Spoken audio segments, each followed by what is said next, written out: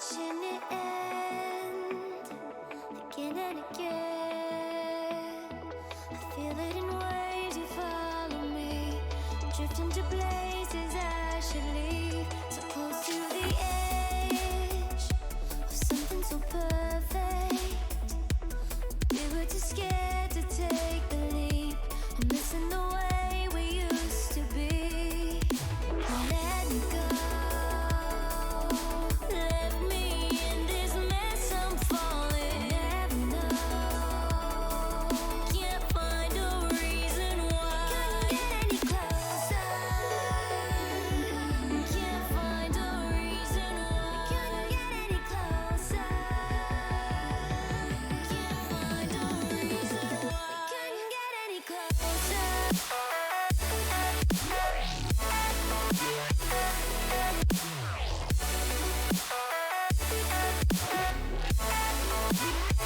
Couldn't get any closer.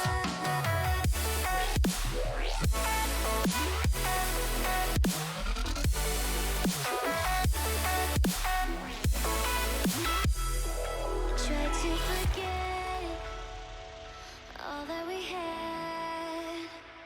I'm rolling like water in the sea. The memories crashing into me. So close to the edge of something so worth it. You had the world right at your feet. And don't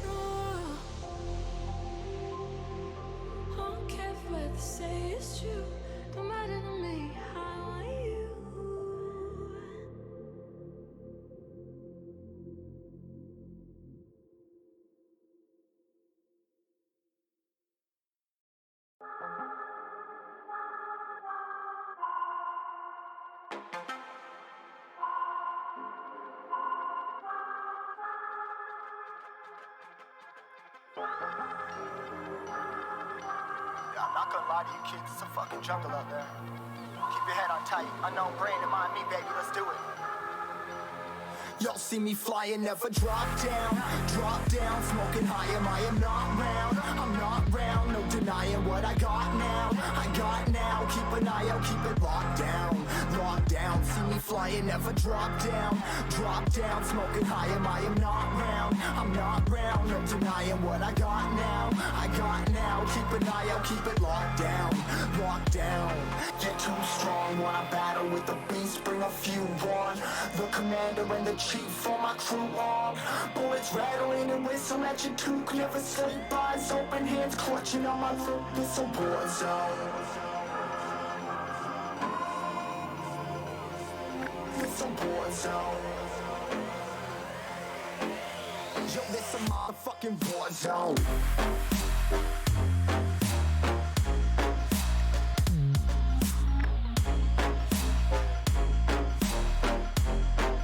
It's a war zone.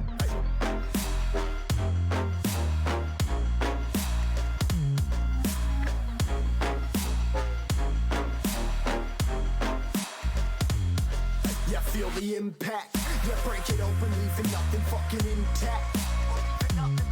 Hey yo, you been hacked, you're safe hiding, but I found it, homie, been cracked. Hey yo, we been back, your band stacking, see you flexing with the thin stack. Hey bitch, you been whacked, I kill them all, feel the motherfucking impact.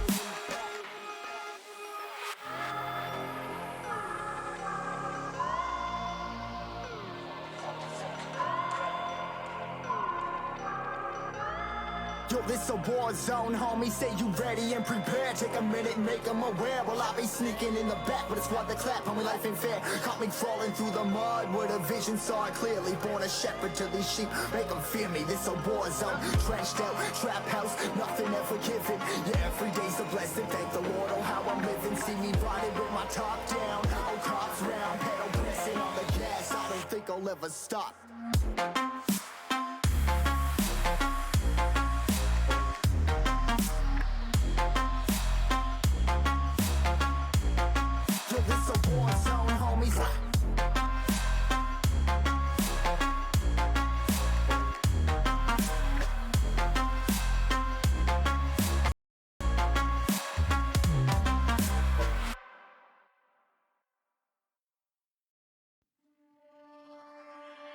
I was ready to surrender my heart to you, only you.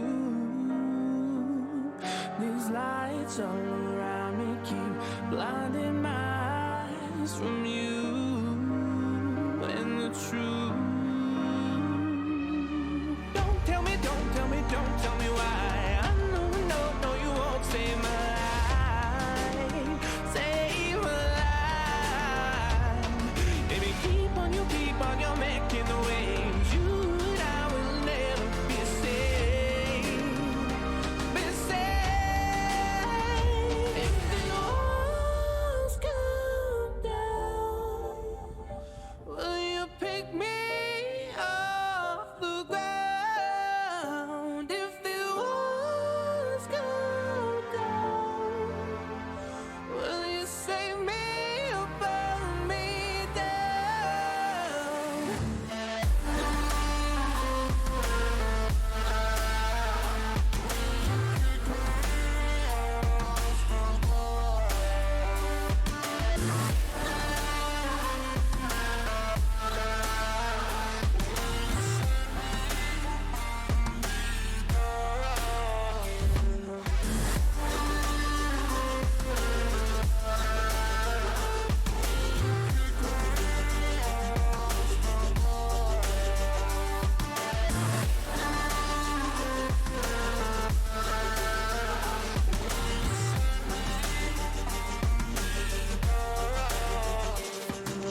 I was ready to surrender my heart to you, only you.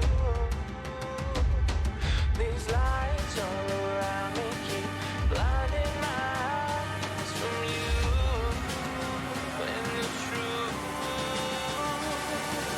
Don't tell me, don't tell me, don't tell me why. I know, no, you won't save my life. Save my life.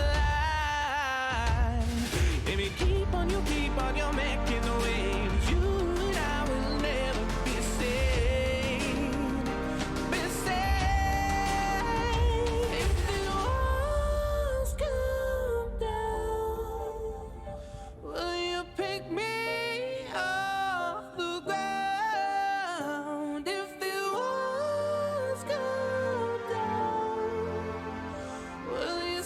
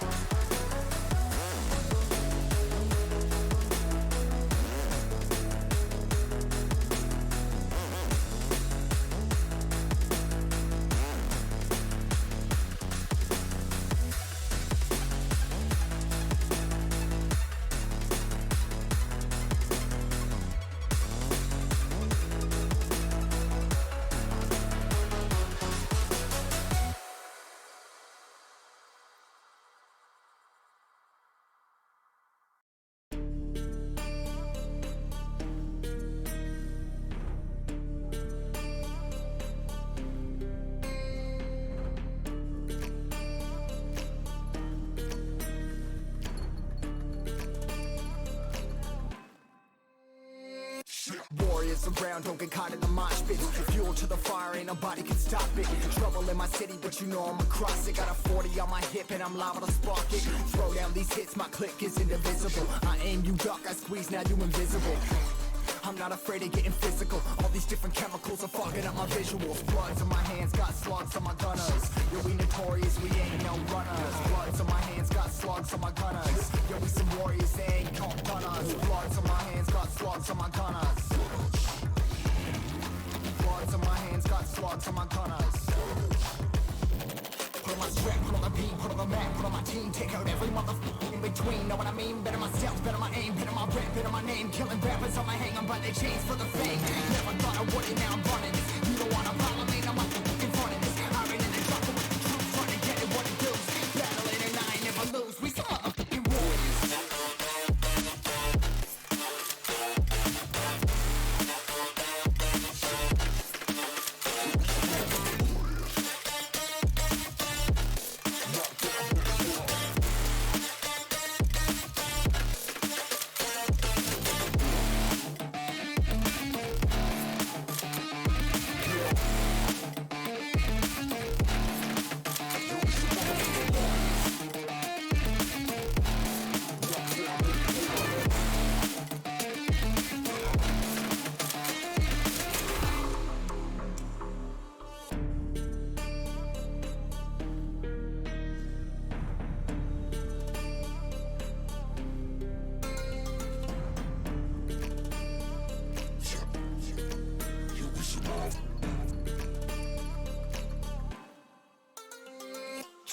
Cover the map and still ain't know where you can find me at. Journey through the mind of an insomniac. I ain't never sleep, staying ready, keep an eye out for the fakes. For the snakes, load a clip and I'ma pull it, something shakes. Never go to battle if you plan to lose. Life a game of chess, you gotta plan the moves. Middle fingers up, I'm not a fan of rules. Fighting for the right to live in peace and not like animals. Bloods in my hands, got slugs in my gunners. Yo, we notorious, we ain't no runners. Bloods in my hands, got slugs in my gunners. Yo, we some warriors, they ain't no gunners. Bloods in my hands, got slugs in my gunners. Bloods in my hands, got slugs in my gunners. Put on my strap, put on the beam, put on the map, put on my team. Take out every motherfucker in between. Know what I mean? Better myself, better my aim, better my rap, better my name. Killing rappers on my hang, I'm by their chains for the fame. Never thought I would it, now I'm running this. You don't wanna follow me, now I'm running this. I ran in the jungle with the troops, trying to get it what it does. Battling and I ain't never lose. We some motherfucking warriors.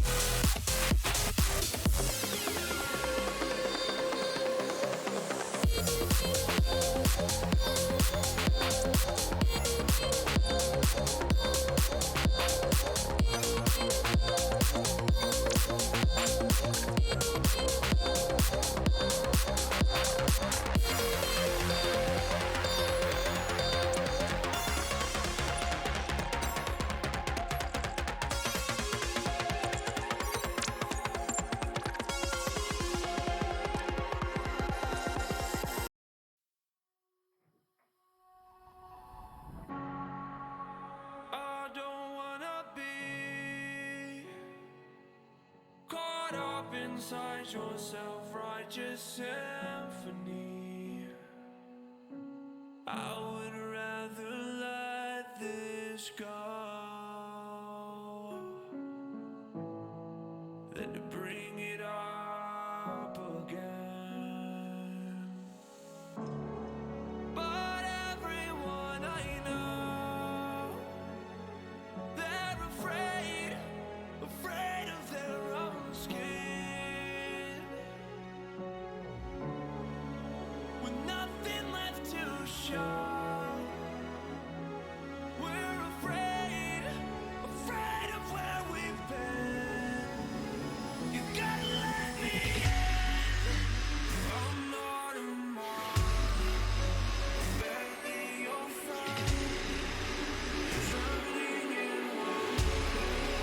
I lend you my hand, falling the level, release my regret. Is this all you wanted? It's all in your head.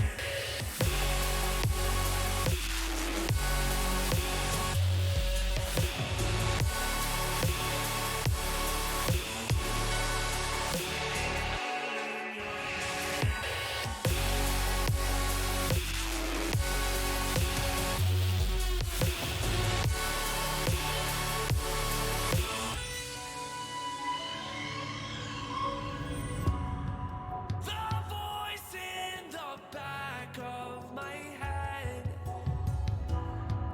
the choices that we can't forget, the poison we take with regret. Rejoice 'cause they haven't found you yet. 'Cause everyone I know, they're afraid of their own skin, with nothing left to show. We're afraid of where we've been. You gotta let me in. I'm not a mark, barely your friend, drowning in water. I lend you my hand, falling the level, release my regret. Is this all you wanted? It's all in your head.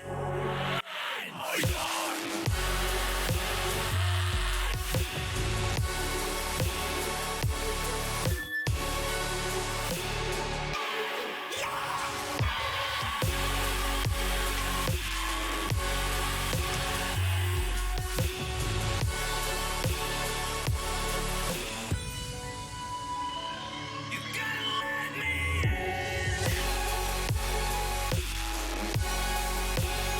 You gotta let me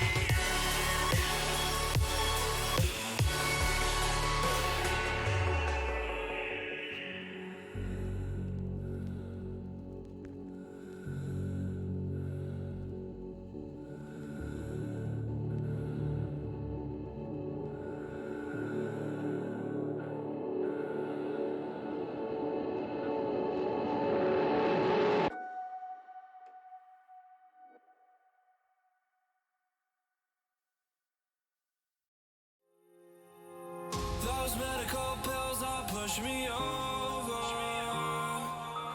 I kill my fill 3 times a day.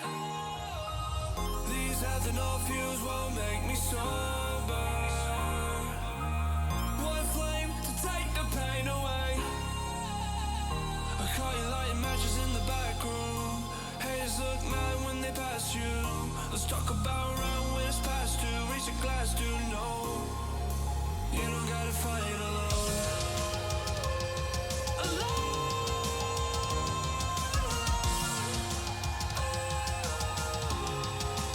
You don't gotta fight alone.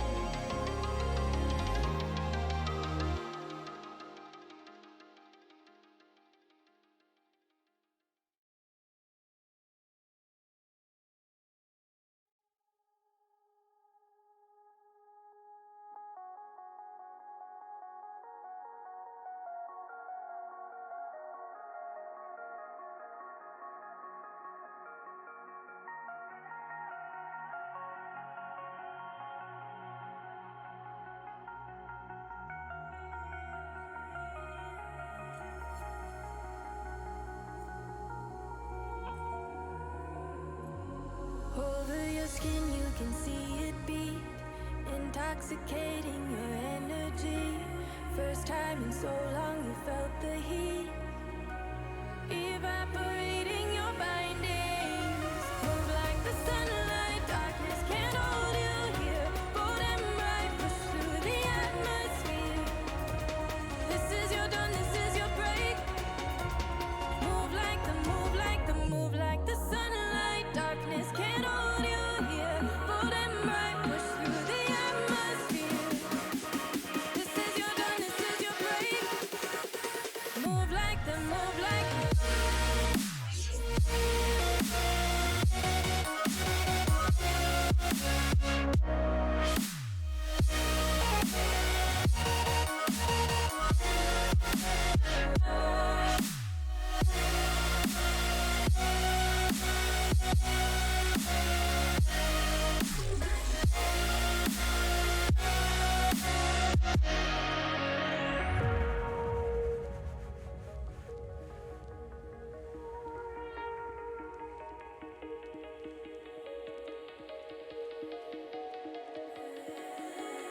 I know the sadness that cripples you.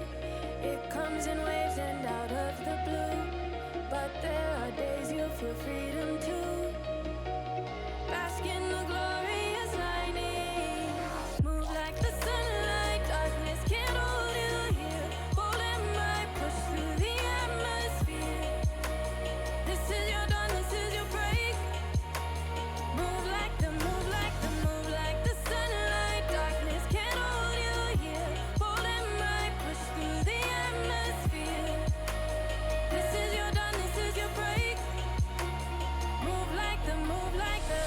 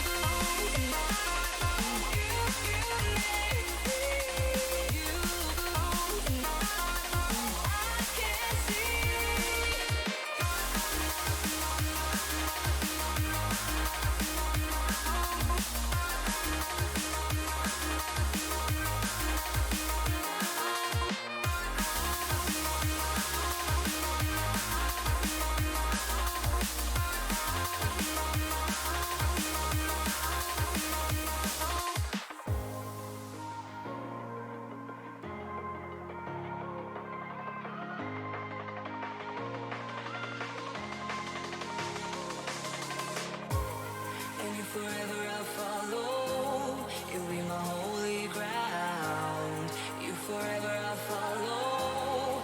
In immortality, I can see you and me.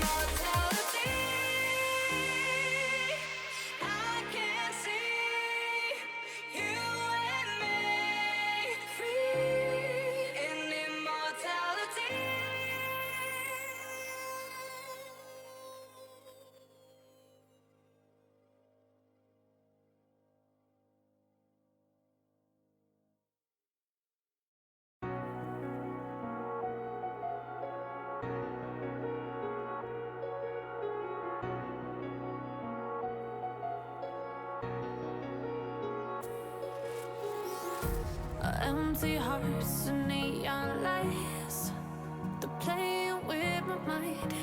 Gotta get out of here tonight. Oh, I wanna run off and fly. And I'll tell myself it's fine to be alone, just to find somewhere that finally feels like home. Oh, oh, oh. I hate all this overthinking. Oh, oh, oh, oh. The more I swim, the more I'm sinking. Take me to a world of silver. No more heartbreaks, tears, painkillers. Take me somewhere unfamiliar. Bring me back to where we started out. Get me out of now. To where we started out. Get me out of now.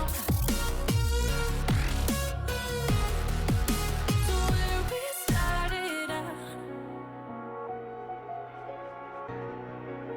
La la la la la. Oh, oh. Get me out of broken hearts and starting fights, turning truth to lies. Gotta get up, stop wasting time. Yeah, I wanna run off and fly. And I'll tell myself it's fine to be alone,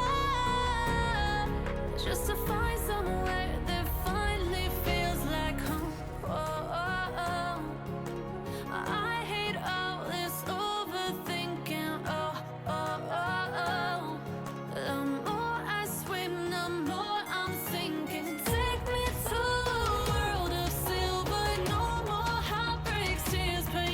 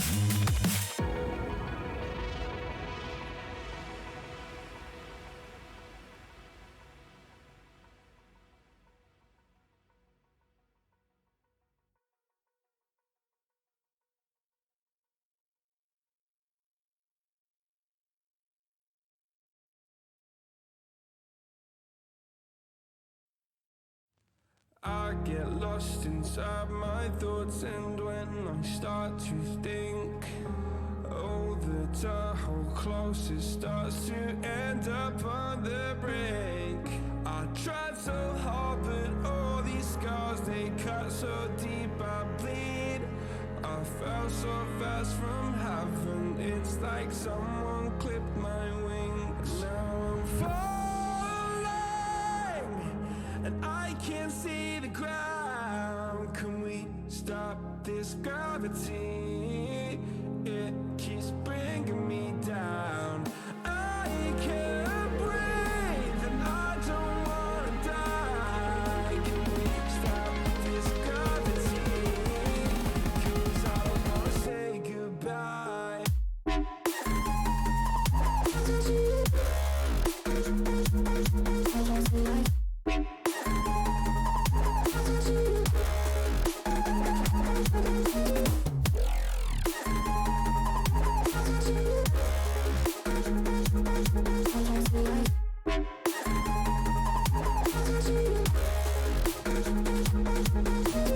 I forgive the pain you gave to me so long ago. Sleepless nights I laid awake just begging to let go. I almost got to suicidal thoughts, but you stepped in. An angel sent from heaven showed me how to live again. Now I'm falling, and I can't see the ground. Can we stop this gravity? It keeps bringing me down. I can't breathe, and I don't wanna die. Can we stop this gravity? 'Cause I don't wanna say goodbye.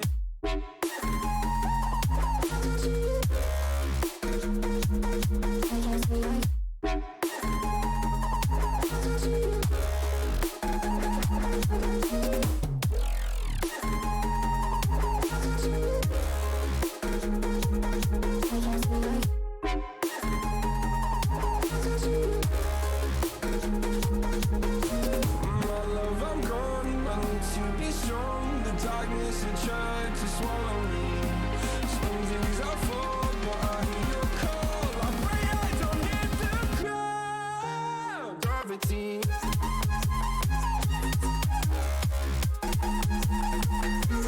Gravity.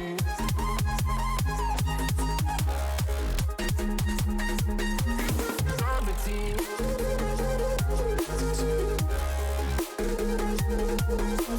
Gravity.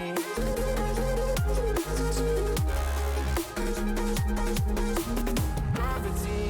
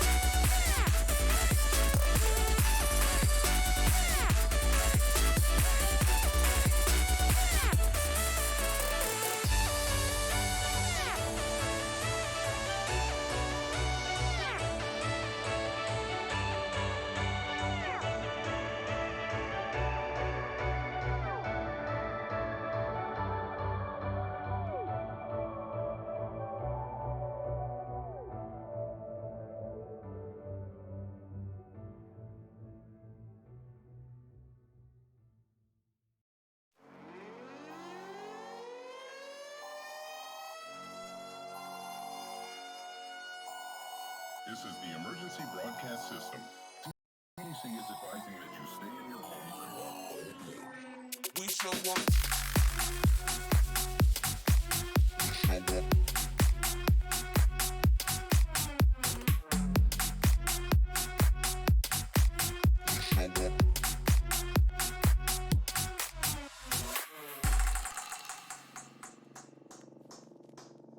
We show up in the party, flyer than everybody.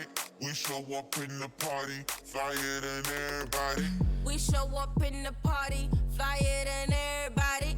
We show up in the party, flyer than everybody. We show up in the party, flyer than everybody. We show up in the party. We show up in the party.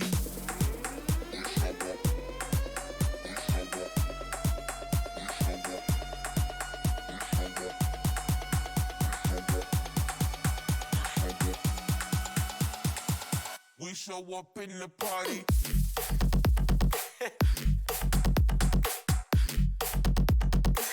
We show up in the party.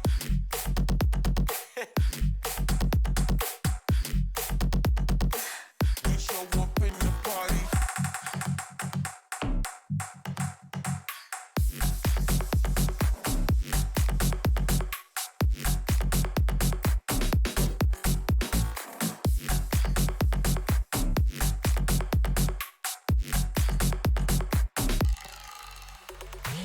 We show up in the party, flyer than everybody.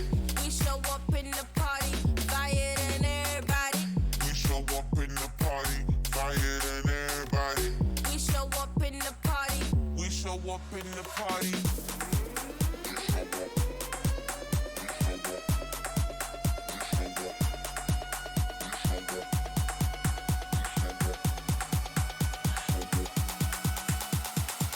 We show up in the party.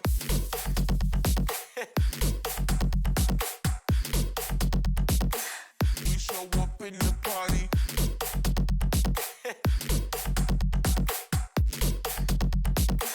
We show up in the party.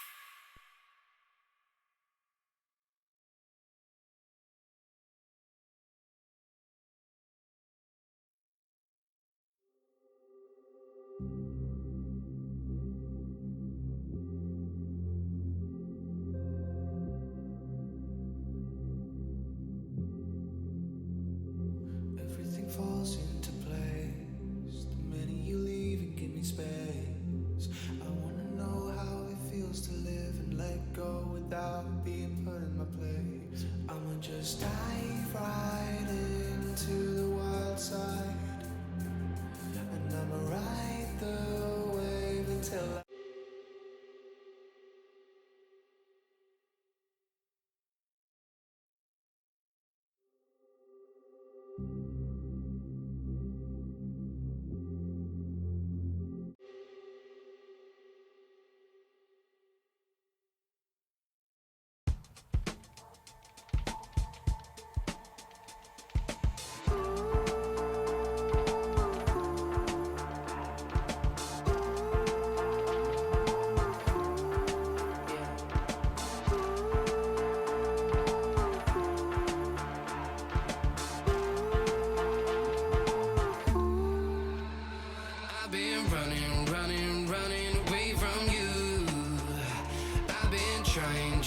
trying to keep my cool. I see what your colors shining through. Yeah, I do. That I do. Is it too much to ask? I don't want you back. I don't want you back. Is it too much to ask? I don't want you back. I don't want you back.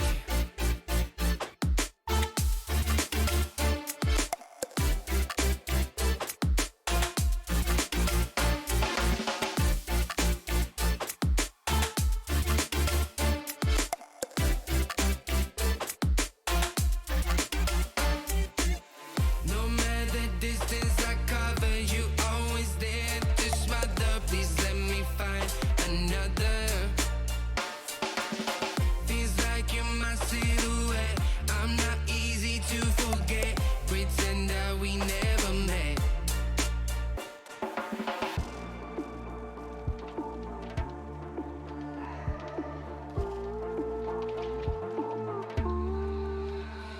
I've been running away from you. I've been trying to keep my cool. I see what your colors shining through. Yeah, I do. That I do. Is it too much to ask? I don't want you back. I don't want you back. Is it too much to ask? I don't want you back. I don't want you back.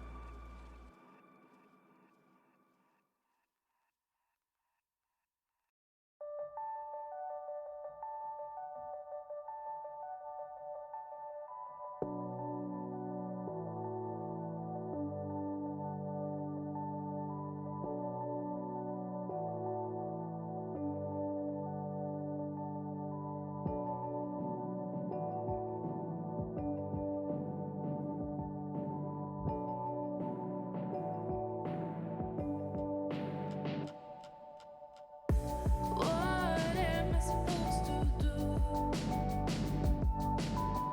I'm lonely here without you. All these days are passing by, standing there while you're living your life. I'm broken here alone. Where did I go wrong? Living a hollow life. I'm living a hollow life.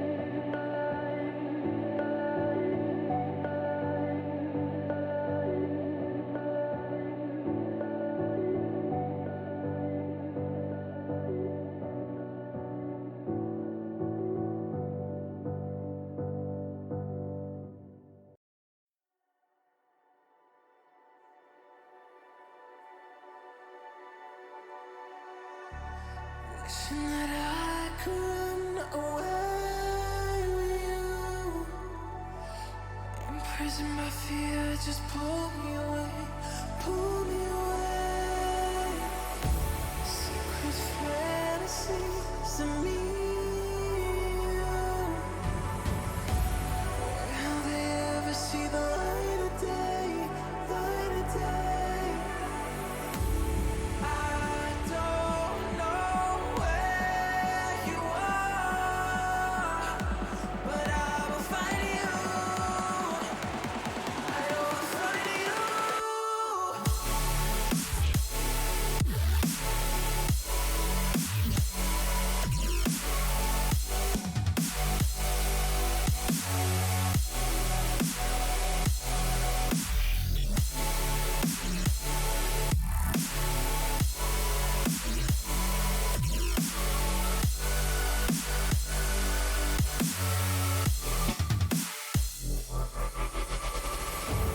So if you're out there, just run until the edge and fall into me and see where this could end.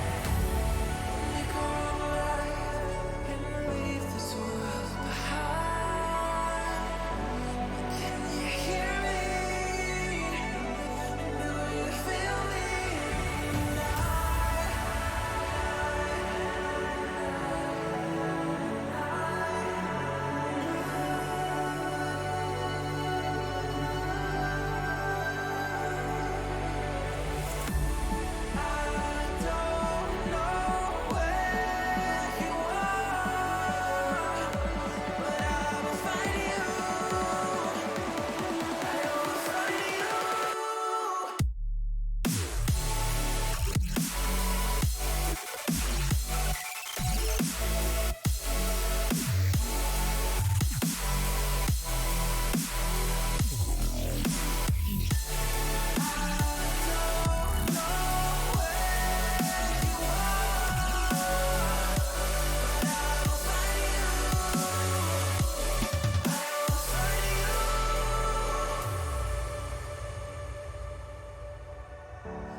Wishing that I could run away with you. Imprisoned by fear, just pull me away, pull me away. Secret fantasies of me. Will they ever see the light of day, light of day?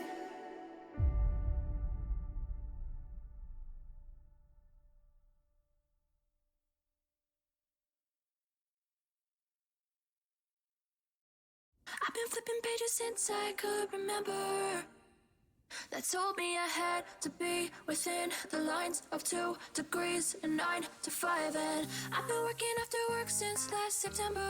Working after work, yeah. I stay up late on the weekdays. I never tell when we say. I never wanna look back and wish I could have been. I've never got no regret. The hours I've been putting in. So take a chance on faith. Your mind's a boundless place. So take a chance, take a chance on faith. So take a chance, take a chance on faith. So take a chance. I never wanna look back. Take a chance, take a chance on faith. Take a chance on faith.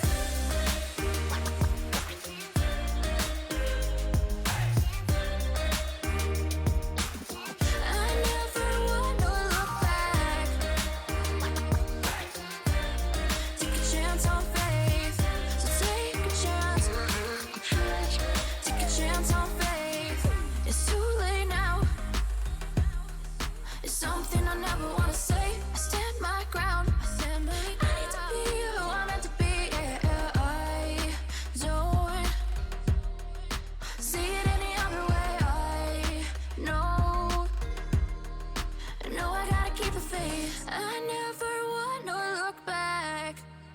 wish I could have been. I never got no regret. The hours I've been putting in. So take a chance on faith. Your mind's a boundless place. So take a chance, take a chance. A chance on faith. So take a chance. Take a chance on faith. So take a chance. I never wanna look back. Take a chance. Take a chance on faith. So take a chance. Take a chance on faith.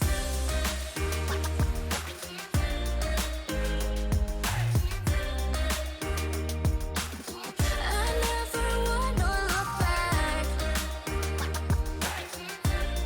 Take a chance on faith. So take a chance. Take a chance on faith.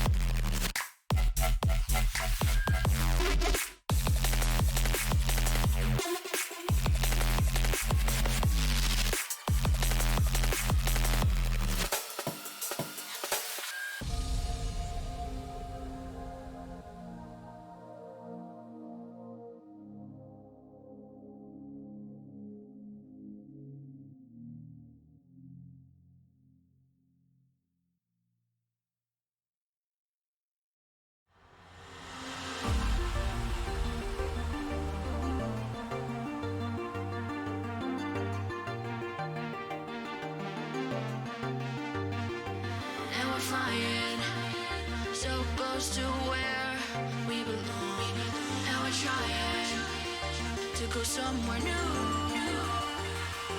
And I try to crack this iceberg open till it shatters through the ocean. I wanna make shockwaves. I wanna make shockwaves with you.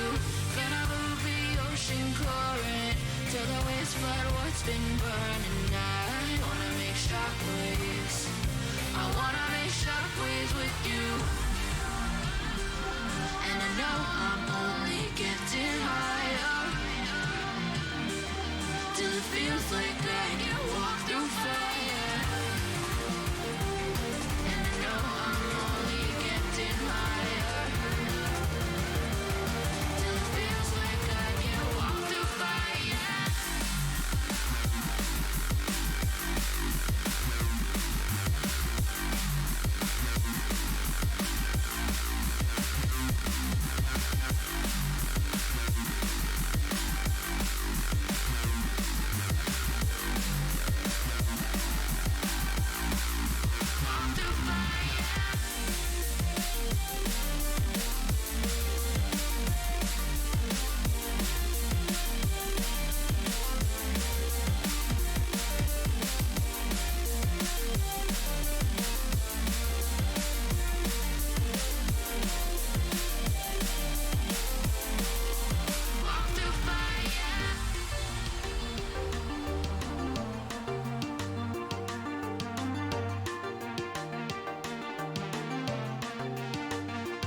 Trying to step back and see the view from above, 'cause I know that nothing lasts forever. And I try to crack this iceberg open till it shatters through the ocean. I wanna make shockwaves. I wanna make shockwaves with you. Gonna move the ocean current till the waves flood what's been burning. I wanna make shockwaves. I wanna make shockwaves with you. Shockwaves with you. Shockwaves with you. Shockwaves with you. Shockwaves with you.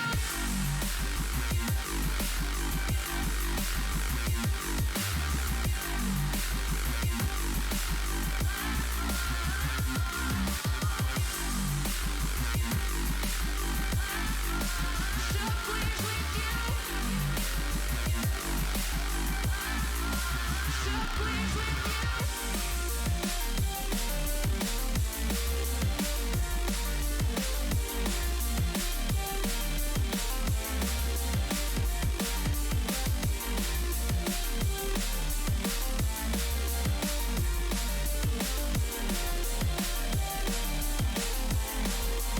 Shockwaves with you.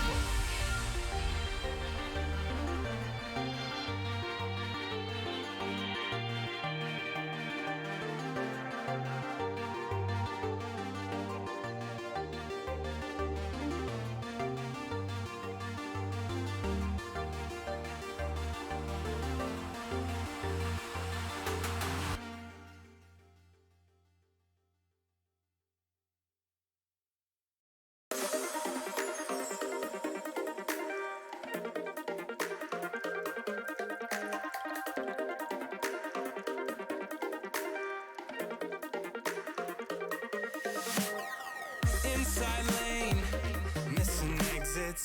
I'm glued to the pavement between the lines. I'll keep my gaze straight ahead as the last stop flies by. No more waiting for the gun to fire. No more walking through revolving doors. I've gone around once and I don't need to go around anymore. It's time to break away. Forget your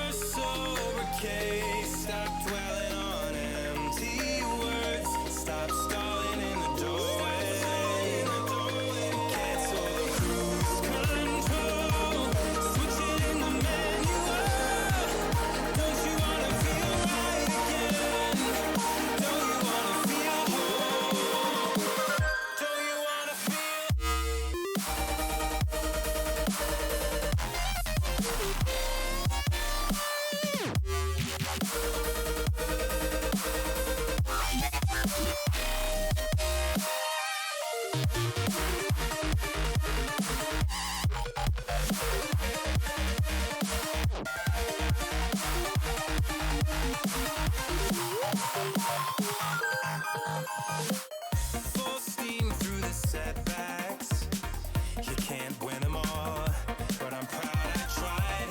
I'm glad we had a dialogue. It's good to shape the mind.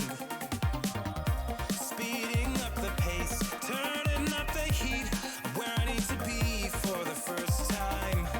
Taking risks, I'm casting off without a lifeline. Break away, forget your sober case. Stop dwelling on empty words. Stop stalling in the doorway. Cancel the cruise control. Switch it in the manual. Don't you wanna feel right again? Don't you wanna feel whole? Don't you wanna feel?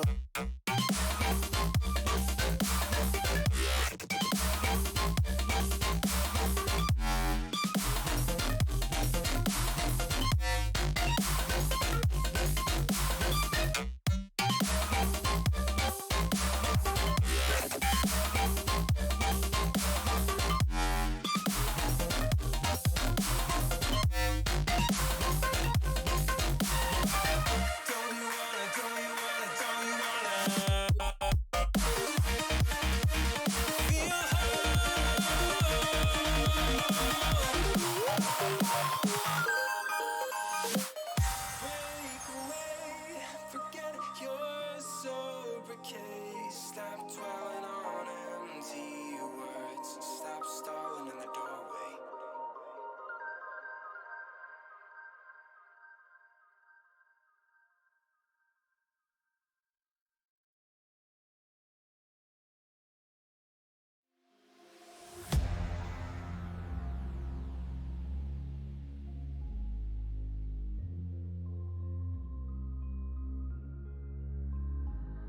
I'm following your lead, I'm following this feeling. I'm conquering this fear, I'm busting through the ceiling. I'm following your lead, I'm following this feeling. I'm conquering this fear, I'm busting through the ceiling. I'm following your lead, I'm following this feeling. I'm conquering this fear, I'm busting through the ceiling. I'm following your lead, I'm following this feeling. Conquering this fear, I'm busting through the ceiling. Busting through the ceiling, busting through the ceiling.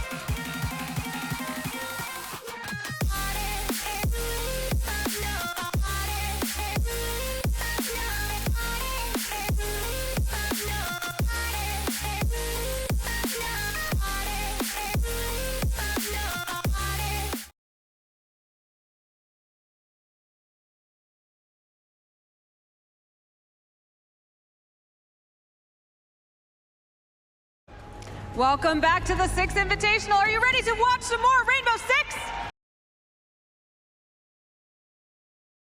We all know travelogues, beautiful views, and the presenters trying to fit in. I feel like a pervert.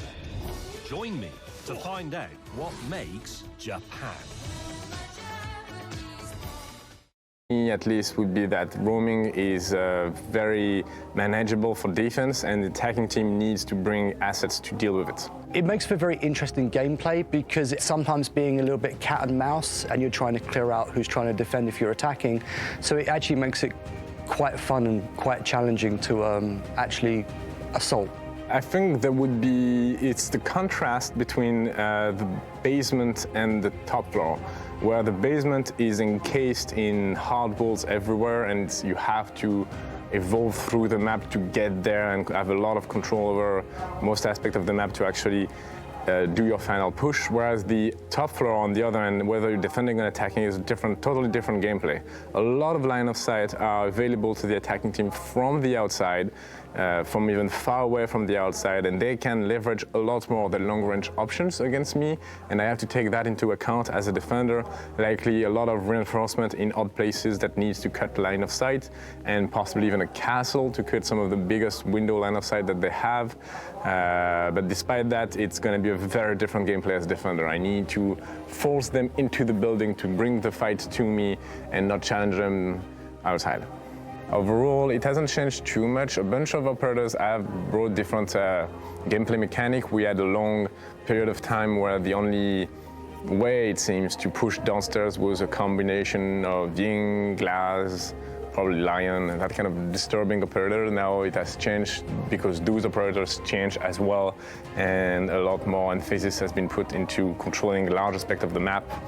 One of the key location of that map is likely the blue stairs at the bottom square, where you can, on your own, hold a bunch of attackers just by yourself, and it leads to this interesting situation where attacking team needs to come up with ideas to solve that problem.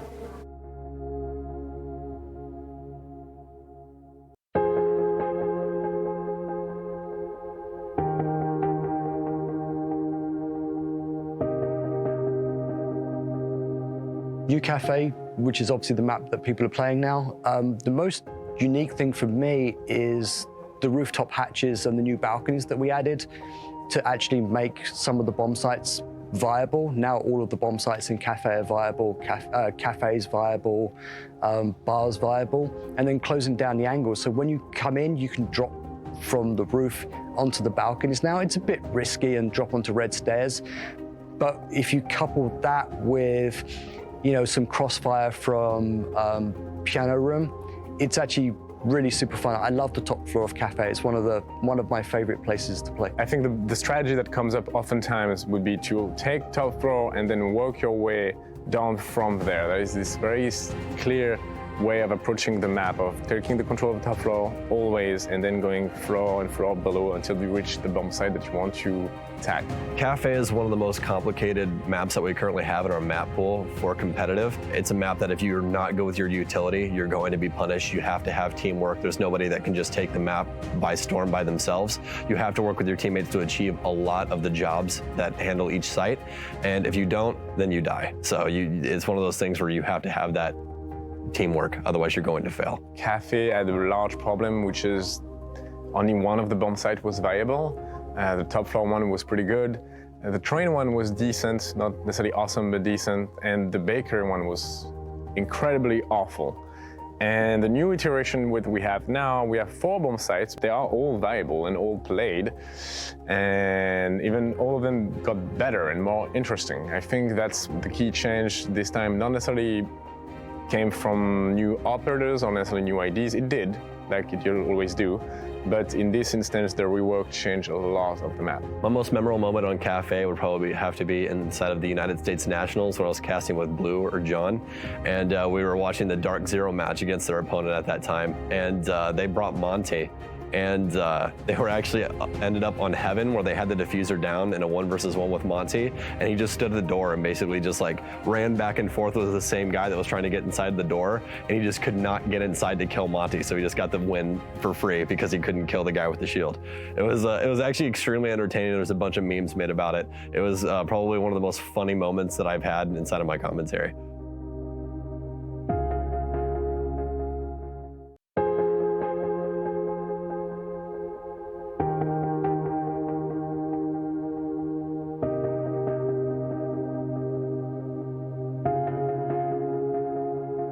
In 5 words, define Coastline. Rip purple tops. And now the entire audience is booing because we fixed purple tops. So there was an exploit on Coastline where you could get up on purple tops and get a bunch of really quite dirty angles, and it's something we fixed recently. But everyone loved purple tops. So my 5 words to describe Coastline would be team deathmatch.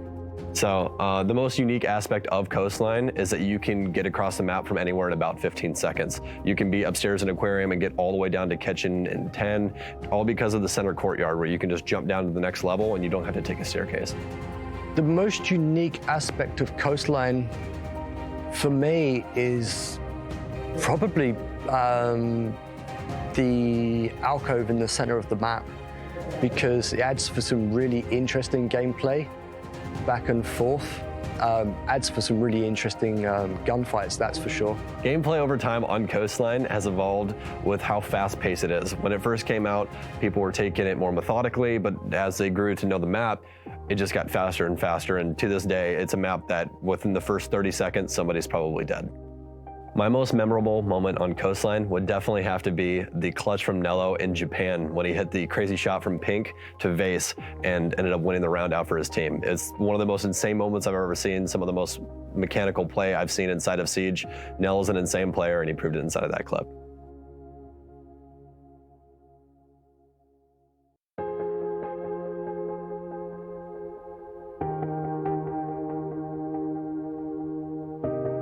So one of the things that I think is important to highlight in Rainbow Six is the difference between the just sheer quantity of things that players are thinking about at a professional level versus at a casual level or even an intermediate level. There are so many layers to Siege when you get really far up there, so many things that have to be taken into account by these players constantly, all the time. And I think it's really shocking for a lot of people in Siege's community when they first are exposed to the concept of, oh, I need to think of this, I need to think of that. I have to account for all these different little layers, all these different little things all the time. And one of the things that we want to do with this piece is basically we want to kind of bring into the open just one example, or maybe a few, of what those layers might be from a couple of different professional players' perspectives. So we're going to go ahead and show you guys what some of the players are thinking of when it comes to just a few specific situations, and only, like I said, a few players. So let's see what their thoughts are. So here's the scenario. You're defending on CCTV cache on Clubhouse. You're playing as Bandit, and your job is to bandit trick the wall. You've got a standard supporting cast of Maestro, Legion, Smoke, and Jaeger. What do you think about as a player in that position? There's a lot of things I can do. First, I barricade the door next to me so they can stun me with Zofia. I can put the smoke shield there so I cannot get stunned as well. I can trick the Jaeger ADS next to the drone hole too. If they control downstairs, we can like just put players there so they can't kill me from downstairs. If this strategy fails and they breach this wall, they probably gonna go garage, or they're gonna go to the other side. So construction. If we succeed, they probably gonna lose the stun, so they can't open. They're not gonna go garage. There's basically two threats in this bomb site. They go garage or construction. So if they can't breach this wall, they're probably gonna go construction. And so we're gonna force some players there, and it's gonna be easier without the CCTV breach. To prevent the wall to being open if I'm Bandit, I really got to make sure there's like who's banned. Sometimes a Maverick, Cabana, or Thermite will be banned. So depending on who's banned will determine whether I can actually get the wall or not. If Maverick's banned, for instance, I most likely am not going to be able to get the wall. I might be able to put a little damage on him for the most part. But if Maverick's up, then I probably can't Bandit trick it. And if any other operator's up, like Cabana or Thermite, I really just got to look out for Capital bolts and grenades.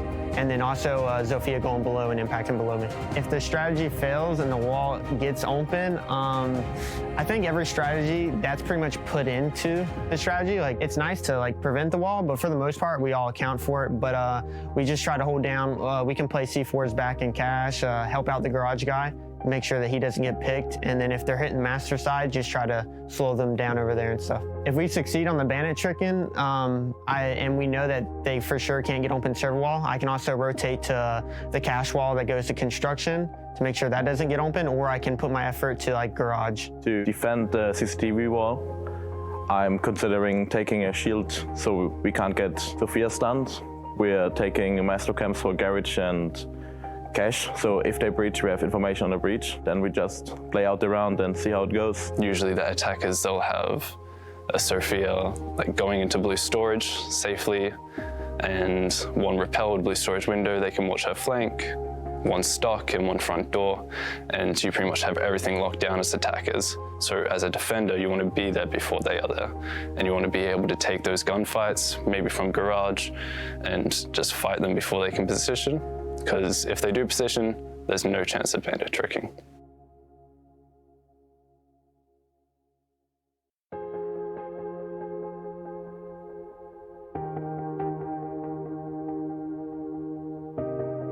5 words to describe Clubhouse.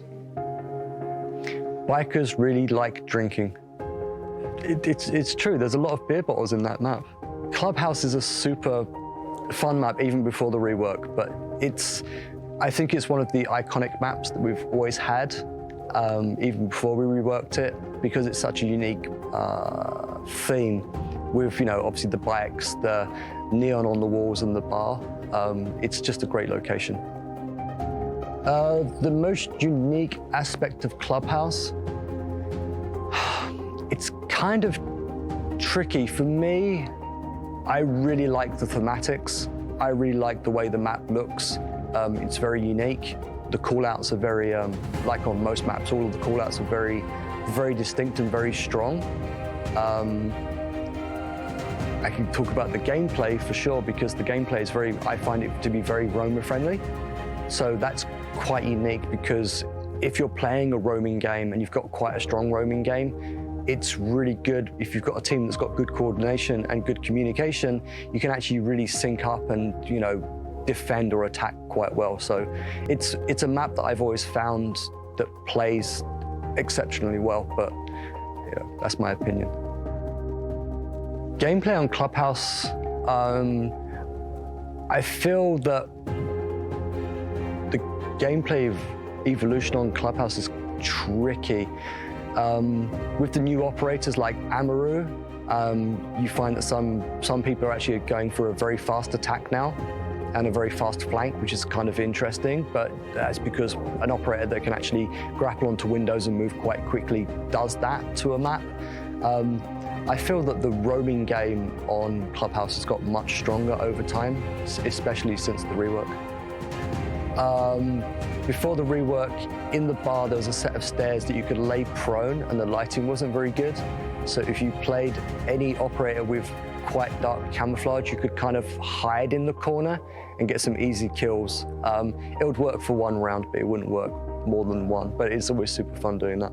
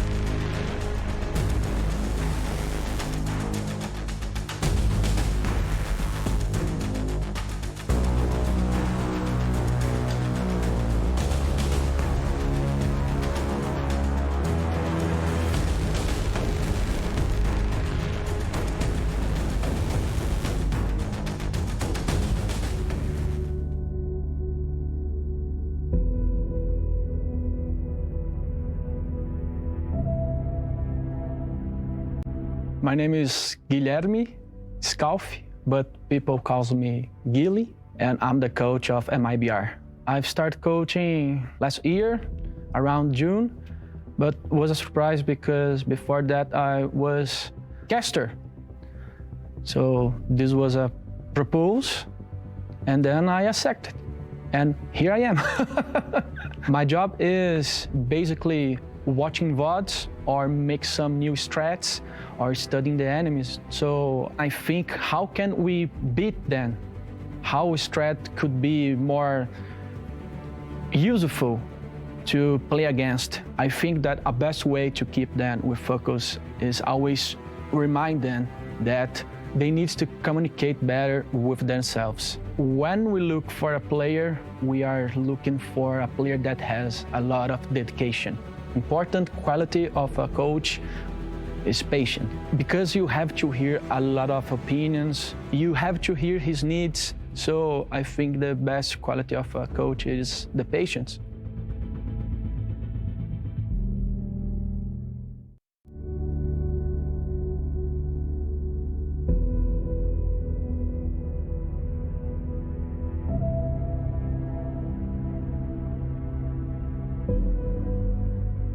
I started coaching at the end of season 2 with the Millennium roster, and it just kind of happened. I was close to one of the players and they needed a staff, so I just joined the team at that moment. I prepare facing an opponent by watching a lot of VODs and give oriented feedback to the players during scrims, so that they're ready to face anything that can come their way.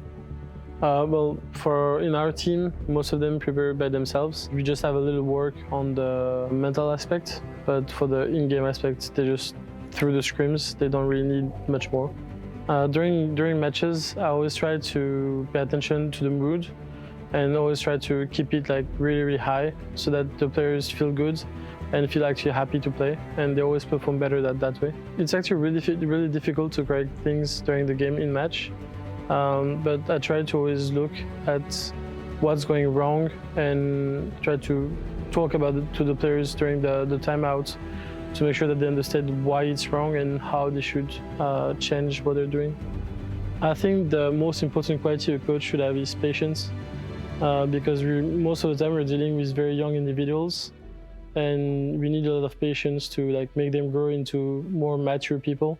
I think it's easier to learn from a loss than from a victory, because it's easier to look for mistakes and you're in a mood that you're disappointed, so you're looking more for mistakes, rather that when you win, you're so happy that you don't really care about the mistakes you made.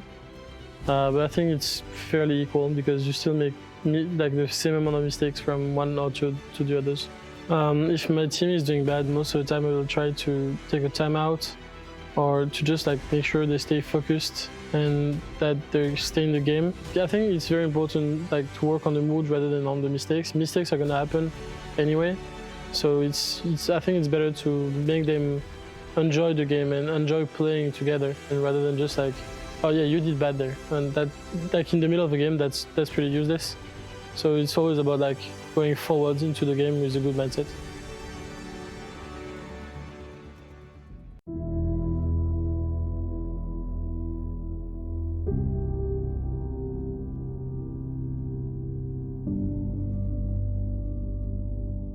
I'm Jack, and I'm coach for Navy. I started coaching just before I was analyst, and when the team part ways with Gig, I just became the coach. It's a lot of work, a lot of VODs review, a lot of talks with guys, thinking about how we can counter this type of team, how they play, how our play can control them, and what we can do to win. To identify weakness, all our point of view in scrims are recorded, and we just watch it over and over again to find all these weaknesses that make you lost around, and how you can correct it. To keep them focused, it's hard. We're constantly talking them about the goal they want to reach. Last season, they were coming from Challenger League. They were, for most of them, their first Pro League season, and they were just, okay, it's our first Pro League season, maybe we can just go to the finals. And they went to the finals. And after the finals, it was, okay, maybe we can just win them. And they win it. So we just, talking about the goals, telling them that you're young, you have an amazing job, and you just need to have fun in it. And basically that's it. We don't really think about the loss. I think we just need to focus on the next match. We don't have time to just keep our mind in loss. Our job with analyst and coach is to technically find this weakness, to transform the loss in wins, but we don't stay on the loss with the players. We have an habit with the players before a game. We're just listening the same music every game, and it's just keeping everyone focused and just being cool just before the game. I think you need to be respectful, and you need to be patient. You need to be patient, because a lot of players are young, and it could be hard sometimes. If the mood's going down, I know that the game will going down too. And yeah, I just take some action in the communication just to drive the mood up and tell them to fight and not going down in their game, just have fun.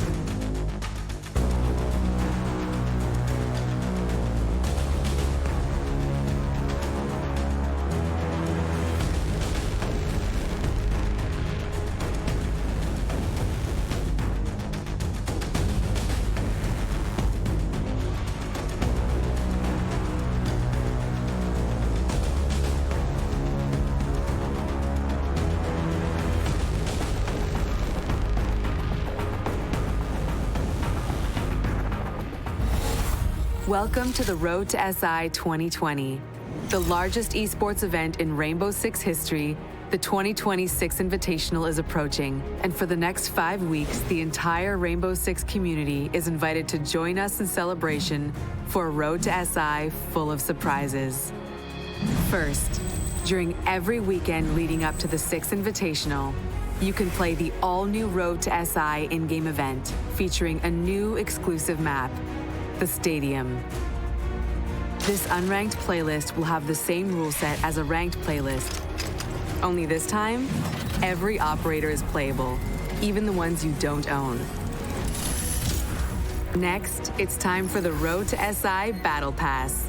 This Battle Pass will contain exclusive Road to SI 2020 rewards distributed through 35 tiers, which you will unlock by collecting battle points.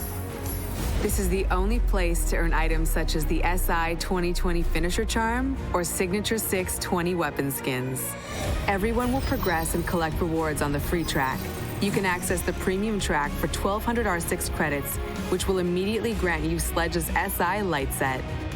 Upgrade to the premium bundle for 2,400 credits and skip ahead to immediately unlock Hibana and Caveira's full uniforms. Moreover, Year 4 pass holders receive a 30% discount on all Battle Pass prices and a 30% boost on battle points earned.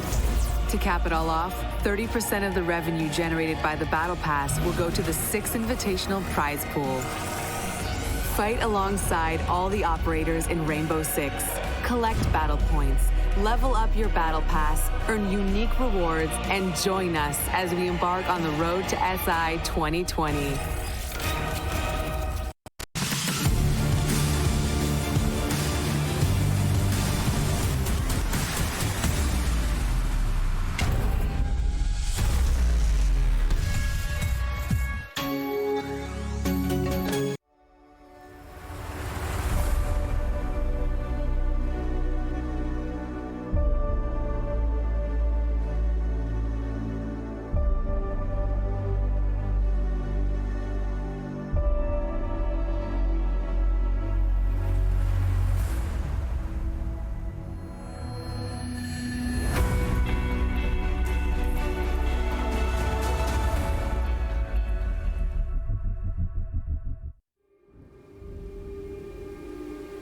Obviously, when assessing any potential future threats, there is that which we know and that which we don't. But it is always that which we don't know that poses the greatest danger.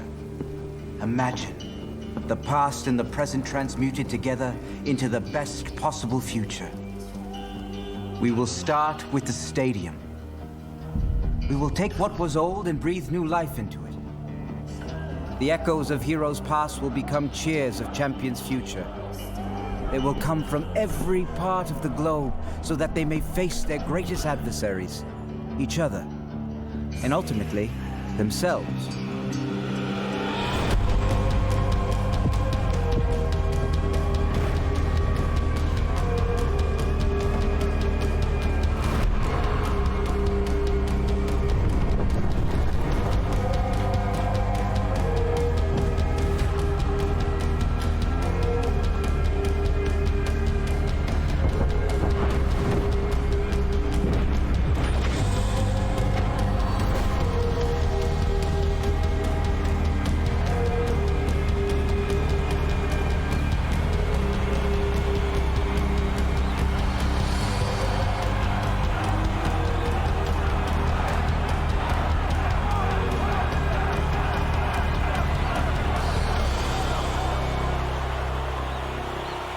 Here in this crucible, we will come together so that we may be stronger apart. Welcome to the program.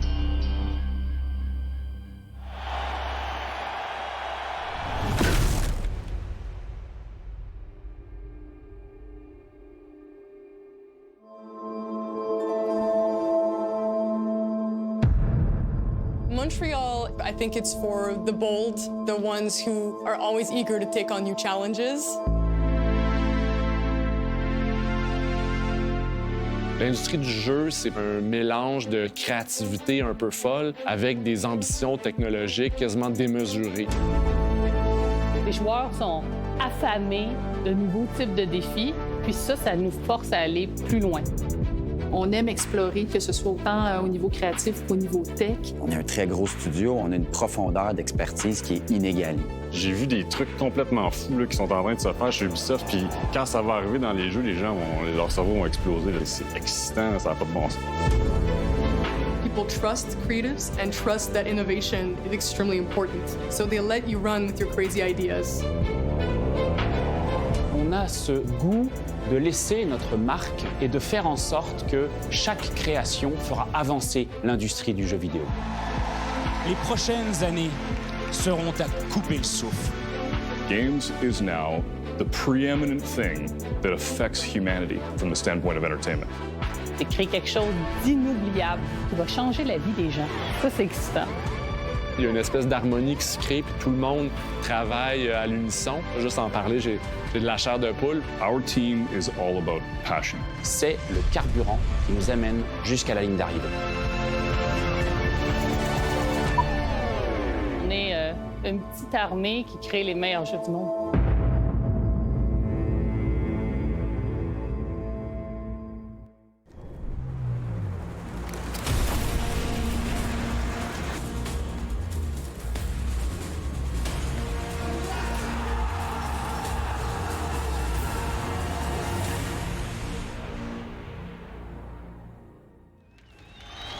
Welcome to the 6th Invitational to Montreal.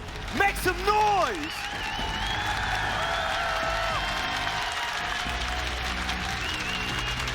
It's been a year in the making. This is what we have all been waiting for. Championship Sunday.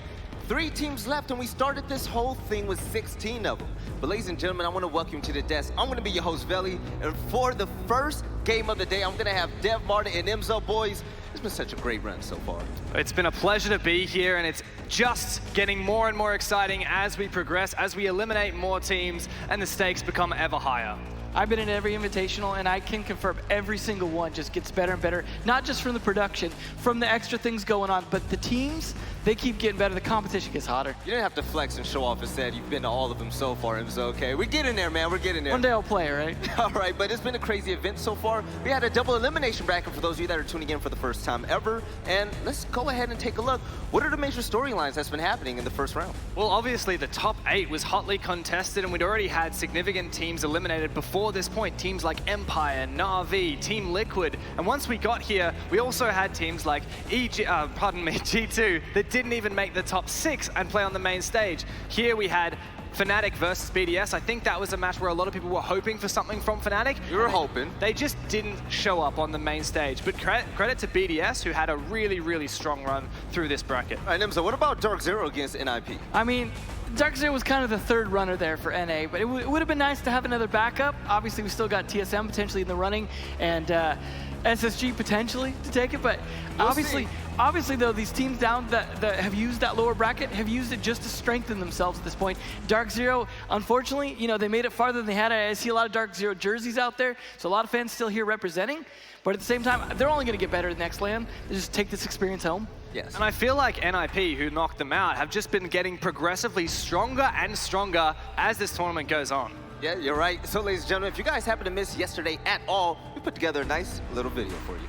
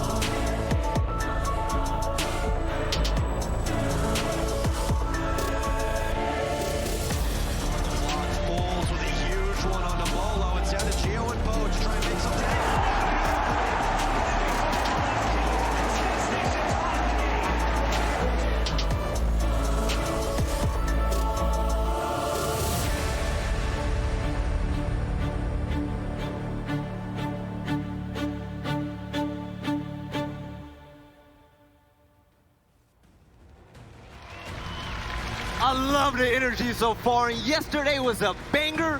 But let's get into the games that happened. Let's run down the line just a little bit. You know a lot about the NIP versus BDS game. That was Europe's last chance. It was, and they failed to get it across the line. I think there are a lot of people looking to support BDS, their favorite teams from Europe already being eliminated, teams like G2, Na'Vi, Rogue, who didn't really make it very far at all. Right. But that said, credit to NIP. They've just been getting stronger and stronger as the tournament progressed. But it wasn't easy for them. This match was an absolute dogfight. And Emzo, how big is this for the Brazilian community out there? I mean, this is huge. Obviously, Platinum's got one win under the belt, which was a Pro League final in Atlantic City. Liquid managed to take that. Outside of that, it's been NA and EU. Now with the EU eliminated, even better chance for Latin to potentially take this, but they've got to go through 2 NA teams to do it. And I love how on NIP, every single player stepped up to the occasion. Psycho, Muzi, Kamikaze, they have all been fantastic in their run so far. And the only thing that's stopping them from raising that hammer down there is just a championship game. They're gonna have to win 2 more in order to qualify Space Station. They're waiting in the finals, but the second game, that was a banger. TSM versus Space Station Gaming. Yeah, absolutely. That was the rematch. And possibly the grand finals preview we were hoping for in NA. It showed, though, that TSM found some weaknesses in SSG, but SSG had the stamina to really make it through. You saw them really struggling even through those technical timeouts and tact timeouts, just trying to keep that momentum up. They had it, they did it, and it's down to, again, you got to worry about the choke in the grand final is the thing to worry about. It looked like, at least during that match, that's SSG now. Twice they have taken down TSM. Will they face them again? I don't know. They could be up against NIP, and that we don't know how that will go. We know TSM can show they've beaten NIP, maybe not a second time, but SSG have yet to prove that. Yeah, and I mean, this match in particular, TSM Space Station, for a spot in the grand final, the stakes couldn't have been higher, and they really showed us some world-class siege, especially this final map, Cafe, going all the way to overtime, especially after TSM started off so strong with their attacks 4 in a row on this map. I was hugely impressed by them. I was actually disappointed that I didn't get to highlight the plays that I'd broken down on the telestrator for them, but Space Station, for them to come back out of that, stand up there on stage with Canadian, eyes on that hammer, and just feel the energy of the audience, knowing that he's going to play in the grand final later today. Emzo, you talked about Canadian choking, man. When are you going to let that go? You know, when he takes that championship again, when he picks up that hammer, it's gone. I'm letting it go. So what would it mean if Canadian is unable to do it this weekend? I mean, it will mean more work for him. He gets back to the grind. That's what he keeps doing, is he keeps grinding. He keeps grinding, he keeps grinding. And that's why I'm cheering for the man. because he keeps working at it. He's like, I'm not giving up yet. You know, calls himself just too old and things like that. No. He's not that old. No, but he's still going to have a hell of a fight here. This is, I mean, we saw a lot of fight back from TSM that I think they weren't necessarily as well prepared for. And if they're up against NIP, that's just a whole different ball game, a very different style they don't get to play up against very often. That's right. That's the real struggle is, yeah, the NA teams, you know how to fight them. TSM plays a little bit more up alongside what NIP does style-wise, but it's not quite the same. It's not quite the preparation SSG might need. Yeah, and speaking about NIP, TSM, and what to expect, let's throw up the schedule to see what's to happen today. The first game of the day is going to be TSM and their aggro playstyle versus Ninjas in Pajamas, but they basically invented that. After that, we have the Year 5 panel, and I'm going to be honest to all of you in the audience and the viewers out there. We saw a sneak peek, and you guys aren't ready. You guys aren't. Dev Martin, let them know. No way. No way you guys are ready for everything that we're going to be showing you today. It's insane. I'm not even over-exaggerating this. And then after that, of course, Space Station Gaming, the Space Boys, they're going to face off against the winners of the first game of the day.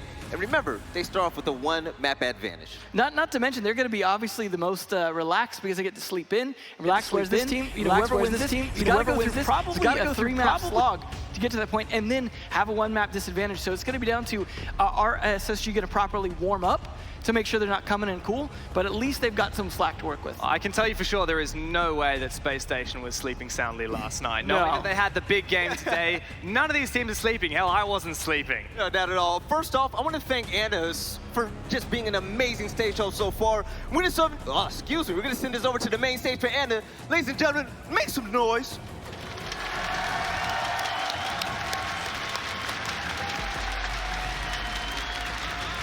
Off with a compliment. Very nice, Belly. Thank you very much. Are you guys ready to watch some Rainbow Six? Me too. And this match is going to be a doozy because these teams are in it for their tournament lives. The winner goes on to the finals and the loser goes home. Are you ready to cheer these teams and tell them that you want some good games? Let's welcome our first team. They are representing the LATAM region. They are coming from Brazil. Any Brazilians in the house? There they are. They're waking up.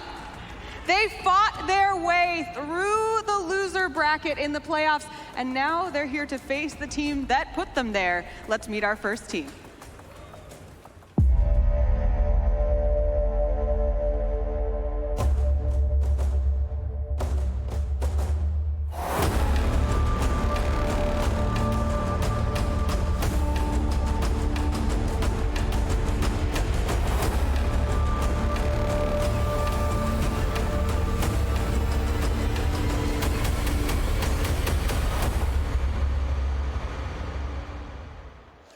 Please welcome Ninjas in Pajamas! With Psycho, Kamikaze, Pino, Muzi, Julio, and Bob!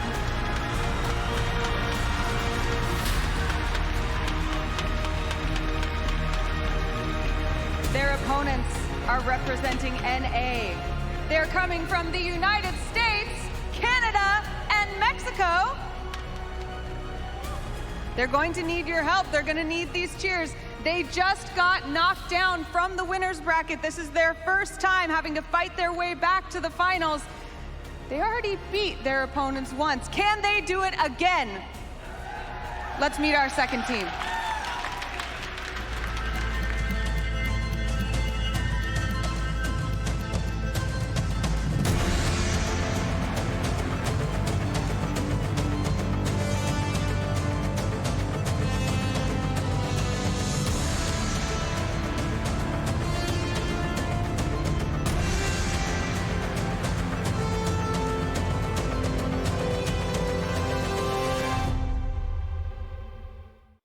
Please welcome TSM!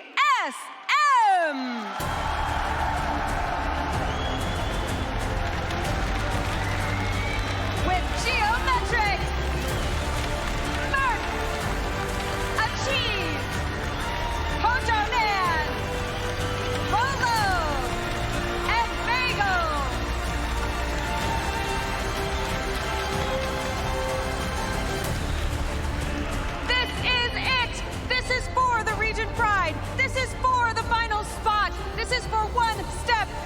closer to hoisting that hammer. Who will it be?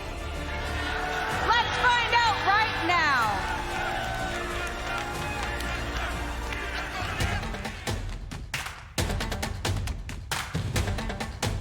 I'm Pojo Man. I play support for TSM. I'm Julio. I'm from Ninja in Pajamas, and I'm the support player. So we played SSG. It was a close series. We didn't really play ourselves on Coastline. Didn't really feel like a regular Coast game. It was kind of strange. But we kind of brought it back on Cafe and then just ultimately fell short. Like the last game against BDS, it was like for us the most emotional one, like mentally wise. Like we were 6-2 on bank, and we almost lost the map. So like we have ups and downs, and it was one of the best match for us, I think, mentally wise and skill wise. Everything we did a lot of good things.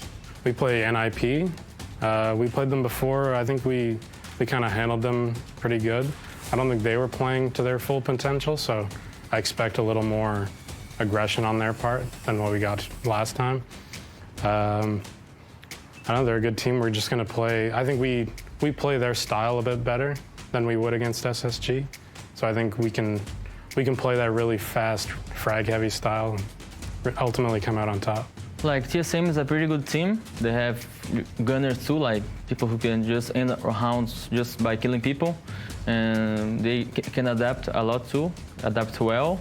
I think one of the biggest strengths of them is like that. They are fast, and they get places. They drone quickly, and they have gunners too. And to our fans, thanks for cheering for us. We could hear you.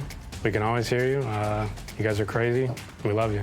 I want to thank all NIP supporters internationally. We have a lot of Japanese fans, Brazilian fans, like here in the crowd and on live streams. Thank you so much.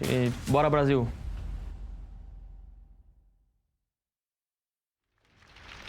All right, Montreal, make some noise!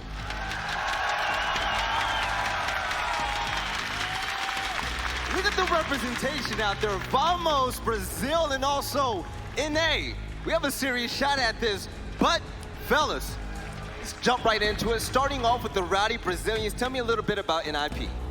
I mean, I mentioned it earlier, they had a bit of a rough start to the tournament. They came through their bracket 2-0, but man, these guys have been here for such a long time. It's NIP I'm talking about right now.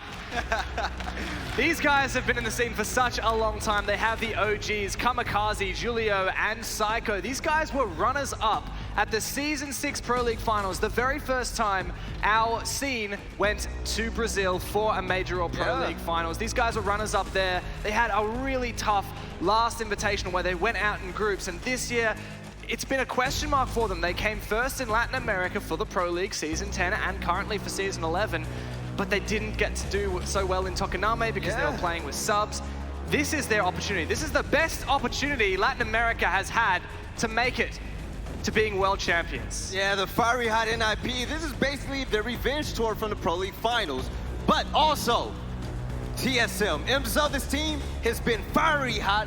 Bolo, Pojo, Man, Merc, the rest of them, they've been amazing. Yeah, you were talking about OGs on NIP, of course. You've got some real OGs on here going back to year 1 because there wasn't Latin American Pro League yet till year 2. So a nice mix of old and fresh blood, and I think that's what makes this team such a vital force in NA is just having that mix. You've got Bolo, who couldn't even play before. You've got Merc, just a gunner coming out. Challenger League Achieved, who just grinded Challenger League for the longest time, just sitting there in the wings waiting for his shot.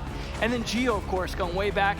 He may have had a rough day yesterday, but I'm looking at him today to really just kick things off. And looking at the stats, there were 3 players that were super positive. In order to win a championship, that's exactly what you need.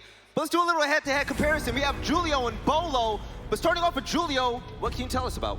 You can see Julio is a very flexible player. His favorite defensive operator is Castle, believe it or not. One that you usually only spring out for specific scenarios. It's not just a mainstay pick like you would have your Zofia, your Legion, your Jaeger.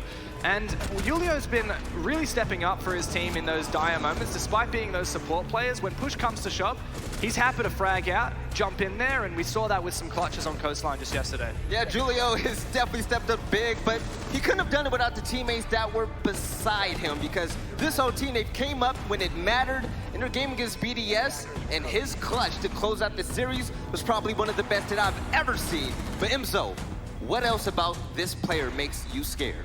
I mean, it's just consistency, man. With the players that could just, through this whole tournament, through this marathon, show up time and time again. Emotional ups and downs doesn't matter. Yeah, and now Bolo. We all know who Bolo is, and he's about to play now. What makes him so good? I mean, we've talked about it time and time again. This man was sitting around since he was 15. I remember people talking about, yeah, we're going to pick him up. Yeah, I remember this man being around. Everyone joking about picking him up, and you weren't sure if they were serious. But man, they were, and he was just as serious about playing. This man grinded to this point. All of you out there who are thinking, I'm too young to play right now, but I want to play pro someday, you take a look at Bolo. He's not just playing pro, he's playing it on the biggest stage of this game on earth right now, at the highest level, possibly gonna lift that hammer. Just grind your way to it, you can do it. Bolo's proof. Now, Pablo Napiulo is Bolo. A lot of people had a lot of questions and a lot of expectations once he entered the professional scene, and I think it's safe to say he didn't disappoint. But both of these teams are going to face off on some maps. We have the map Vito currently coming up. I love that cosplay. That is, it's so sparkly. Shout out to the Rainbow is Magic cosplayers. Yes. And all the cosplayers.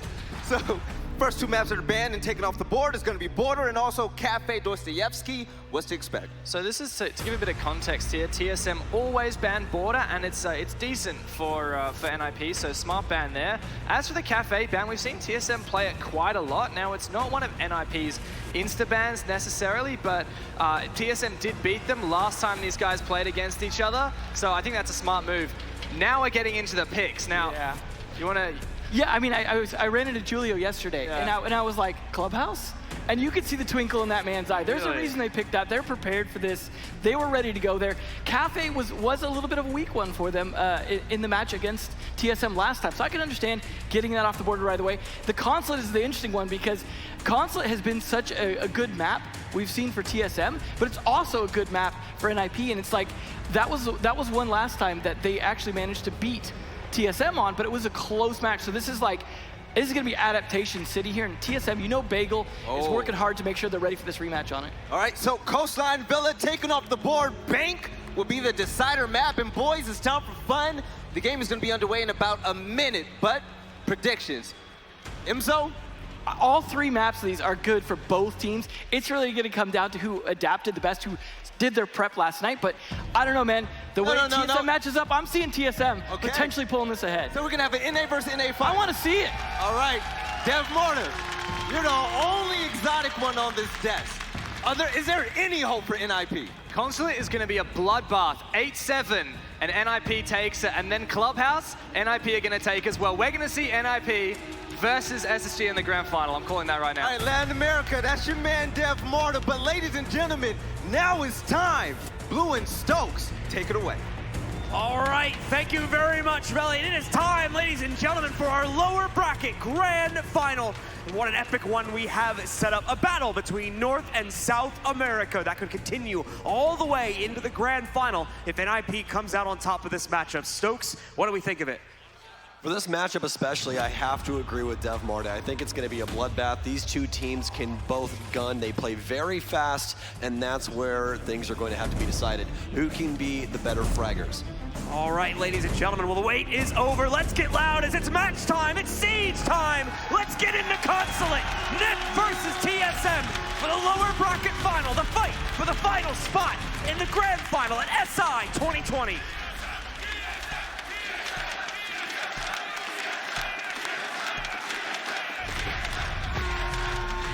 Well, we know who the crowd's favoring, that's for sure, at least to start things off. We've got our bans coming out. Both the attackers have already been banned out, with Capitao and Dokkaebi being removed from the lineup. Mute, interestingly enough, is going to be TSM's pick to ban out as their first defender choice. Like the Dokkaebi ban, like the Mute ban especially, Consulate's a very impactful map for Mute, so get rid of him. Allow yourself to drone freely just a little bit more. Still have to worry about those Mozzie pests, of course, not Muzi. That would be the player from NIP. But Echo, going to be our last ban. That one's pretty self-explanatory. No one likes dealing with those yokai drones. Especially on a map like Consulate, we've seen him banned out pretty much universally throughout the course of this tournament. Meister, of course, still going to be left in, so you do have the delay that could come from that, but it's much less effective, and overall will get dealt with almost almost always by the attacking team through frag grenades or another avenue. First picks coming in, we are going to start out with a basement defense for NIP, as they will be on that defensive side to start things off. Moving from there, we should expect them to swing either over towards the first floor site or second afterwards. But basement will be their starting point in garage here. Well, luckily enough, we do have Bolo on the IQ, so he'll be able to help with Julio. Those electro claws on the garage door. Been switching away from Bandit recently, just because you have to set those Bandit batteries close and actually play near the garage wall or whatever wall you're going to be attempting to Bandit trick. And that means you're in a very dangerous location that the offense can obviously know. So Kaid's been getting a lot more play because of that fact, which makes it to where you actually have to find the Electro Claw. It's not in the default area. As long as it's within the radius of the Electro Claw, it will be electrified. So having Bolo in play on this IQ is a very, very big deal for TSM. Not only does this make it just a little bit easier to try and actively trick out the garage, but also opens up the possibility to trick hatches in the first place. Kaid is the only operator that can do that currently. Following that up though, we'll see the rest of the team continue the setup. There is going to be quite a bit of roaming presence established for NIP on the second floor at the beginning of this round, so it will not be the easiest thing in the world for TSM to clear out. They'll have to do a little bit more work, especially as you can see from our silhouettes over towards yellow stairs. Before TSM will have enough control to swing down into the basement and try to take control over the site. Very standard take on Consulate here for TSM. Merc just firing some random bullets. If he gets a headshot, he gets a headshot. That's how things work here, but nobody obviously beneath him because we have those nice silhouettes. Most of top floor control, especially after Bolo hits that nice shot onto Psycho, top yellow. That'll be the first kill of the game. As more soon to come, Julio from underneath with a nicely placed nitro cell as he's playing anti. Right there with the trade back. Merc trying to hunt for that player on yellow stairs, but is going to be unable to successfully locate them.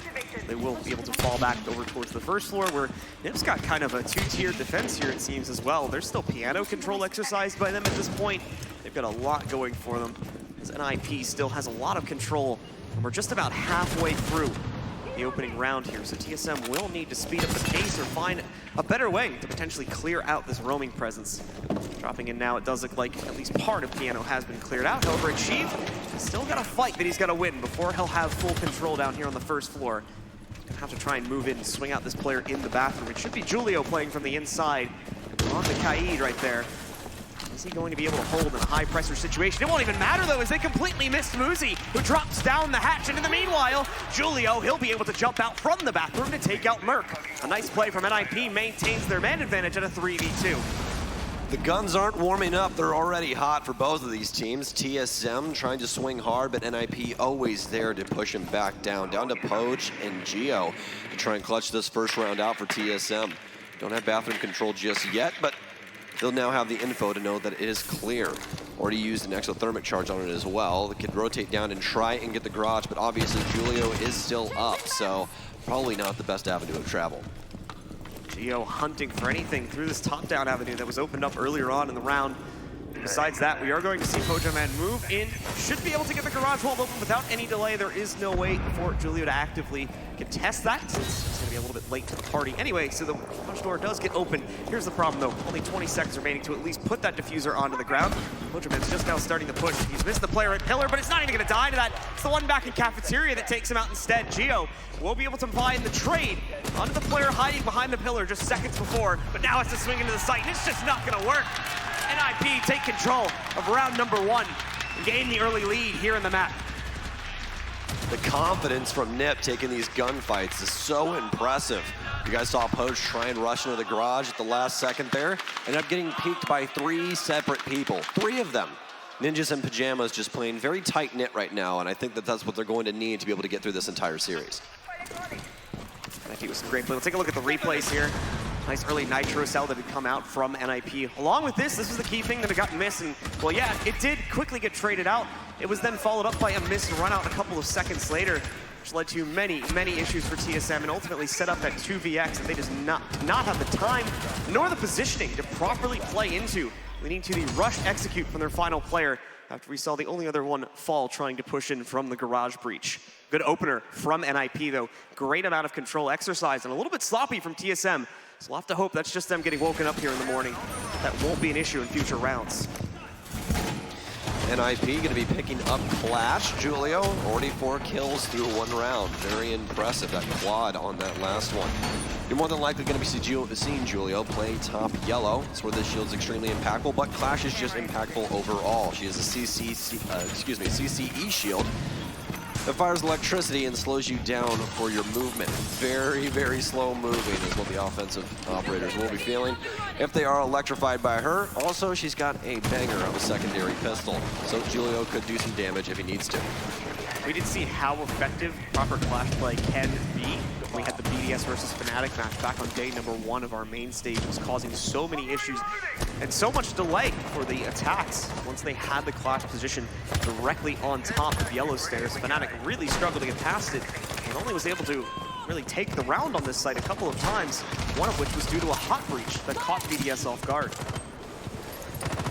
Well, TSM setting up for a top take. Already have Merc on connector window. Just need more pressure from his teammates around the site area. So, just getting air jab set up for the time being. Seeing if TSM will go for the yellow take here. This is standardly how they clear this, especially for the top floor. Admin takes, we haven't seen too many of those in recent history, but actually at this LAN, things have changed up quite a bit with how teams are taking.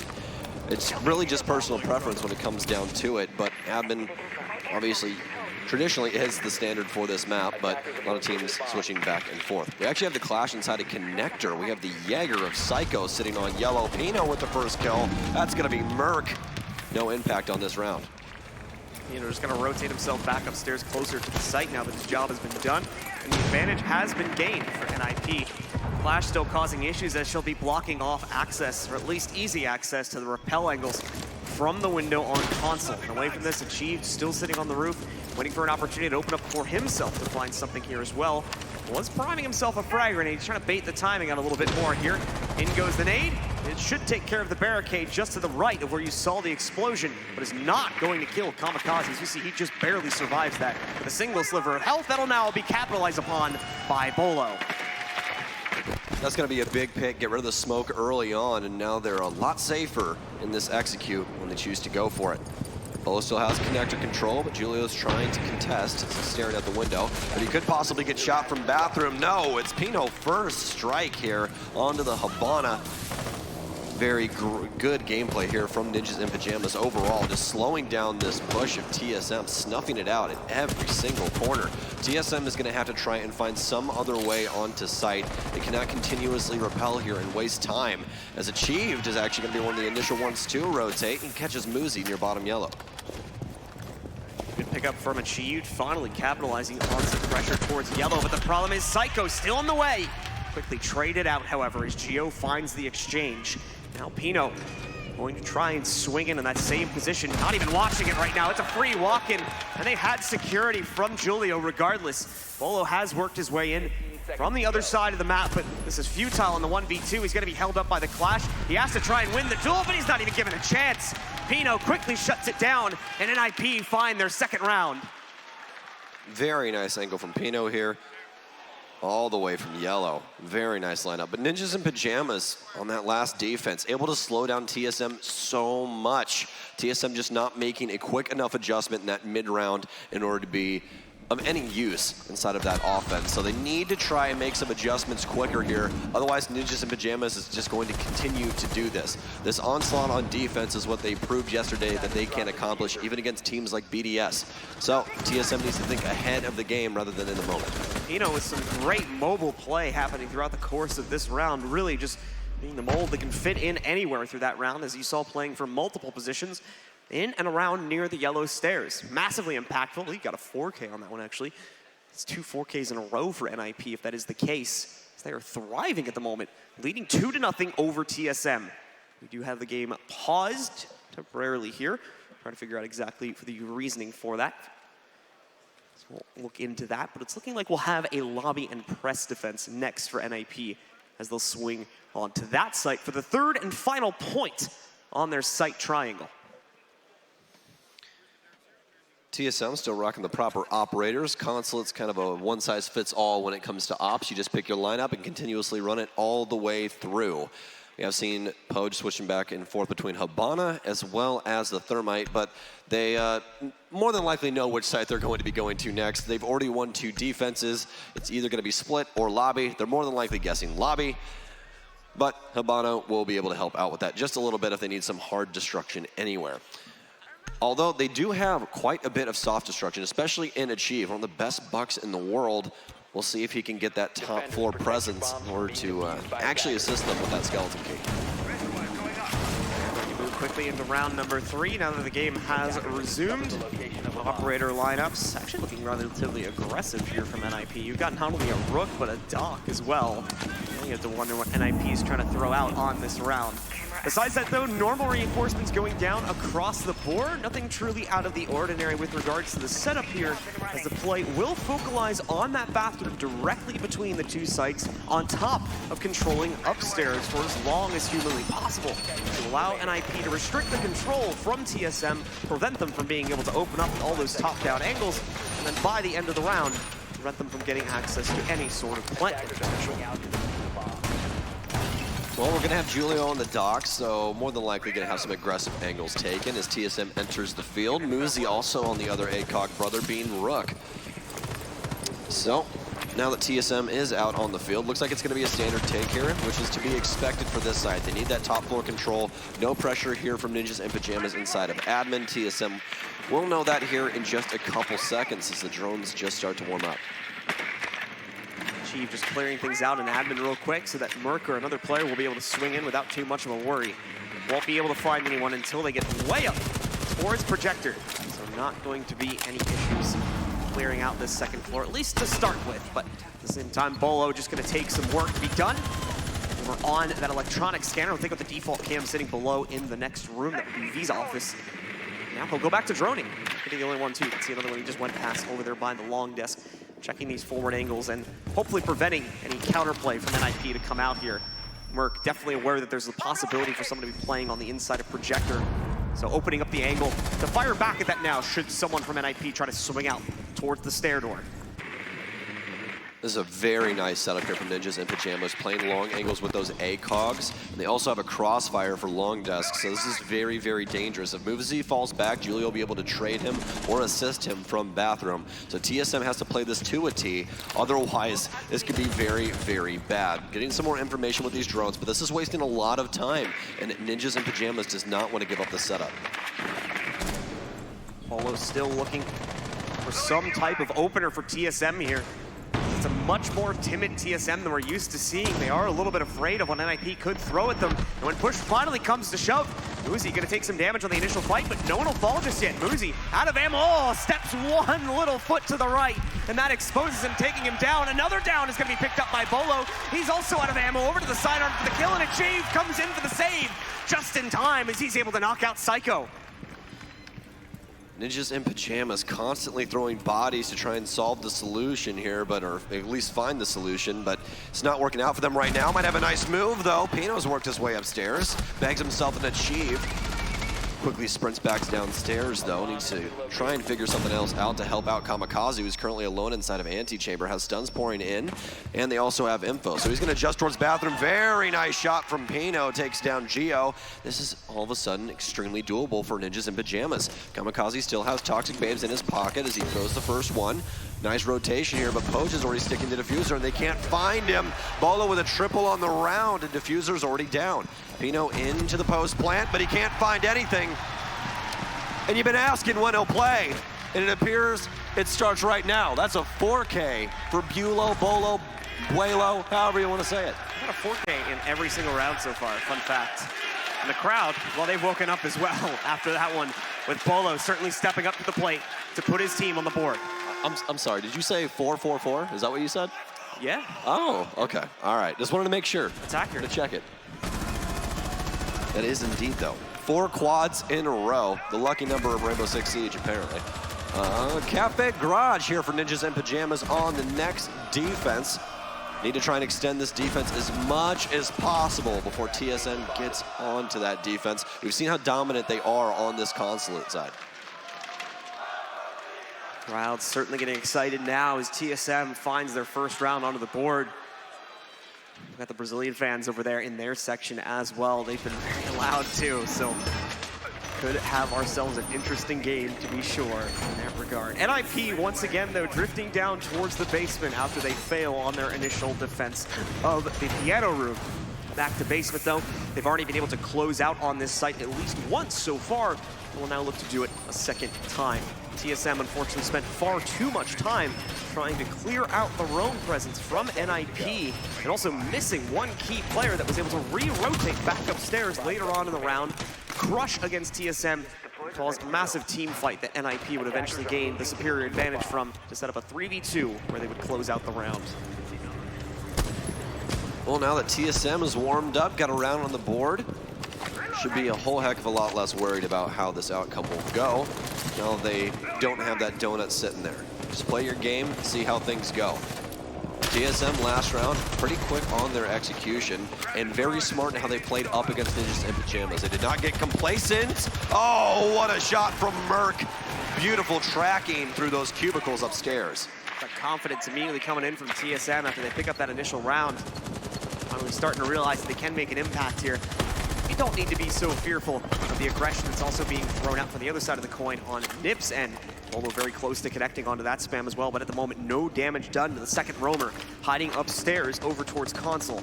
Bolo gonna go back over to the electronic scanner to do a little bit more of the utility work, which is his job over the course of this round. Well, he waits for that peak to eventually swing out the inside of console. It's looking like it's not gonna happen though, as the fallback works its way down through the hatch and is instead going to see the contestation come from yellow. Need some reconnaissance done upstairs. So he still has an enemy inside of the console office. Bolo though working his way down yellow. Might have had a drop, but we haven't been able to confirm that just yet. Yep, everyone is now clear from upstairs as NIP all down except for the one lone member inside of the bathroom. That's going to be Julio once again. Last time he was able to make quite the stance here. He's going to have to do so to try and prevent piano control. Quite the stance of it eventually let him have a 4K overall on the round. You cannot let him have this much impact once again. In fact, Pojoman going to open up one of the walls leading in, achieved. Strikes next though, taking out Julio. Now opening up much more potential for TSM to play into this. Still over a minute remaining, so plenty of time for Achieve to open up the top-down control. Potential for play and kills. More importantly, this means that NIP is not going to be able to actively contest the front side of this site once the appropriate angles have been opened up. Going to cause issues for them in the late round as they'll have to fire back mainly from cafeteria. Even there though, the Buck can still find some angles onto these players, but not able to find too much here. A good 20 to 30 seconds used since they got control of this room. They haven't seemed to force a whole lot of relocation from NIP's remaining roster deeper into the site. But what they do have, however, is the garage wall open, so the execute should not be far away for TSM. So have ADSs, that'll be burned by the lifeline, trying to keep Ninjas in Pajamas in check while they put this diffuser down. Pojo still on it, and that's gonna be locked in. We're going into the post plant after Muzi hits a very nice shot, but TSM already has post plant positioning. This is very dangerous for Ninjas in Pajamas to play into. They don't have much utility at all in order to try and break line of sight or anything. Away from that. Time going to continue to tick down. Oh, a nice shot from Kamikaze as he catches Achieved on the rotate. Gio still holding the bathroom hatch, however, will be able to take out Pino as they get closer and closer towards that diffuser. Gio should have angles on it, but Bolo's also got one from the outside. And while Gio was there for the assist, didn't even need it. Bolo picks up the double at the end of the round, and TSM claimed their second, tying up the game, excuse me. Tying up the game, my friends. Tying it up. We're 2-2 now. This TSM has actually woken up. Ninjas in Pajamas now need to react. What is the plan? Because right now it's not working out. This roam pressure TSM is dealing with so well. And are they going to give us the replay of that vertical angle? I don't believe they are, but the way Achieved got that kill upstairs was the skeleton key through the floor, and he made almost a 70-degree angle into the bathroom. So when the exothermic charge went off and Julio tried to rotate away, he shot him right above the reinforcement where the lip is through upstairs.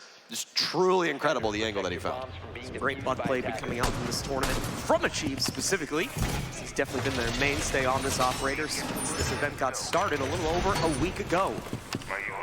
think also one of the more impactful players for TSM at this event. It's really been a fragging spree for Achieved, Merc, and Bolo for the most part here. A few of the other players, at least in regards to yesterday's game, still being a bit silent here on the main stage, but that could change in this matchup, as a lot is on the line for TSM.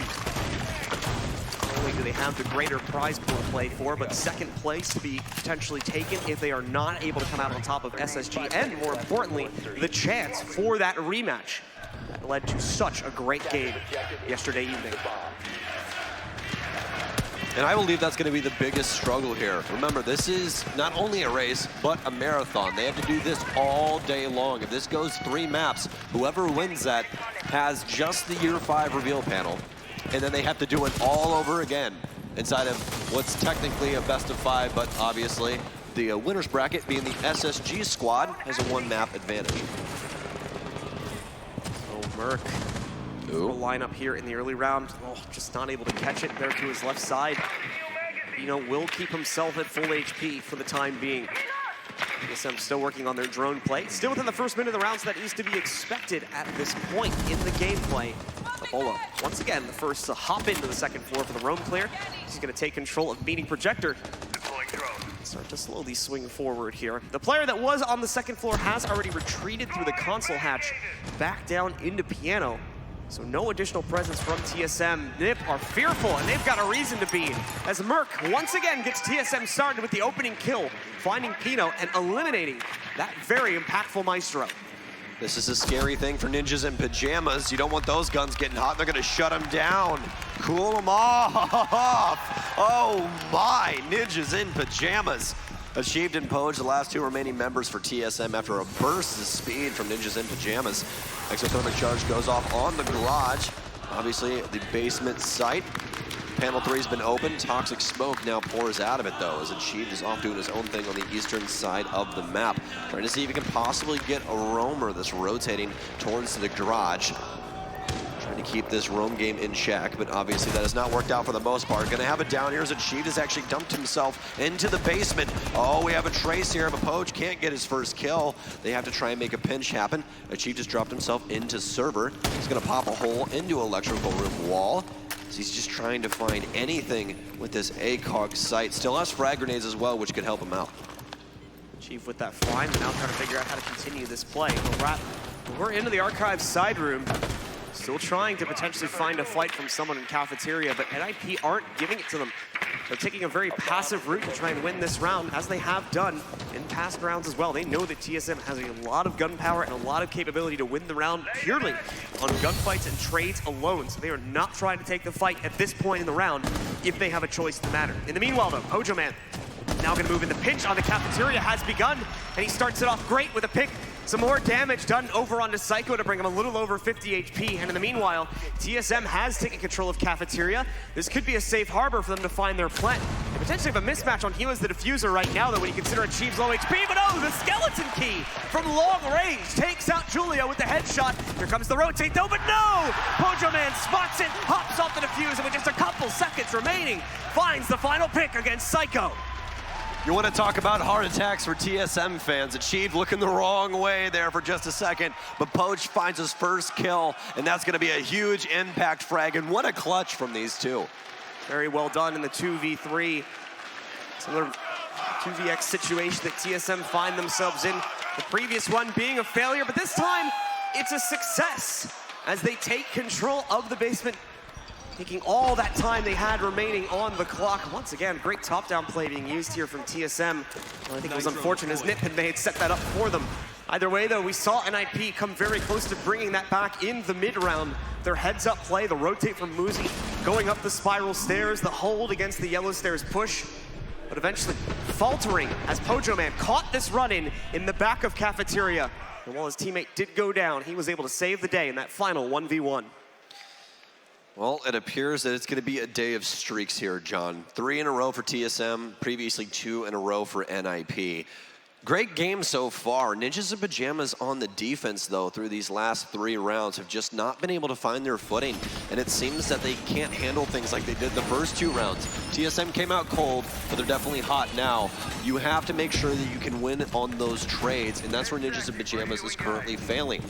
When it comes down to it, even in those 3v3 situations, or even when they're man up, they're still taking these solo gunfights that are punishing them because TSM are now just shooting straight. Sometimes it's just as simple as that. TSM are going to continue to execute on the same philosophy. For the first time in a while, though, we do have the site changed up. NIP are going to switch it up to the 2nd floor. We did see a successful hold primarily through the yellow stairs. That all came from Pino, who had a great mobile playstyle the last time this site was brought into the fold. And once again, more than likely expecting to do the same thing, being that versatile player to try and shut down the push from TSM. TSM are going to avoid the issue of the yellow stairs, at least at the beginning of the round, however. So we've got 2 to 3 players going up on rappel right now, and in Merc's case, already swinging in to be able to take control of admin away from NIP.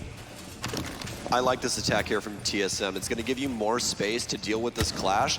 Clash, inside of congested areas is very difficult to deal with, because if you try and concuss her or anything of the sort, obviously it can always splash back to you, and it's very hard to try and track her shield movement when that happens. So having this open space in order to try and find some angles to deal with the clash is a much better situation for TSM. Nice nitro cell burn there from Bolo, sprints forward, then immediately back to try and bait. It works out for him. Push continuing to move forward here as Merc swings in past admin. He's going to take control of the top of the service stairs. Moving his way down, though, further into admin, where he has a few more teammates waiting for him. They'll be able to group them up and get ready for a push, potentially through that doorway very early on in the round. Still have a minute and a half remaining. They are trying to watch out for rotates, as that's what nearly cost them on the previous round, as well as caused issues when Pino did the same thing the last time they attacked this site. So back to droning for the time being now, at least in Bolo's case. They try to get a good idea as to what the remaining setup is like, and they do catch the player on spiral, rotating back down. Luzi's position has been revealed, and I believe that's going to be the priority to take care of here for Merc. But, oh no! Oh, what are you doing, Merc? Not ready for the fight, or seemingly thinking that he has it for free or something. Unscopes from the engagement. Muzi is alerted by that. Now it's time to strike back. Bolo is there to fix that situation, though, as he quickly trades it back to take out Muzi. Merc shot the panel too much, loses a lot of ammo, but that doesn't mean anything as Bolo's trying to work long. NIP fires back, though, 3v2 in favor of them. Nice rotate catch from Geo. Is he gonna get the clash? Yes, he is. Poge and Geo in the clutch situation again, already equalize and bring it one further. Kamikaze now needs to try and win this to save any toxic babes. A low HP, nice shots, and Geo with TSM push it one step further, 4 rounds in a row.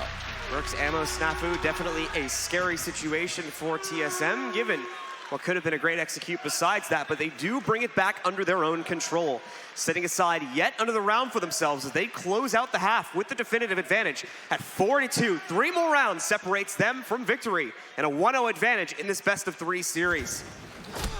So what happened to Merc there, that poor man? He shot the barricade too much and he ran out of ammo when he went for the gunfight. Very unfortunate for him. But we are going to have TSM on their first defense. Already have the Mozzie out. Obviously, Mute is banned, so none of that extremely dangerous combo to deal with for the drone game of NIP. Merc already 6 picking away from the Mira, picking up the Valkyrie. She's amazing on this map. So many spots for those Valk cams to be set as we're jumping into round 7. TSM up 4-2 right now after Nip actually linking together 2 rounds at the very beginning. And important for the success of the Valk play from Merc is the fact that they do not have an IQ to counter it currently for NIP. They will not have the easiest time spotting any of the cameras that may get chucked outside after the prep phase concludes, and those red invisible barriers, well, not really invisible, but those red barriers disappear, allowing for gadgets to be tossed outside, and in Merc's case, giving him a potential free camera to give him an idea as to what NIP's push is going to look like. First floor defense, interestingly enough, though, for TSM to start things off, a lot of the NA teams have been going to offsites first. We did not see that from NIP in the opening round, but TSM feels as though they can maintain control of this and get themselves started well with that lobby defense. Oh, might have a hop out here from Achieved. Windows prepped already. Glass and everything gone, so no noise when he hops this, all except for obviously the vault. Almost a nice shot there from Julio. He had the lineup, but Palm Tree's gonna block him. Just another day in paradise, I guess. Checking all of these windows. He's gonna have to be very wary of where he steps foot. Nice air jab up top as well. Needs that to lock down those hops from the balcony that Achieve was trying to pull off just a little bit ago. But for TSM on this defense, they have good intel from this cam outside. There is no IQ in the lineup for NIP, so this camera could be up the whole time unless somebody's got some sharp eyes. No one's spotting it as they walk by it there, so the intel going to continue to go into their favor here. TSM currently waiting for a potential run out to open itself up for the team, but no. We finally potentially see it there from Merc, as I did believe he tried to make a play. It is going to get caught out. And we'll see NIP instead claim the opening kill on the round. And here was the attempted peek on the corner. Kamikaze knew it was coming though, and immediately took out Merc as soon as he swung the corner. Bolo with a nice fire back though, takes down Psycho. That's the only hard breach, so can't get the back of Bathroom or any of the reinforcements upstairs any longer. NIP stalling for time right now. Starved for information as well. Finally have some intel upstairs, but that's Bolo. He can disappear at a moment's notice with that ERC-7 backpack. Might be trying to go for a hop out here. He does have impact, so he could throw one on the ground to try and dispense of that air jab that is currently set up above the window. But it's going to be a quick rotate here for NIP as they're trying to find some space to work with. We're going to have a swing in upstairs. It's going to be a solo member though. Muzi has 2 to deal with. They also have the Buck downstairs. They now have some intel on his location. Is he going to go for this hatch drop? It looks like NIP wants to try and execute onto Piano. Time getting lower though, just under a minute, and a 1-for-1 exchange will occur as NIP moves in to take that Piano control. Kamikaze and Geo both striking. The run out from Pojo Man is a failure. As once again, NIP is aware of it. Julio catches it. Got a Nitro Cell getting chucked up. It's going to be way off position, though. Will not catch anyone from the NIP attack.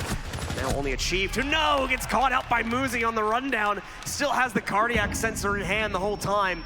Bolo, the last man standing here, trying to use that electronics jammer to prevent getting spotted by pre-placed drones. He's found the Zofia. Can he win the fight? The Zofia is being so smart, though. Muzi just not taking the fight until he absolutely has to. Wastes a good few seconds, and most importantly, buys the time for Kamikaze to set up the trade angle and close out on the round for NIP. Fantastic supporting angles here from NIP inside of this post plant. Well, we're getting the chance started now, folks. So for TSM, they're heading straight downstairs. Don't want to try and deal with this again. Remember, that was their first defensive round. They chose to go to lobby. Very nice shot from Kamikaze as well, from all the way downtown. But we're still going to have the Vigil in play as well as the Jaeger, but this time Bolo is going to pick up that Jaeger. Merc on the Vigil, so this roam game is coming in force. Great play indeed coming out from Bolo specifically on that round to find the pickup, but the awareness from NIP just too strong. Their info game really good in that round. It's how they're able to be aware of those runouts constantly as a dead player in support mode on the cameras, calling things out. And that's on top of just general game awareness and expected plays that NIP are going to guess that TSM would work towards, and quite successfully in that round, in order to stop their play potential on defense. Into the next round we go, however, as we are in the basement this time for TSM's next defense. Still with a lead, but a small one, with only 1 round in their favor. NIP could quickly re-reverse this, put the game in their favor, potentially swing up towards 7 and take that 1-0 advantage. Well, when you see Merc on Vigil and Bolo on Jaeger, that means you're getting that roam game we were just talking about. And they are extended all the way upstairs, not even holding the mid-floor. They just reinforce the bathroom hatch instead. So NIP can either try and directly hit the site or try and cut off the staircases in order to keep the TSM members upstairs while they execute. This is going to be very difficult, though. We've seen that TSM is trying to prioritize these gunfights at almost every single opportunity. So far it's been working out for TSM, at least on the attacking side, but the defense, a bit more of a negative, at least for the opening round that they played into. Psycho opening up both of the windows into Piano, potentially catch anyone from TSM that would get aggressive here. Not finding anyone, however, this early on in the round. There are definitely a few players nearby, and that will be confirmed by the hard ping that works its way, I believe, onto the bathroom player that's set up from TSM further back. No, it's actually one roaming deeper into the halls. It was more than likely either Merc or Achieved. It's moving further around the map now after being caught out by a drone. We are going to have Merc move to the mid floor as well. Going to use that ERC-7 backpack to make it seem like he's upstairs with the rest of the roam setup. Very intelligent play here from TSM. I like the setup a lot. Do have 2 members as well upstairs, more than likely achieved in Bolo, but Merc on the mid floor gets the first kill as some unsuspected person, Pino, swings into, I believe, Piano here. No, actually, that's all the way on yellow, so even a nicer shot from Merc. We're going to see Psycho get on Repel here, still looking for the bathroom player. If he or she will end up moving out into the open to potentially take the next fight. Not going to happen, though. So Psycho feels confident enough to swing in. Oh! And Merc was there for the congestion, but Psycho wins out the fight anyway. That's a big opener for NIP to trade it back into a 4v4. Quite a bit of room going under their control as well. Now that they can open up the front bathrooms hatch and get that point of view down onto the basement site. Still being wary, though, of the second floor roam, which was never cleared out by NIP.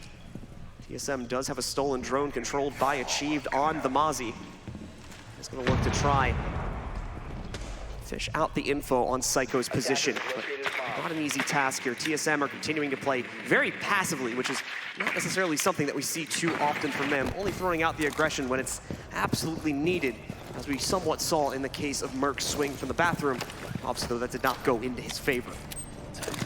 Another exothermic charge down on the garage. Ninjas in Pajamas prioritizing sight over these roamers, which is probably a good idea, but apparently not. Oh no, Geo gets absolutely destroyed on site, but it's going to be a trade, and she's been down. Nice flick there from Ninjas in Pajamas, though, all over site. And we're once again equalized. Just had the players from TSM getting flustered towards the end, especially the ones on the inside of Cafeteria. The down Mozzie as Achieved was knocked out first. Then we saw their Maestro try and go for the revive, but caught him on an off angle as we saw the rotate work its way in from NIP's players through their own rotate hole into Cafeteria, where he was able to close out on those final 2 kills and end the round. TSM showing some issues here at the start of their defense, but like we said, it's only the start. The game has once again been tied up, though, and that brings us into a 4v4 situation on rounds. This truly is going to be the story of who is the better gunner, who can hold those tighter angles, who can win these gunfights. Very pivotal things happening inside of these rounds. That last round was all in TSM's hands to take. The roam game just didn't work out when it came down to that last second flank.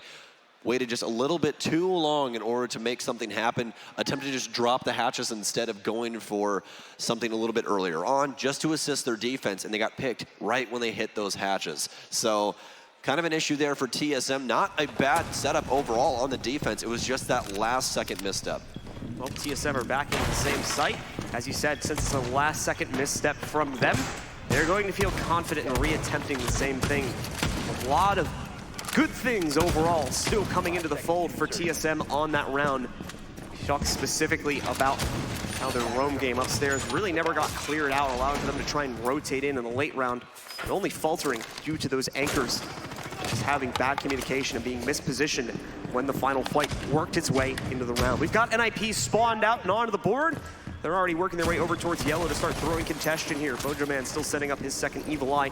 We would not expect him to stay here on yellow stairs for very long. He's going to be falling back pretty quickly, working himself into an anchor spot more than likely in the same area in the back of Cafeteria. Well, Ninjas in Pajamas making sure to cross their T's and dot their I's. Checking all of these runouts. Nomad, very impactful operator on Consulate. She can choke down all of the staircases if needed, but mostly used for runouts and the windows on the balcony.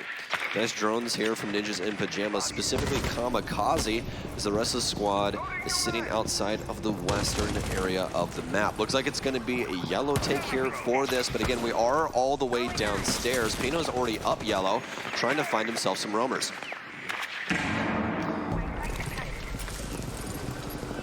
Muzi in the meanwhile, gonna open up the first wall here on the second floor. There's potential for the push through to come in from NIP here now that they've got better point of view onto the TSM roamers sitting further back on the same floor. Also droning out the position from Merc. He'll be noticed on the inside of the bathroom. That's not too much of a surprise that you basically expect someone to be playing in there on a basement attack. So that's pretty standard to catch out. Real trouble, though, is getting him onto the outside of it and knocking him out. As you can see, already done quite a bit of soft destruction. Interestingly enough, the bathroom usually reinforced here. These two walls oftentimes are not going to be left soft, but not the case this time, leaving Merc with really not a whole lot of room to play with. You can hear the air jab as well, so if he moves too far out from his current position, he will be stunned and more than likely immediately killed, which, hey, that's gonna happen anyway, so maybe needed to go for a bit more of an aggressive play. Pino finds the opener on the round, killing Merc, and once again giving Pietro control over to NIP. Oh, what a shot! But immediately traded by Julio at the front door. Bolo dead, and so is the roam game from TSM. Ninjas in Pajamas in full control of the map. Now they just need to get a diffuser down and set up for this plant here. Still need to get the panels open. That's what Kamikaze is going to be working on with these exothermic charges. Opening up the third panel in front of White Fan, where the plant will more than likely go down. Psycho, though, currently poised on yellow, can rotate down to assist his team. Has some barbed wire, though, so chooses to get rid of that first. One stun grenade in hand as well that he could possibly use to try and assist his teammates as we get down to 15 seconds.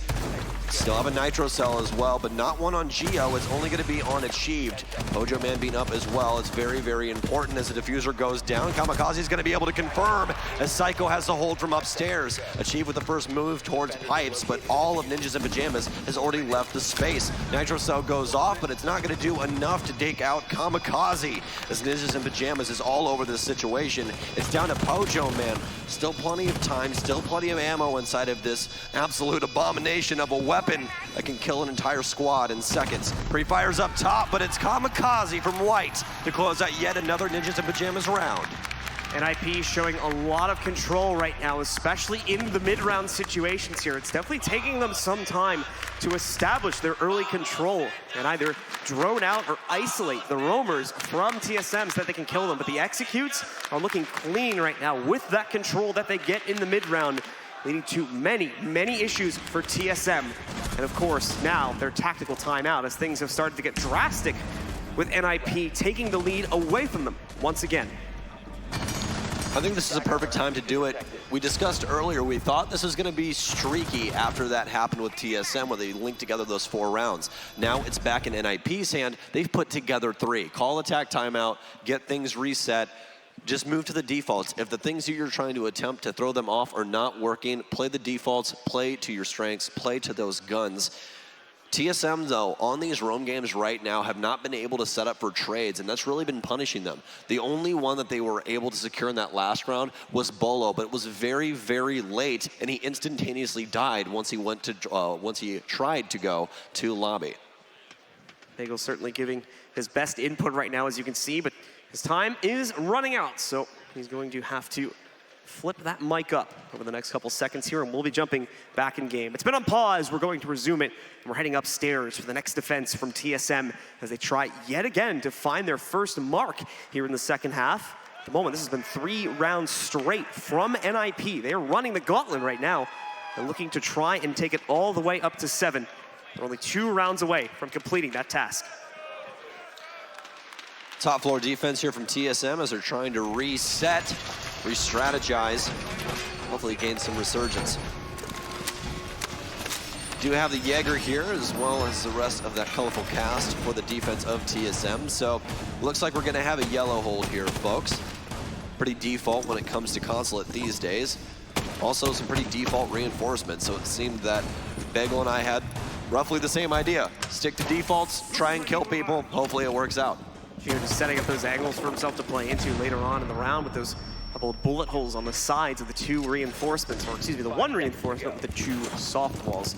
They will have to reposition that barricade really quickly, though, as they do want it a little bit further up so they can play against the window push, potentially from behind as well, should the need arise to contest from the backside of the main desk.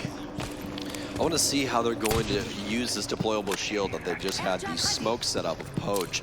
They adjusted it away from the long door and put it actually in the door of Consulate office. I want to see how they can possibly use that because it looks very dangerous from the console windows. Already have Pino looking for kills as he's repelled on Spiral. Nice little area to get the default cam as well. If you guys are newer to the game, right there, you can get it from the outside. Don't even have to pressure grass or anything. Should be the first thing you do when you load in. Pino gonna jump up on Repel here over the next couple of seconds. For NIP, it's still all about the hunt to isolate out the roam presence in the early round right now from NIP. Kamikaze specifically taking plenty of time just directly from spawn to watch out for any aggression that TSM might try to throw out here. And it seems as though that strategy, not necessarily for Kamikaze, but for Muzi, has worked out well. He's been able to catch Bolo in his attempt to get aggressive against the push. Let's get a replay of that real quick. Oh, nicely done. Had the angle opened up down the hatch drop and immediately punished him when he went for the play down through the bathroom hatch. Well, for the rest of the TSM squad, they're waiting on timer right now. Ninjas in Pajamas pretty complacent with what they're doing, just holding angles, seeing if TSM wants to try and rotate and retaliate. They do have a pulse on bottom spiral right now. Could be fatal if he missteps here. That's gonna be Merc, currently crouched. Very patient play here from Psycho. Oh, and he's gonna get it! Oh my! The sniper all the way out in the grass with that ACOG takes down Merc. It makes the situation even more dire for TSM. Achieve needs to come alive. NIP taking things so carefully right now, and it's paying out in massive dividends with the way that they have been able to just isolate players one by one on TSM and take them down. There's another one now from Psycho, who gets his second kill on the round, immediately snapshotting onto Achieve's position as soon as he gets the intel that the rotate was coming down Spiral Hall. Now Muzi's got himself a second one as well.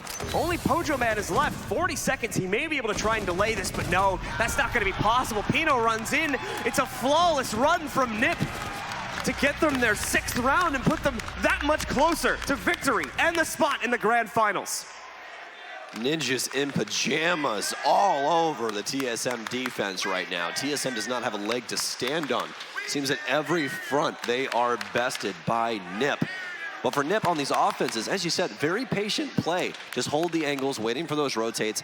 That's something that you need to do, especially with Consulate. It's a map where if the roam game is not successful, your execution goes pretty well from the offensive side. But again, if it's able to make an impact, that's when everything changes. Consulate's not a map that goes very well when you just go with a strictly turtle setup.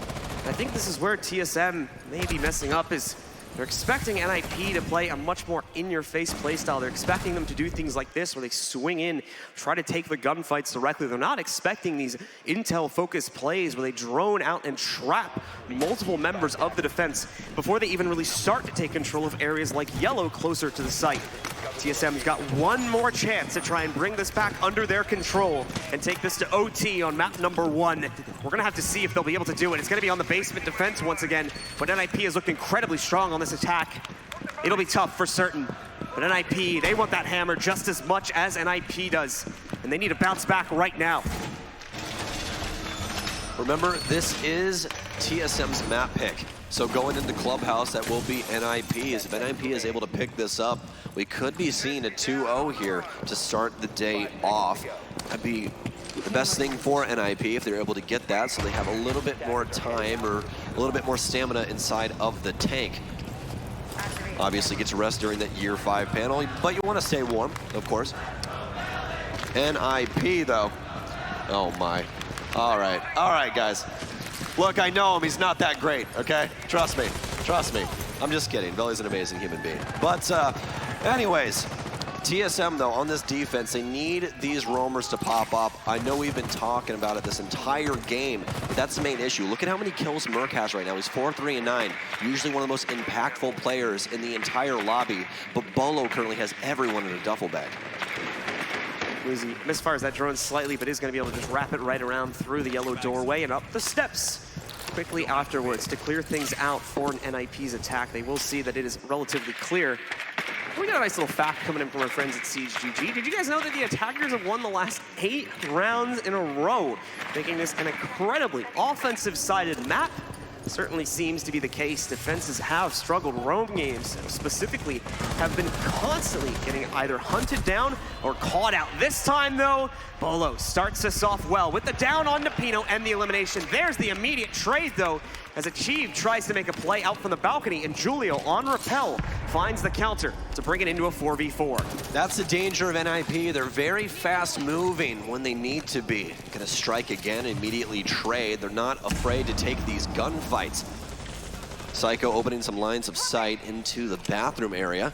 Gonna see a Valk comes out of the closet, all the way in circle as well. So they now know that they have the mid-floor control, but where did Bolo go? That's the big question on NAP's plate. They have to find him, otherwise he could be even more of a nuisance inside of this round if he's not eliminated. Psycho, once again waiting for the signal to come in. This player on TSM is going to push. I would assume that drone presence has been set up to watch for that play, especially now that they're going to be opening up the back wall against the bathroom hatch to give him a better angle onto the players downstairs. He'll have to be a little bit careful though if he approaches that angle. But no, Muzi instead catching the rotate from Bolo, taking him down and giving the man advantage over to NIP. We're not done just yet though, 40 seconds remaining. And NIP are not close to the execute point just yet. Psycho getting spotted out by a default cam that was left unshot there, not too much of an issue. They already knew that he was roaming over towards Piano. But now Julio must make the push, and NIP overall seems like they're going to have to make a little bit more of a blind play here. They are setting up for drone presence right now to give them the intel they need. They're gonna have to execute upon it in very fast fashion. You have the thermite in check here, only 13 seconds, and I don't believe they have a wall open. They are gonna have to force the issue. NIP leaving a lot up to chance in gunfights here. TSM picking up 3 kills in a row, and while the garage is now open, it's only Muzi in a 1vx situation, hoping that TSM would swing on him, but that's a far cry. We'll end up seeing TSM come out on top of another round to take this the distance and go to round number 12 to decide if it's OT or a victory for NIP. It's exactly what you said, my friend. They had to go in blind. That pick on Pino was so huge. Getting rid of that buck, getting rid of those skeleton key shots, making it where they couldn't open up the floor up top how they wanted to. They only had that one area where they impacted the floor. They couldn't prevent White. They couldn't get any pressure anywhere else. Also down to the fact that the Habana wasted all of her X-Kairos and could not get the hatch open inside a bathroom. So that means the defense can actually step forward and try and stop this offense with utility as well as gunfights, and that's exactly what happened. When it comes down to the backbone of the site, you have to make sure to cut off those rotations and where they can play aggressive. Otherwise, stuff like that happens. A Nitro Cell's all of a sudden at your feet, and you're blown sky high. Rare misstep on that round with regards to NIP's attack. The first one that TSM have actually been able to secure for themselves so far on this map. Gonna try to go for number 2 now, which would tie us up at 6-6. The 4-2 splits coming in for both teams. Over to this NIP. Once again, needs to look for the closeout here. Got a nice setup coming in from Merc and the rest of TSM, opening up a lot more direct congestion against these swing-ins from the Piano angle that we've been seeing NIP use so much. Won't really be able to do that on this round due to the risk coming from Merc's Black Mirror, which has been positioned on the inside of the bathroom, along with the fact that, of course, Piano is now the site. So they should expect a lot more direct congestion just from the get-go. Well, for NIP, the last time they attacked this site, it went extremely well, ended up winning it after some aggressive swing-ins, but Merc was able to get the opening kill we saw onto Yellow. Let's see if it can happen again here. Ninjas in Pajamas trying to work the top floor, exactly what they need to do, but this time not starting from admin. They're going to be starting from a console. Again, last time that we were at this site for Ninjas in Pajamas on attack, it was actually a very slow lineup until the inevitable punch happened. TSM finally linking together these defensive rounds, though. As before previously stated by CGG, it was 8 rounds in a row for the offense, which is something truly incredible. We don't see that very often. Julio working his way up, again paying attention for any potential aggressive play from TSM. They've been masters really at catching it. So there's not much of a reason for TSM to try and throw it at TSM, just due to the low success rate that they've had overall so far in this map with their early round plays. The drone working its way in for NIP is going to make this fact even more obvious over the next few seconds.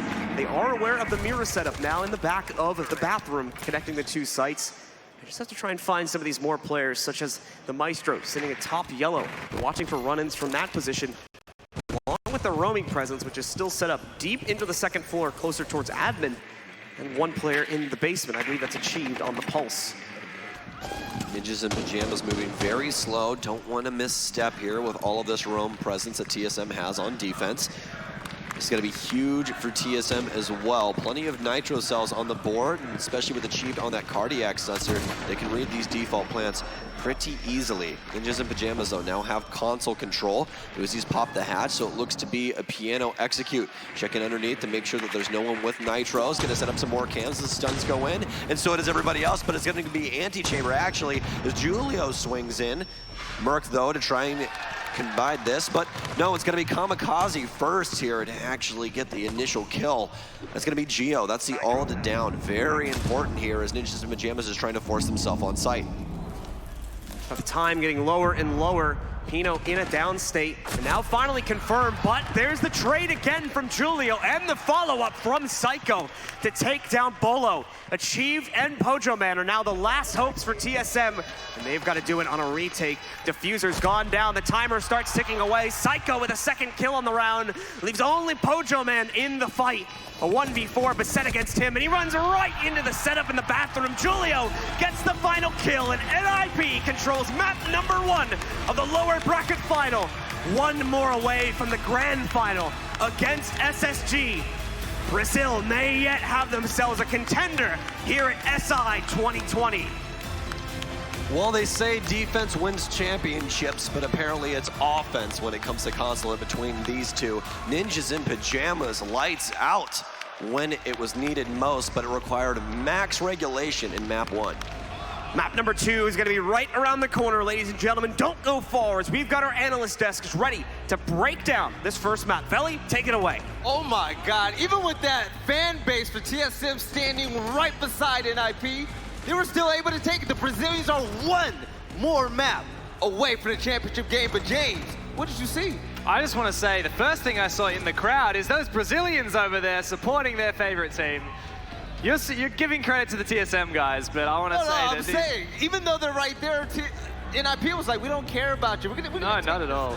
And they have their own hype that they have brought into this game. And I think that a lot of this was won in NIP's preparation going into this game. Last time these two teams played against each other, I really think that NIP were a bit underprepared going into their map veto. Yeah. I think they let things slip that maybe shouldn't have against TSM playing Cafe, because Cafe was where TSM were most dominant, and that was NIP's map pick. And ironically, we have a switch now. TSM have doubled down, said we're undefeated on Consulate in SI so far. We're going to pick that again. NIP was expecting that. They've been doing their homework. They came out incredibly strong. What happened the first time they played on Consulate? It was an 8-7. It was very, very close, and it was very attacker-sided. Speaking of attacker-sided, I'm so sorry. We almost saw an 8-7 again. Exactly. What did you like that you saw in attack? I mean, obviously, the mute ban definitely helped with things because you saw a lot of slow and steady pushes, a lot of good droning from both teams, but it was boxing in defenders constantly. They were fighting a lot of spread out defenders across multiple floors, especially for garage defenses.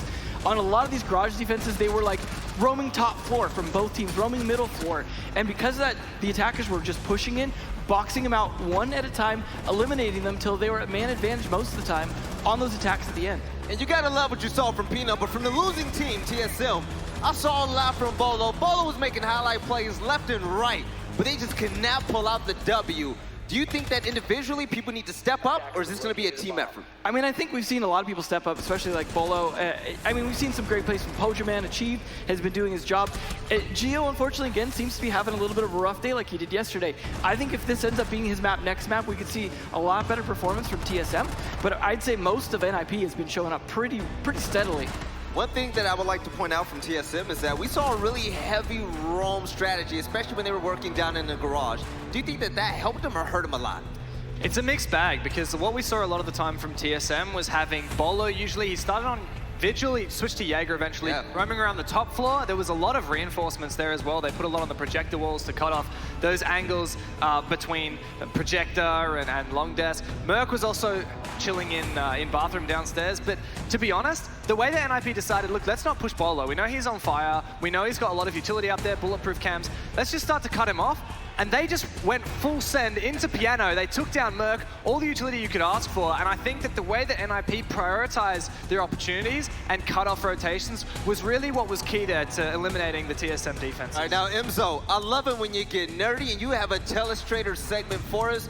what would you like to show the viewer? Yeah, this is going to go right into what you were just talking about, which is, especially on those garage attacks, they realized the rotations back were too slow. They would just box players in, like I said, and they would do that on the objective as well. You can see here in this garage defense, you've got Pojo Man sitting in security, where he'd struggled a little bit the previous round with all his fun little holes on the wall, which, you know, are a nice distraction, achieved as well. And Geo also trying to hold from Cafeteria. They're just trying to hold a line across here to just try and prevent them from getting a garage. But as you see the match progress here, you see a lot of members of NIP just getting in good positions. Important thing though is Geo makes a play here. Unfortunately, I don't think he has a C4 left to go to try and stop the plant. And they're really just trying to play angles. Unfortunately, NIP has angles in the advantage. Kamikaze able to get behind the white van where he needs to plant. They don't have a smoke or anything to deny him. You see an explosion go off there as they just blow the other wall. And then you've got the coverage here from Yellow Stairs. Julio as well, pinching. And because of that, they're able to make a play exactly when they need to.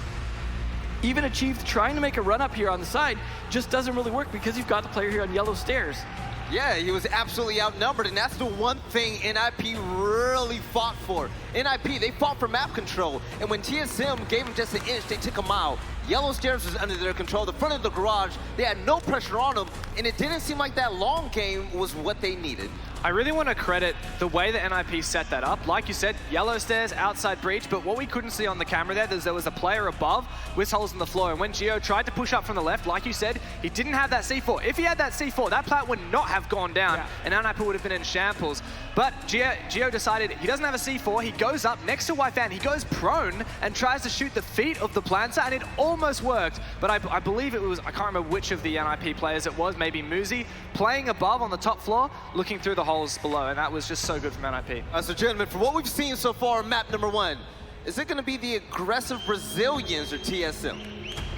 Oh man, it's looking like you said, NIP looking prepared. Honestly, to be truthful, we're calling NIP the aggressive team, but NIP have been shutting down the aggression from TSM, and on the attacks, they're playing really structured, really slow, and playing for the execute. So this is not the NIP we've been seeing for most of this tournament. And that's what shocked me most. Whenever I saw the mute being banned, I was saying, okay, there's gonna be a lot of intel on the board. And NIP, they look more organized than ever. Honestly, I've never seen NIP this good before in my life. I think, honestly, both teams played very slow and steady on defense and attack. So it was interesting to see that the aggression we expect and know from both of these teams wasn't the game here. It's almost like they know each other do that, so they were just looking instead for advantageous angles, good intel, and just slow and steady at all times. And honestly, a lot of good teamwork is why those pinches worked. And I just want to point out that TSM throughout this tournament have been the team that has been giving credit to NIP. Okay. Ever since in the quarterfinals, TSM eliminated NIP, they said, yeah, we're going to face NIP again later, whether that's the grand final or in the lower bracket, because NIP is going to storm through the lower bracket. Well, it turns out that Bagel, who told me that, he was right. But finally, NIP are starting to figure out TSM. Yes! Jasmine, your hat is beautiful. I love it. But ladies and gentlemen, map number 2 is about to be underway. Brazil is one more map away from the grand finals. Stokes and Blue, take it away. Thank you so much, Valley. Ladies and gentlemen, it's TSM. It is NIP. It's going to be Clubhouse. Let's make some noise for these teams. Let's get right into it. Map number 2 is now well underway, folks, and in the Clubhouse, we shall go for the fight. TSM, after working their way through the upper bracket for so long, is now up against the wall, facing possible elimination in 3rd place at SI 2020. Certainly not the result they expected themselves to have going into yesterday's initial matchup that they had here in the arena. The ban phase is getting started. We've got Thatcher getting knocked out. That's been relative mainstay for attacker bans so far in Clubhouse at this tournament. The second one we should expect to come in a moment. See this, let's see. Knockout is going to be on the Thermite as well. So both teams doubling down on trying to eliminate any potential hatch opening pressure, along with wall opening pressure that'll come from the 2 upstairs sites. Yep, that's exactly what I was just about to talk about. Getting rid of that Thermite, making it to where the wall upstairs is going to be a lot more difficult to get for CCTV.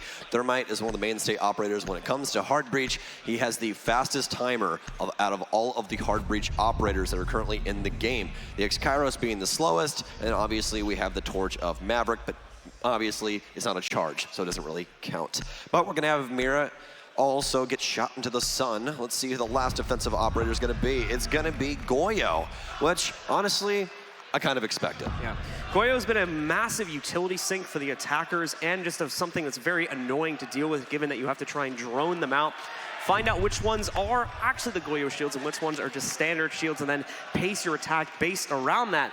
A lot of teams just not wanting to deal with that, so we are going to see him banned out as the final operator to be eliminated. Basement, once again, is going to be our initial site to start off. TSM getting this defensive start, and that may be the slight advantage they need to try and take control of this map. Remember, Clubhouse is a very, very, very defender-sided map in most people's opinions. But at the same time, you have to consider that the last map was won almost entirely on the merits of attacking teams alone. Well, our TSM party over here is getting overtaken by the Brazilians, as you guys can hear. But now the rest of the crowd's joining in for the TSM chants. As you were saying, TSM starting off the defense, but they need to set tone here, Blue. This is the issue. In that last map, they were never truly able to get things strung together, all except for that burst of 4 rounds. After that, it was NIP all the way. Almost every single round was either tight or all in favor of Ninjas in Pajamas. When it came down to it, it was really only their errors that allowed TSM to try and even get back in. They were just lights out when it came to that offensive side. But now TSM's setting up for this defense on Clubhouse. Remember, these two teams have squared off before in this tournament. TSM was the people who sent Ninjas in Pajamas into the lower bracket, and now they're down a map to them. TSM will certainly not want to fall to the very team that they knocked out. For NIP, they want revenge and a chance at the hammer. They're hungry for it and looking good as well coming off the last map. TSM certainly has to be somewhat scared of what could be happening on the opening salvo of this map's rounds. If NIP is able to continue their success from map number 1 into Clubhouse, certainly a very tough task indeed, not an easy task. We will find out just how well they'll be able to thrive in it. A lot of counterplay still to be played out here by TSM, though, as we're only 40 seconds into the round. We just quickly have NIP working their way through and droning out the majority of the first and second floor to make sure we don't have any roam presence being established by TSM. That is indeed the case for this round. Good droning here from NIP. Already have presence on main stairs. Psycho trying to work his way down. Looks like he's looking for a goo mine. So the rest of the squad is getting rid of default cameras and working on hatches. It's going to be a turtle setup here for TSM. Not going to be as potent as it could possibly be with Goyo being banned, but still going to have plenty of denial in almost every single one of their operators. Pino working his own drone forward is going to find out the position of Bolo.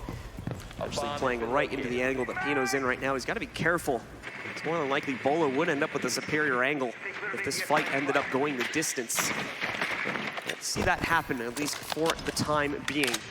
Hatch play opened up to the inside of Moto here for Kamikaze, but the same thing is true. They don't want to risk the push just yet.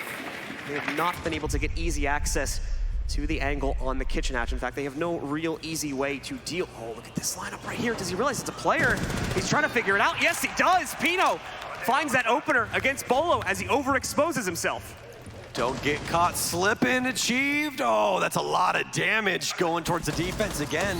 Bolo complacent. Muzi gets another. That's Gio. Finally, TSM guns come alive. Take down Julio. He's going to be the man with the torch. No more hard destruction through that wall unless Kamikaze has something to say about it. Ninjas in Pajamas still has plenty of verticality going on, but now here's the issue. These holes have been established inside of the church wall, and obviously they work both ways. Bullets can travel through no matter which angle you're shooting from. So NIP is going to try and just attack through Moto instead. The wall's electrified right now, and they have no way to get rid of that, so they're going to have to just try and flood. They're trying to keep this angle once again. Oh, and Pino this time comes out successful. Will he carry the team through yet another round? Time is getting low. Merc and Pojo able to trade this back, and Pino panics, has to fall back to the inside of Moto. There's no time for a retreat. Psycho's got to make this push happen. Pino finds his third, though, succeeds in getting it. Is there enough time to start the defuse? But oh no, here we go. The Yokai drone, will they stop it? No! TSM gets the interrupt off on the Yokai drone, and they claim round number 1. So very unfortunate for Ninjas in Pajamas, but a good start for TSM. Remember, they need to set pace here on this defense. If they don't get at least 4 rounds, you can count it as a failed defensive half here on Clubhouse. Overall, though, Very good attack from Ninjas in Pajamas. Got that early pressure, knew the sections of the map that they wanted, and handled it very, very gracefully. Seeing the TSM fans continue to spar in the arena here with the fans of NIP as well. Going to keep them encouraged, more importantly, enthusiastic for this matchup. He has been doing an excellent job once again.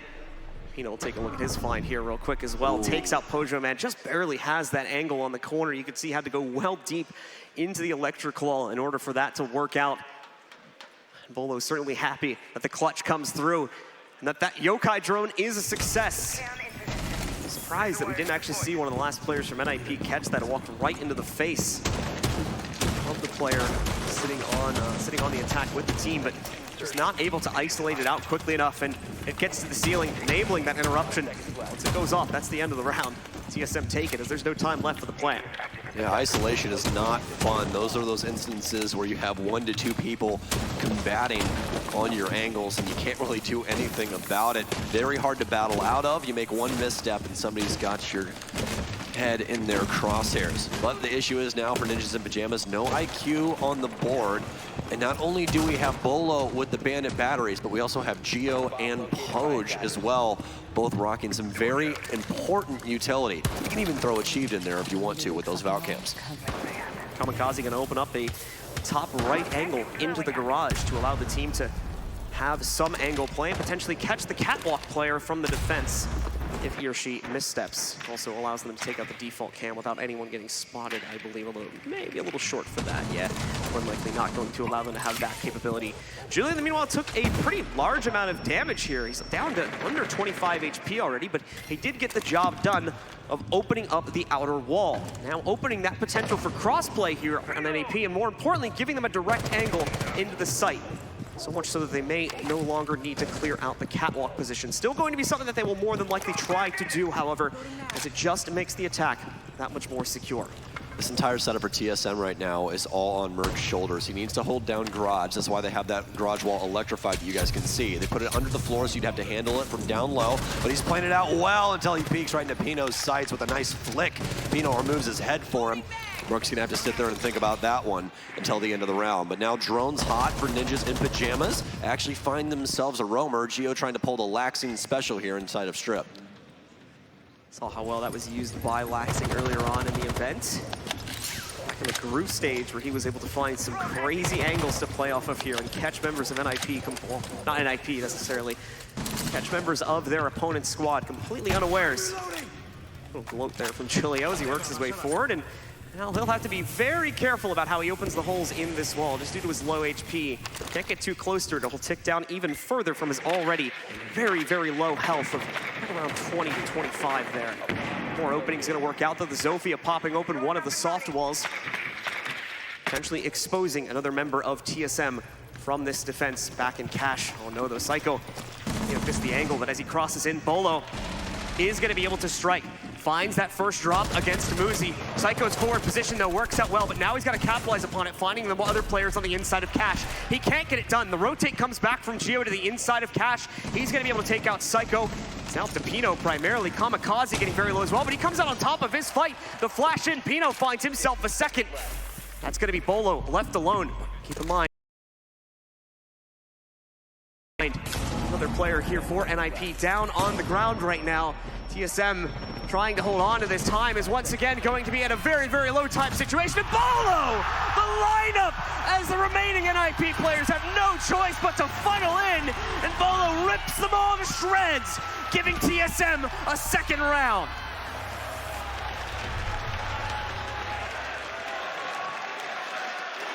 Ladies and gentlemen, I think that's, as North America calls it, a good night. What a shot. What a lineup there for Bolo. Very unfortunate for NIP that the Ash was looking the wrong way, stunned the window, full stunned Bolo, and he was still able to stay alive inside of CCTV. Some amazing stuff here as TSM gets their first 2 rounds.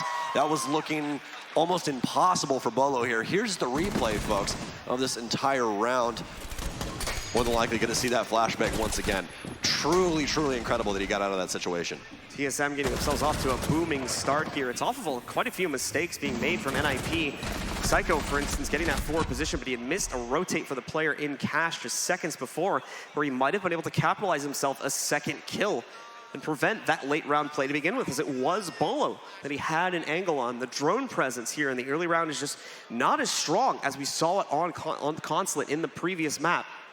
So that's something that we need to see NIP improve upon very quickly here, or face the consequences of TSM running a massive lead here. At the same time, the game has been streaky for both teams, so not too much of a different situation from what they've already faced. Master setup here for TSM. We'll see what their take is on that. Still gonna be rocking the Legion, but it's gonna be tossed on over to Merc instead this time. Last time on the Jaeger for their CCTV hold. Didn't work out too well for him inside of Garage, so gonna try and reset when it comes to this round. Ninjas in Pajamas needs to prioritize things correctly though. Which wall are they going to go for first? Well, usually on this site, you're going to see teams prioritize the jacuzzi wall, which is what Julio is going to right now. Once you get that open, you have two choices. Do you want to try and get some pressure into the bathroom, or do you want to try and fight through weights as well as the hallway? Usually, you're also going to want somebody working the logistics hatch, as we see Pino go and start that right now. Another stat coming in here.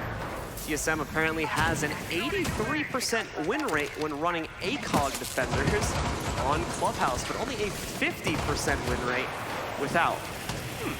Very interesting.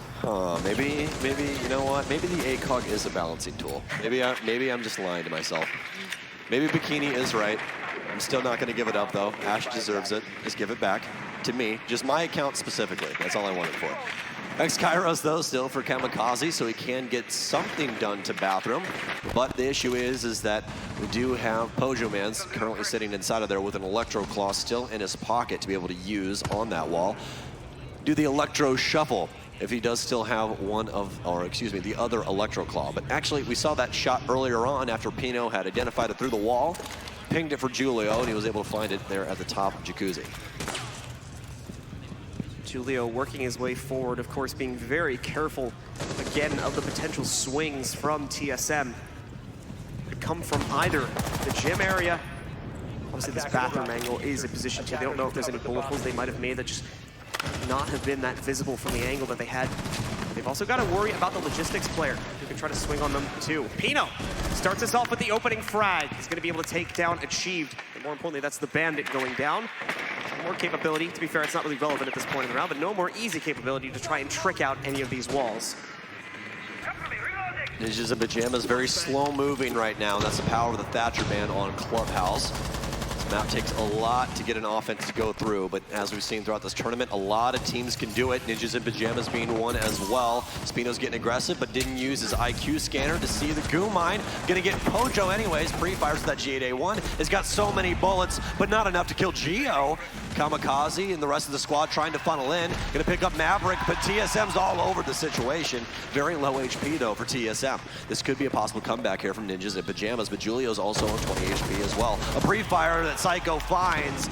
Beggs and Geo knocks it down on the 2v2, but they still need to get this diffuser down. That's in Psycho's hands. He needs some space, and he'll create said space, pushing him to the double kill. But it's gonna be an immediate trade. Julio. Let's get that correct. Speak the man's name proper. Julio with a hip fire kill. Julio, a quick closeout, of course, in a very low time situation, but still a lot of problems for them. So Bob is going to call for the timeout right now in order to figure out what's going wrong. Like I said, drone presence is not as well established as it has been in previous rounds. Flank watch also becoming an issue for them too, just in that round, as we saw TSM have the late rotate up the main stairs that went completely unnoticed. Caught them off guard. This on top of a bit of a mixed bag on actual executes is making it so far not a great opener for NIP, at least compared to the attack we saw on Consulate. Clubhouse, of course, proving itself to be a very different beast in that regard.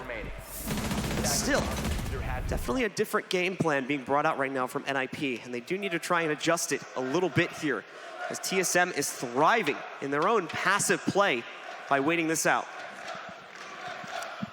I appreciate you guys. Thank you so much. But Ninjas in Pajamas, last offense, went decently well, but as you said, Bob just needs to fix some things, go over the situation. It was very close when it came down to it. Wants this to be a more dominant set on this offense, and Ninjas in Pajamas is definitely good for it if they can get to the proper mindset. Again, guys, this is a very emotional time. We're on the last day of the 6th Invitational. This is that day where everyone loses their voice, including us, John. Yeah. Everybody. Everyone here for a good time and some good damn Siege. Important thing to note, that's a very early pause also being called from NIP. They're only allotted that single pause for the entire map. So if they run into issues or continue to have issues later on, either in this half or the next, they will not be able to call for it again. Would only have to hope that TSM would use one of their own, that they could kind of use the time from that. And that's more than likely not going to happen here in Siege. Other games might get it, but not going to be the case here. So we head back into the map once again, back downstairs into the basement, as TSM has completed their runaround of the basement and 2 upstairs sites, and are now going to redo it for their final 3 rounds. Well, no castle barricades for TSM, but it does still look like we're going to have a roam setup. Achieved and Bolo, 2 very important operators when it comes to roaming on this map. Need to try and deny as much intel as possible to delay the offense. These barricades will also help for sound cues, as well as just line of sight cuts throughout the map. Speaking of line of sight, Gio opening up a rotate between the bar stage, along with his position currently on the inside of Stock. They have that potential to rotate away, play against the bar attack from NIP when they start to move in and take control for their initial take. Now remember, again, do not have access to Thatcher right now, so getting open the hatches along with even the normal walls here is not going to be the easiest task in the world. If memory serves me correctly, we did not have NIP bringing the Maverick to the table on the first attempt at this, so this is hopefully going to open up a little bit more play potential on those hatches and at least guarantee their openings. Blue line gonna get spotted by the drone on the way down. That was that little holographic flare that they saw as they worked their way in. They'll quickly shoot that out and take control of the tunnel. Now sitting right on the outside of the site. It's very early control over to NIP. That's a free one as well, walking right in. What is this? Hojo Man doesn't realize that they've lost the control because of the fact they hit the Goo Mine. And oh no!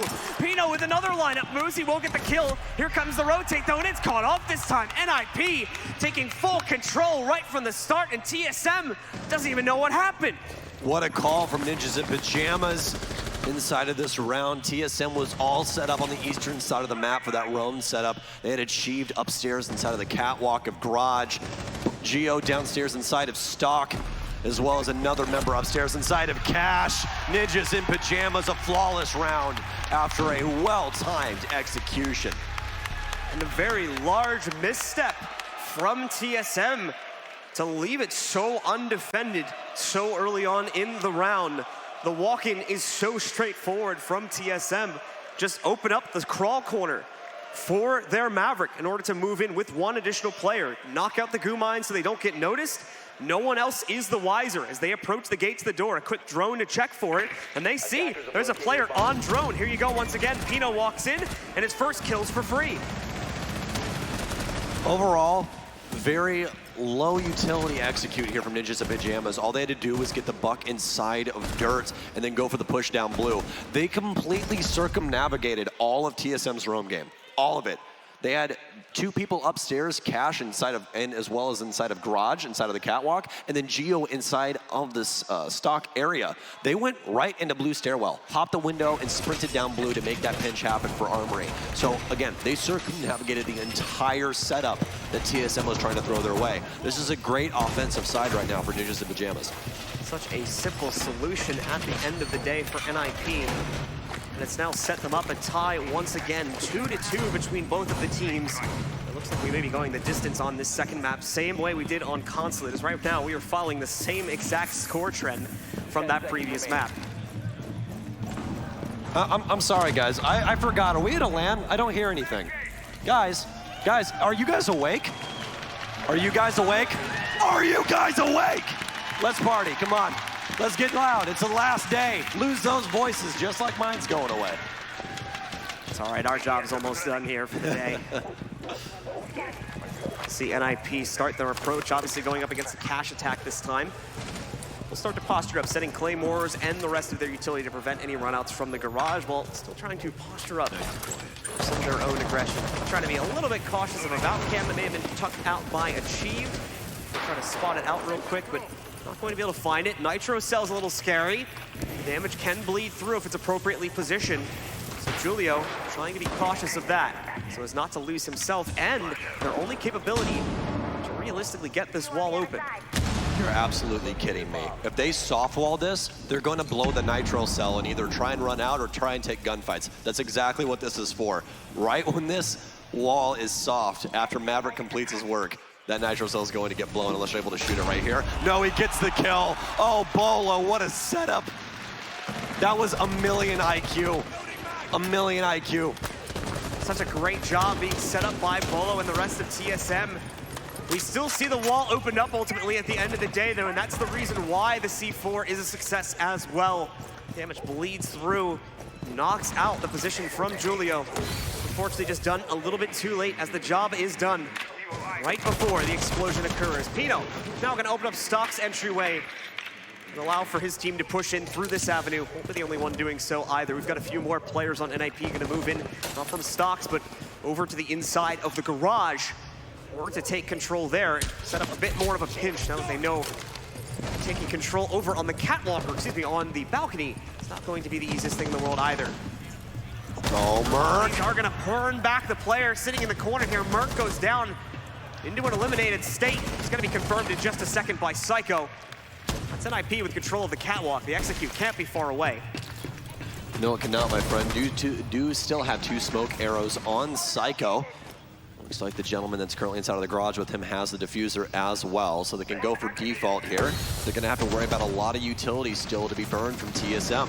Bolo, that's a good start, but it's gonna be an immediate trade here from Pojo. Pino to take down Achieved as well in the 2v3 is TSM. Poj not very much health either.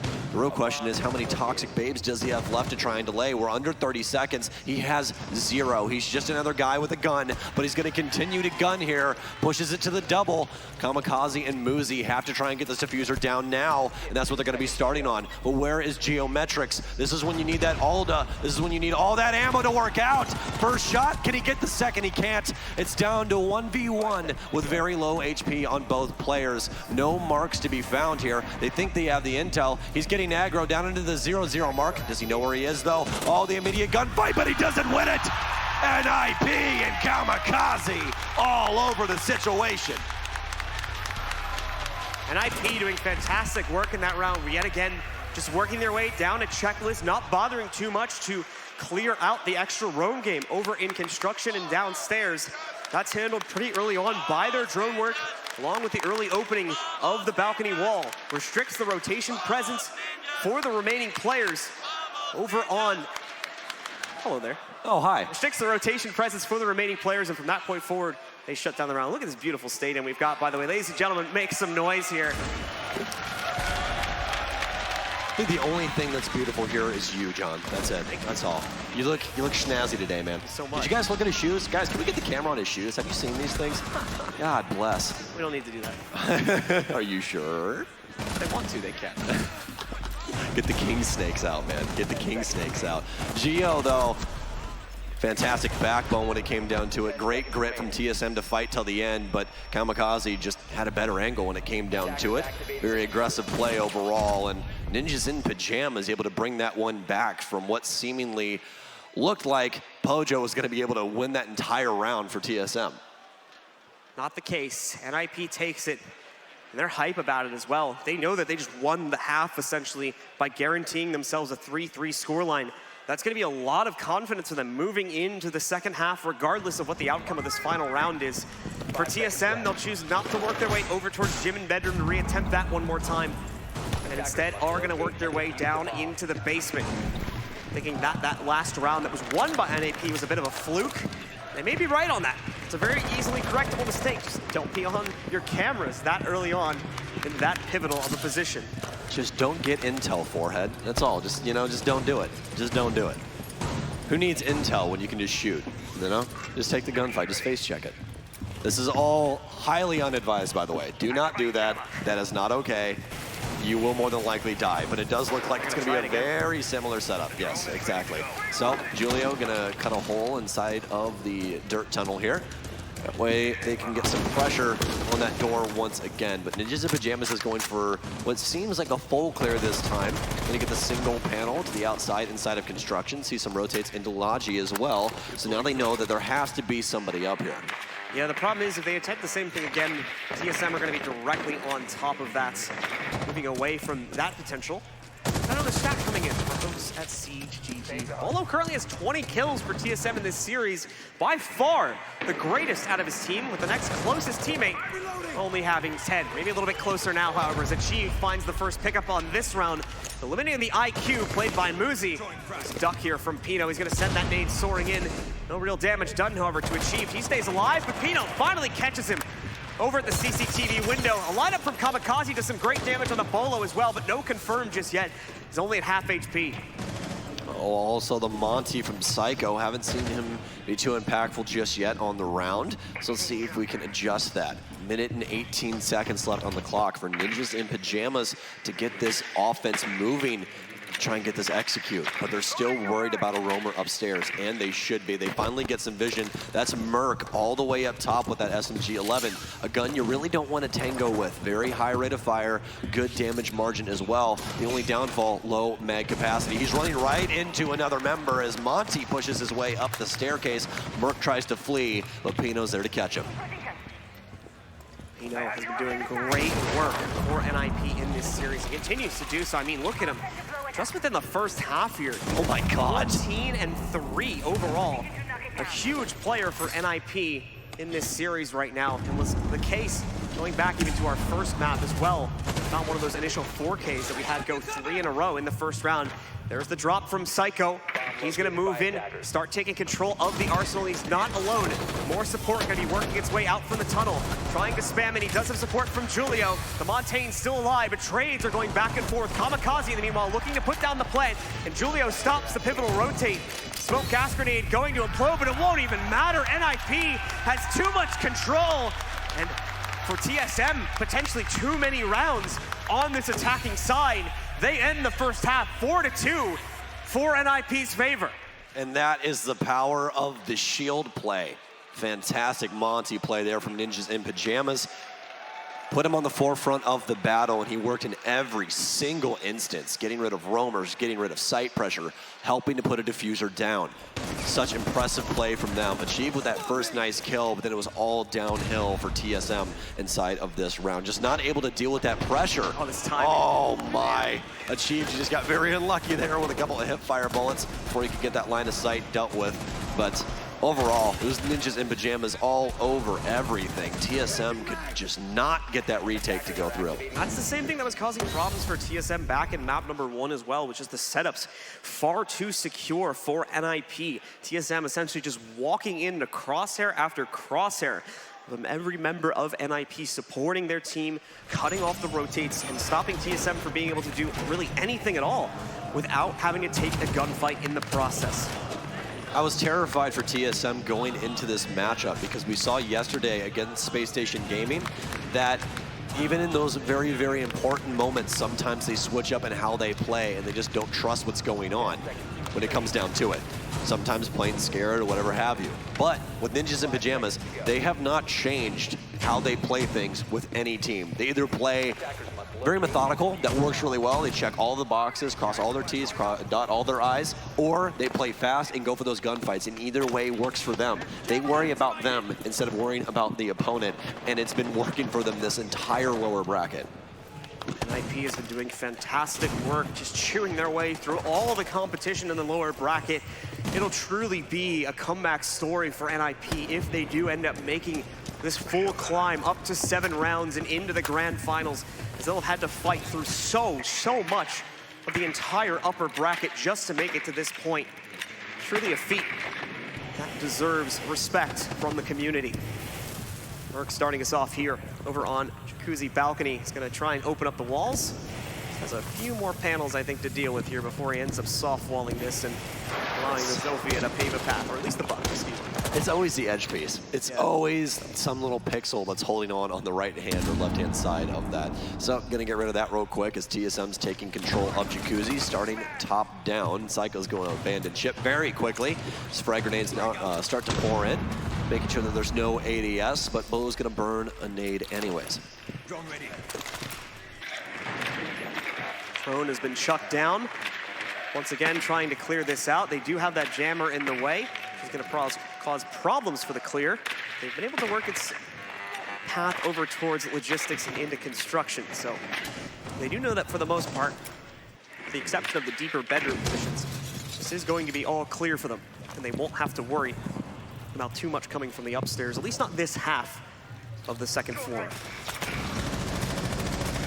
TSM making pretty good time right now, minute 10 seconds. Still need to get some pressure inside the kitchen. Nitro cell goes off, almost kills Bolo if he was a little bit closer to that, but he's gonna get in a gunfight downstairs. Julio holding the angle for Moto.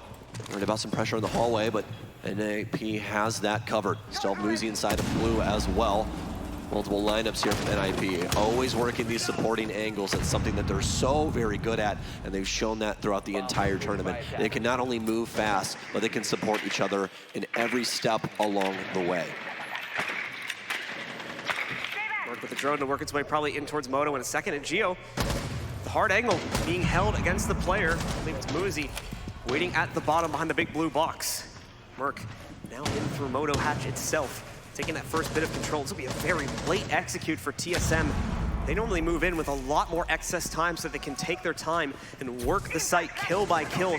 This is gonna have to be an all-in play for them. A slight engagement goes out between Bolo and Pino, but at the end of the day, Bolo will win it out. He'll find a second one as well. Julio's holding the line for Moto, but the rest of the defense is faltering. Bolo now with 3 as he finds himself yet another pickup. Gio makes it 4. Julio, the only one that successfully holds his angle, but is now also the only one still standing.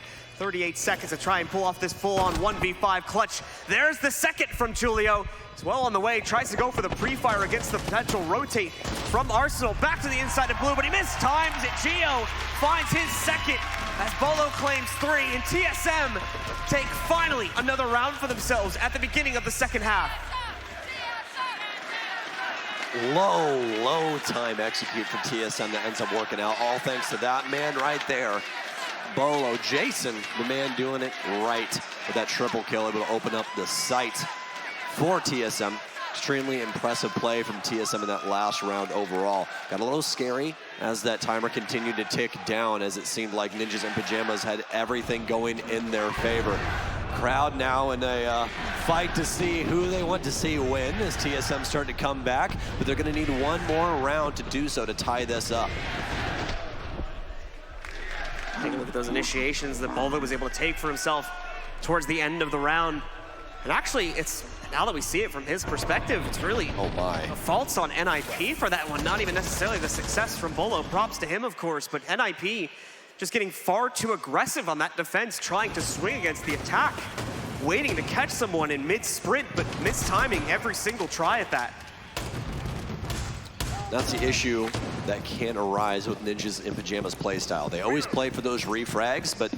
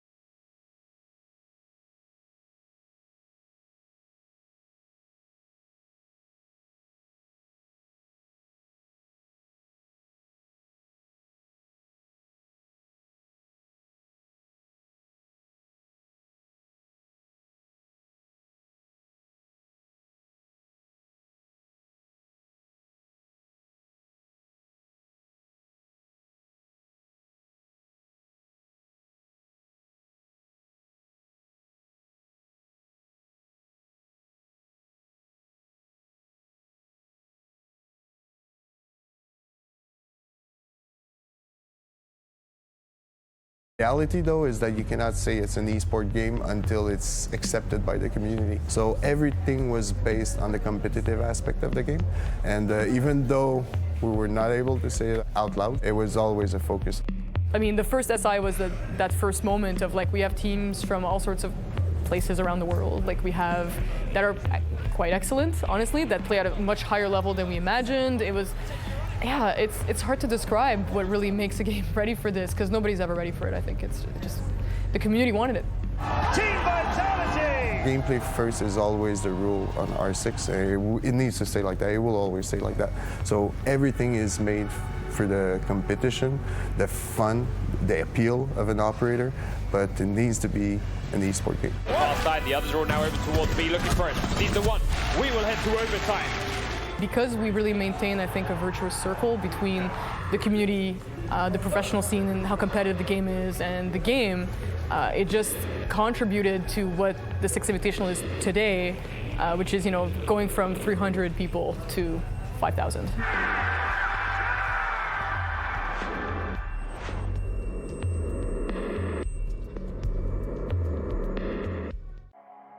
They say if it ain't broke, don't fix it.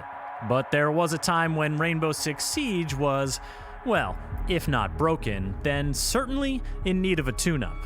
With growth comes the need, I think, for a team to adjust. It was very important to say, okay, what we're delivering is not at the level of quality that it should be. A lot of what we were doing was not scalable. We were based on problematic tech. Ubisoft always wanted, to have this kind of game, like live games that last forever. Siege was the first one to encounter, let's say, the limitation of how we were making game before that. And that means on the way, we had to learn and we had to adapt. Operational is really the moment where the team had a big discussion with the company to say, like, okay, so now we are on the way to be what we always wanted to be. That means a game that lasts forever. But this comes with a cost. This comes with technical decisions that we need to make, technical frameworks that we need to redo. So this is a moment where you can walk the talk. And they walk the talk. And they let us do that. And this was a turning point, because this is where we were able to modify our ship to be like this big, everlasting ship that Siege is going to be for the next 10 years. Yes, the decision is very hard when it comes to those moments, but the community is driven. Like, we'd rather fix our shits instead of like having a 6 months and we lose everybody because the game is broken. People understood quickly when we started communicating that this wasn't by any means a sign of the game's death. On the opposite, it was a sign of us investing in the future of the game. Because people saw the bugs, right? People saw that every time we released a patch, when we fixed one thing, we broke 3 other things. So that just wasn't sustainable. Anyone playing Rainbow could see it. Overall, it was one of the best decisions that was taken on the project. Yeah, the reality is that the game now is, I don't spend half of my time waiting for a match. It also allowed ourselves to revisit how we communicate with our players and to refresh what we do creatively every season. And I'll make sure you never escape it.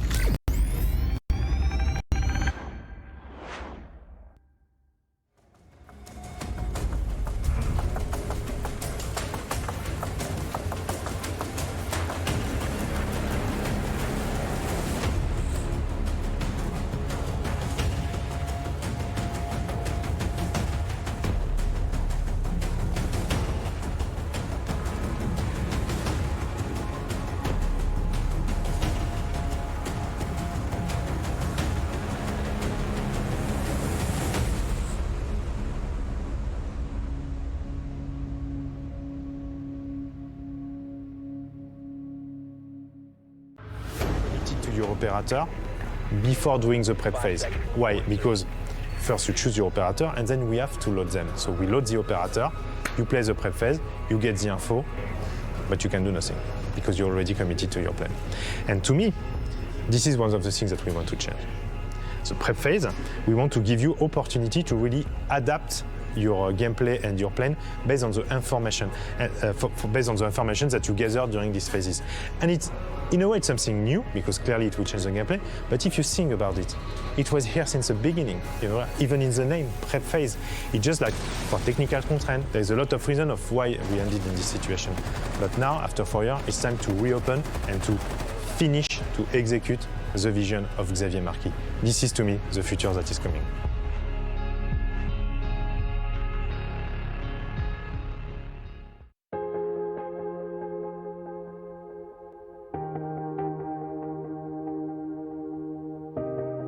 Five words to describe Clubhouse. Bikers really like drinking. It's true, there's a lot of beer bottles in that map. Clubhouse is a super fun map even before the rework, but I think it's one of the iconic maps that we've always had, even before we reworked it, because it's such a unique theme with, obviously the bikes, the neon on the walls and the bar. It's just a great location.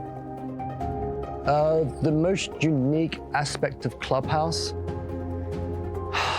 it's kind of tricky. For me, I really like the thematics. I really like the way the map looks. It's very unique. The callouts are very, like on most maps, all of the callouts are very, very distinct and very strong. I can talk about the gameplay for sure, because the gameplay is I find it to be very roamer friendly.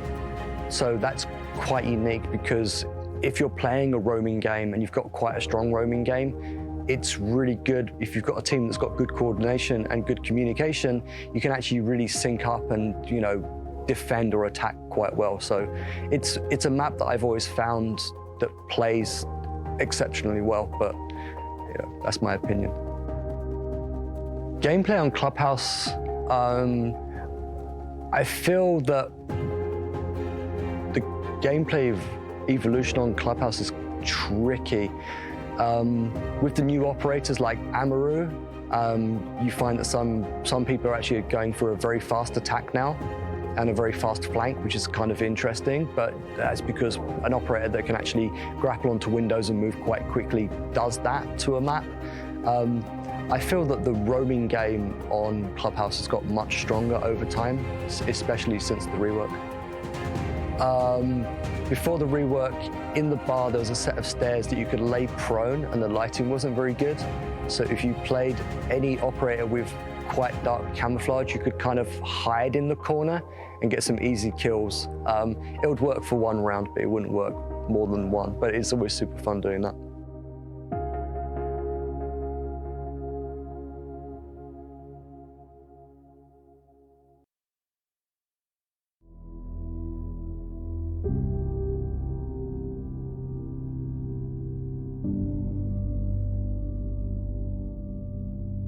My name is Brandon Carr, I go by BC, and I coach Dark Zero. I started coaching about a year ago, kind of on and off with it, but I got an offer from Dark Zero when I was I was a player at the time, to step into a coaching role, and I thought it was the perfect opportunity to start. My job on a day-to-day basis does change a little bit. The main purpose is to keep the program rolling. So it's anything from leading dry runs, strategy review, VOD review, to actually being in comms during practice and scrims with the players. Most of our preparation for an opponent is actually focused on ourselves, probably 90% of the time, just making sure that we have a thorough map pool and a strat pool. And the other 10%, we look at VODs from other teams and individually prep players for what they're going to see. During a match, I mainly pay attention to the style we are going up against. It's really difficult to fix problems on the fly. So basically, I just want to make sure that the strategy we are actually executing makes sense on a rock, paper, scissors level. So in order to identify weaknesses mid-match, we kind of just compare what's happening with what we were used to. And anything that's come up that's either a trend or it's a very critical part in the game, I'll call a timeout and then address the situation right there.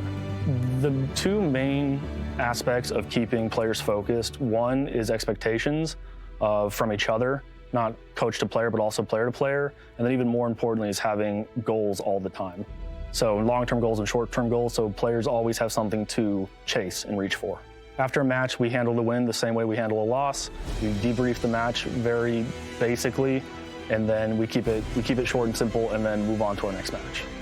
I think the most important quality of a coach is probably to lead by example. Basically just demonstrate and show everything you want from your players. So be on time, the first to practice, the last to leave. work as hard, if not harder than the players. You want the players to have someone to look up to and to follow. I think most teams learn more from losses, even though that shouldn't necessarily be the case. I think we just tend to focus on mistakes more when we lose. But as far as progression, I think teams should actually learn more from wins. I think the biggest sign of how Dark Zero is doing when we're playing a match is the communication. If it's clear and concise and we are showing that we know what we want to do and we are communicating plays frequently and clearly, that is the biggest sign that we are going to play well, even if we're in a losing situation.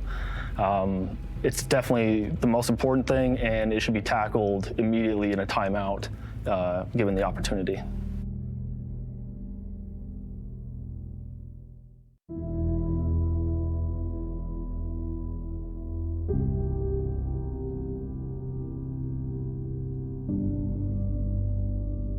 My name is Silex, and I coach for the Wildcard Gaming Rainbow Six team. I started coaching at the end of 2019 after I stepped down from being a professional player for the team Auglis. On a day-to-day basis, my job consists of watching over my team play each night and just checking to see if they're playing up to standard, checking for communication issues, looking over strategies and whatnot. When preparing for an opponent, information is very key in a strategy game like Rainbow Six. So with many games being broadcasted, we take our time to watch each match and try to come up with new tactics or ways to counter what the opponent does. And we also need to make sure that each of our players are on the same page with how we want to integrate these tactics into the upcoming match. To prepare for matches, Flux, the other coach, and myself will go over tactics that we've seen the other team do in the past. We'll go over this with our current team to make sure that we're well prepared for anything that might arise in the upcoming match. During a match, we need to pay attention to operator picks and opponent tendencies. So these things can inform us on how the opponent might want to play a round out. Things like timings of entries, and just positioning of drones are really key things that can really help us win a round. Identifying and correcting weaknesses can be all very situational. This could be down to communication issues, or it could be not being able to adapt properly to opponent operator picks. So it takes a keen eye to recognize these situations. Players being focused is very important in a game like Rainbow Six Siege.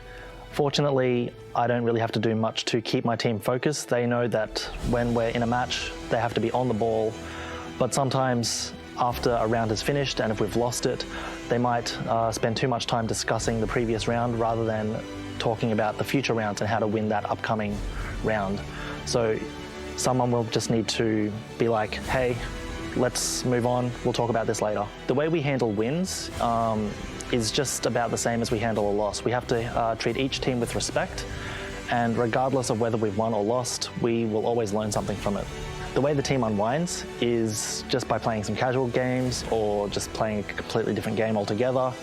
It's really important to not burn yourself out when playing at a really high level. To know when my team is doing well or poorly in a match really comes down to how they're communicating and how their teamwork synergy is going for them. It can be really subtle. It could be just simply not communicating simple things like I'm not watching this current flank while I'm doing something else.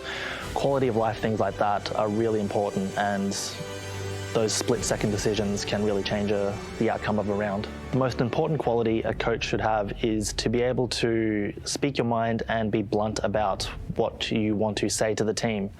Criticism must be taken on board respectfully by every single member, and it's the only way to really improve. The first time I tuned into Rainbow Six Siege in an esports perspective would probably have been the spring of 2017, somewhere around then. I wasn't a real avid watcher of esports. I didn't really know what Twitch was. I didn't really watch video games played in a professional capacity, but I know that I played Rainbow Six and I liked playing it, so I might as well try watching it. Probably back at the start of 2018 was when I first got into Rainbow Six. I've been into a few titles before, and Siege has always been one of those games that have floated around in the UK. And then it got launched as the ESL Premiership in the UK, and that's when I was like, oh, there's another game coming into the scene, and got involved in it from there. 2017, roughly after the game came out, I was watching a little bit, but not nearly as in depth until 2017. Mainly on console and stuff like that, because that's where I was at the time. But after I got a PC, I started paying attention to more of the PC scene and stuff, and delving more into that. It's about 2 years ago, just leading into Six Invitational 2018. Probably the very first day of Pro League in North America, because I don't think my team played first. We played like second to last or something like that. So I guess I watched the very first North American play day. I don't remember when it was. I think it was in March 2000 something, way back when. March a long time ago. The favourite match I probably remember from back in history was DreamHack Valencia in the group stage between Na'Vi and LFO, and before they got acquired. It was the last game of the group stage. It was loser goes home, winner stays, and Na'Vi, unfortunately, being a team from the UK, were the ones to go home. The match was really interesting because it came down to the last round. It was a best of 3. It went all the way through to the final match. The very final round, it ended 8-7. The very final round turned into a war on Clubhouse. It was on the CCTV site, and both teams were just throwing every bit of utility they had at the wall facing in towards construction. And it was literally if it gets opened, Na'Vi win and go through. If they don't, they lose and the match is done. And like I said earlier on, sadly, they didn't get it open. Never really been a big esports guy. I didn't really ever watch video games online outside of like the odd YouTube video, but I liked Rainbow Six and I wanted to see what it looked like at the top level. The first match that I ever remember watching was, I can't remember what teams, I can't remember what region, but I remember it was being played on Border, because at the time I was still relatively new to Rainbow Six, but it was one of the few maps that I recognized. And it was Pro League. I remember it was back when Kickstar and Bloodbath were still casting together. It was Pro League. Yeah, it was the original Pro League. It was actually on Cafe. It was when K9 had that 1 versus 5 ace on Rook. Oh my goodness gracious. I can't even remember the team names anymore. But it's back when Plain Ducks was still alive, and I don't even think Pengu was in Pro League yet. So I watched very, very early on when I initially started watching.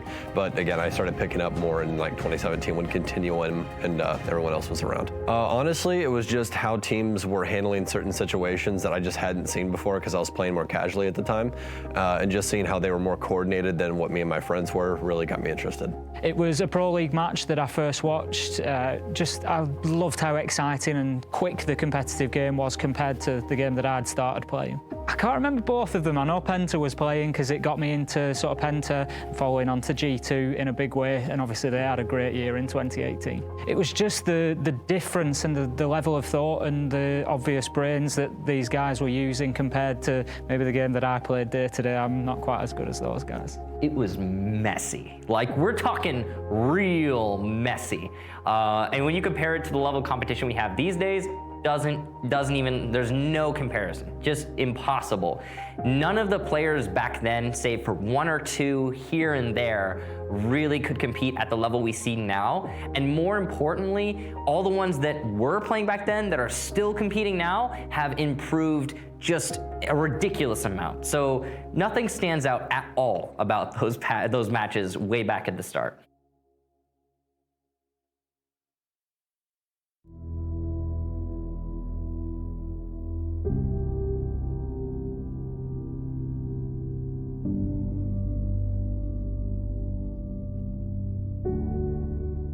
My name's Tom, or Shaz, and I coach G2. I started coaching way back when, in year 1. I was watching Pro League going on in the first ever season, and I saw that the game had a lot of elements that could really bring it forward in esports, and it still has a lot more potential, and so I started there and then. My job on a day-to-day basis is a bit weird because I'm a coach and a manager, so I do a lot of day management, making sure people get paid and all that kind of administration stuff's done. Other than that, it's watching scrims, getting the work from analysts and incorporating that into how we're going to prepare for our opponents. I think it's very important to have a coach purely because the players are very fixed into their own perception of the game, into what they're seeing, just the angles that they're holding. whereas the coach has the perspective of everyone and is often unbiased and can give that feedback that they need, but they might not come to the conclusion of just talking amongst themselves. So preparing for an opponent can be a multitude of things. Normally it comes straight off of the analysis, like what maps do they like, what are their play tendencies, what operators do they use, what kind of core strategies do they employ, and then we will either work with the strategies or work out a way of disrupting them and then practice for that. To help the players prepare for matches, it's just giving them the tools, giving them the information that we've come forward with, and just making sure that they're in the right mental state. Correcting weaknesses in the middle of a match can be really tricky. It's case by case. Sometimes if it's something really simple, it can just be easily addressed. If it's something that's very complicated, that involves a lot of communication, sometimes it's better just to say, hey, let's not actually do this anymore. Let's just do a completely different strategy, because it can be too complex to fix in 60 seconds. I don't really need to keep my players focused. They're pretty experienced, so they tend to just keep themselves on track most of the time. If we win, handling that is pretty easy, because then we have another opponent to play, either in less than 24 hours. So we normally go back, relax for a couple of hours, and then just start focusing on the next opponent. Moving on from a loss is a little bit difficult. Normally it's just giving people a little bit of time to cool down, and then just reviewing the mistakes that were made and trying not to let them happen again. The most important quality a coach should have, I think, is patience. I think it's really easy as a coach, especially if you're a strategical coach, you can have this grand vision about how the team should play, and you should understand that they make mistakes, they're human, and it might take a lot of tries to get something to come to fruition.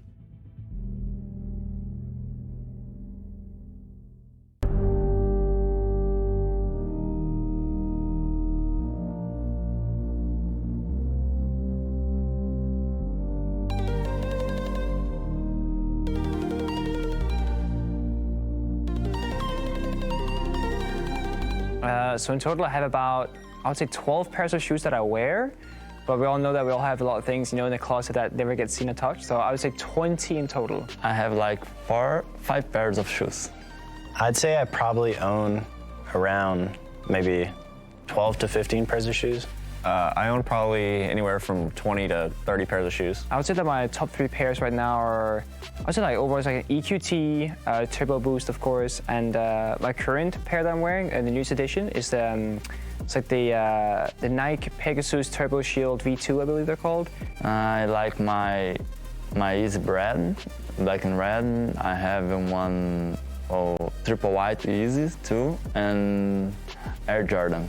My top 3 favorite pairs are probably the blue tint Yeezys, the cream Yeezys, and then the black Air Prestos by Nike. My first 2 would have to go to both pairs of my Balenciagas that I have, and then my other set of favorite shoes are, I'd have to say probably my everyday shoes. They're just like, they look like a discount Balenciaga. It's like they're from like Adidas, and they're just like basic sock shoes. How do I decide what pair to bring?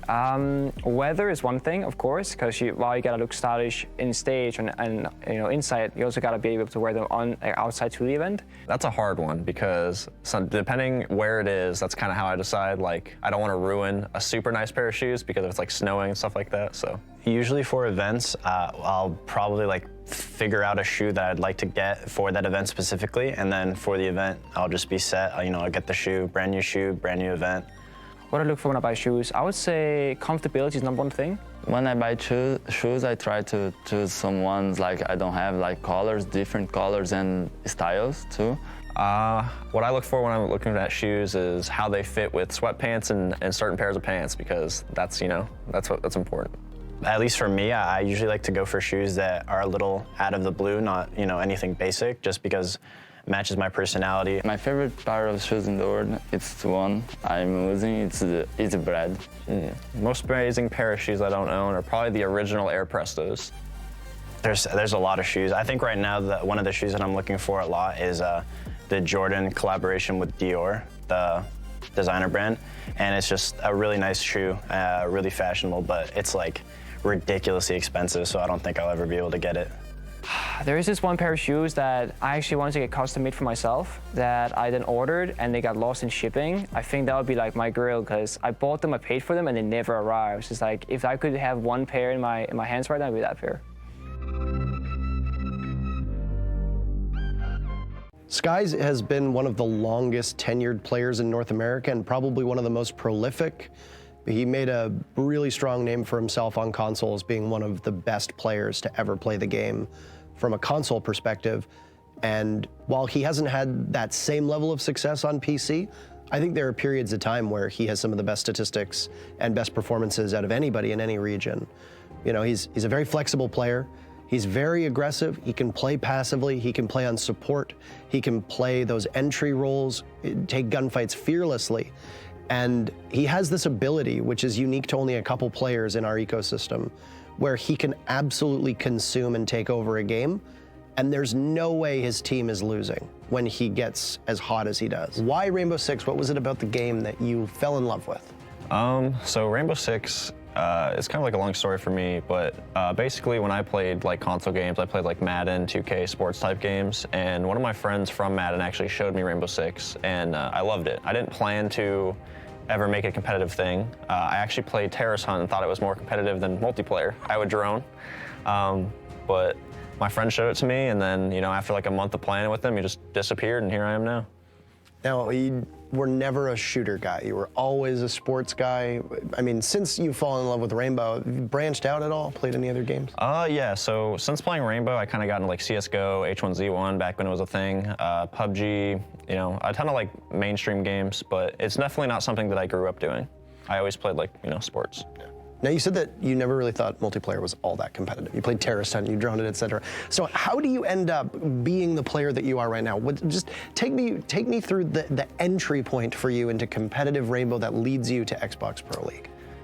So basically, I got into ranked eventually playing Rainbow Six, and I met Geo, who's now in TSM, and England, who's currently playing for X-Rise and Challenger League. And we ended up making a team. They were way better than I was back then, and they actually eventually got picked up for a Pro League team that got disqualified for like a roster change or something. And so we ended up building our own team and qualifying for Xbox Pro League. We almost made LAN our first season, but we fell a little short. But basically it's kind of England and Geo that kind of put me onto it. They really showed me like the competitive side of Siege, and you know, here I am, so I can't thank them enough for that. So your first real foray into the competitive scene, you end up competing at LAN and you lose to Vitality. And we fast forward to the Six Invitational, the very first one, and you have a rematch against them. What's going through your mind as you're about to play in the finals against the team that had defeated you just a couple months before?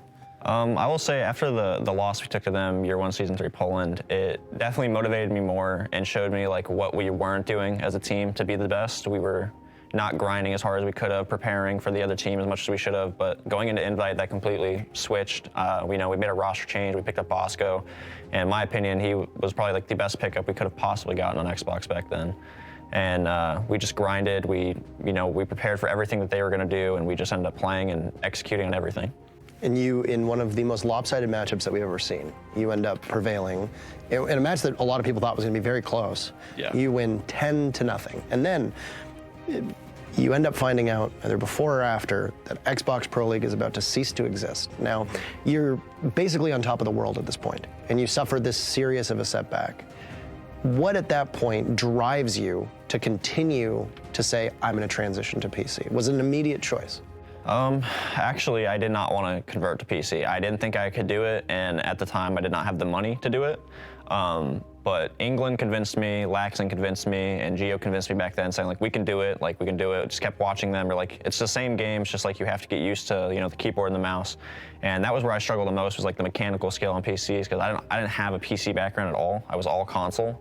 So, it was kind of them that motivated me to attempt it. And then during the Pro League qualifiers, I actually decided like, I don't want to do this. I quit. And then a week later, I was like, I manned up and I was like, can I cuss?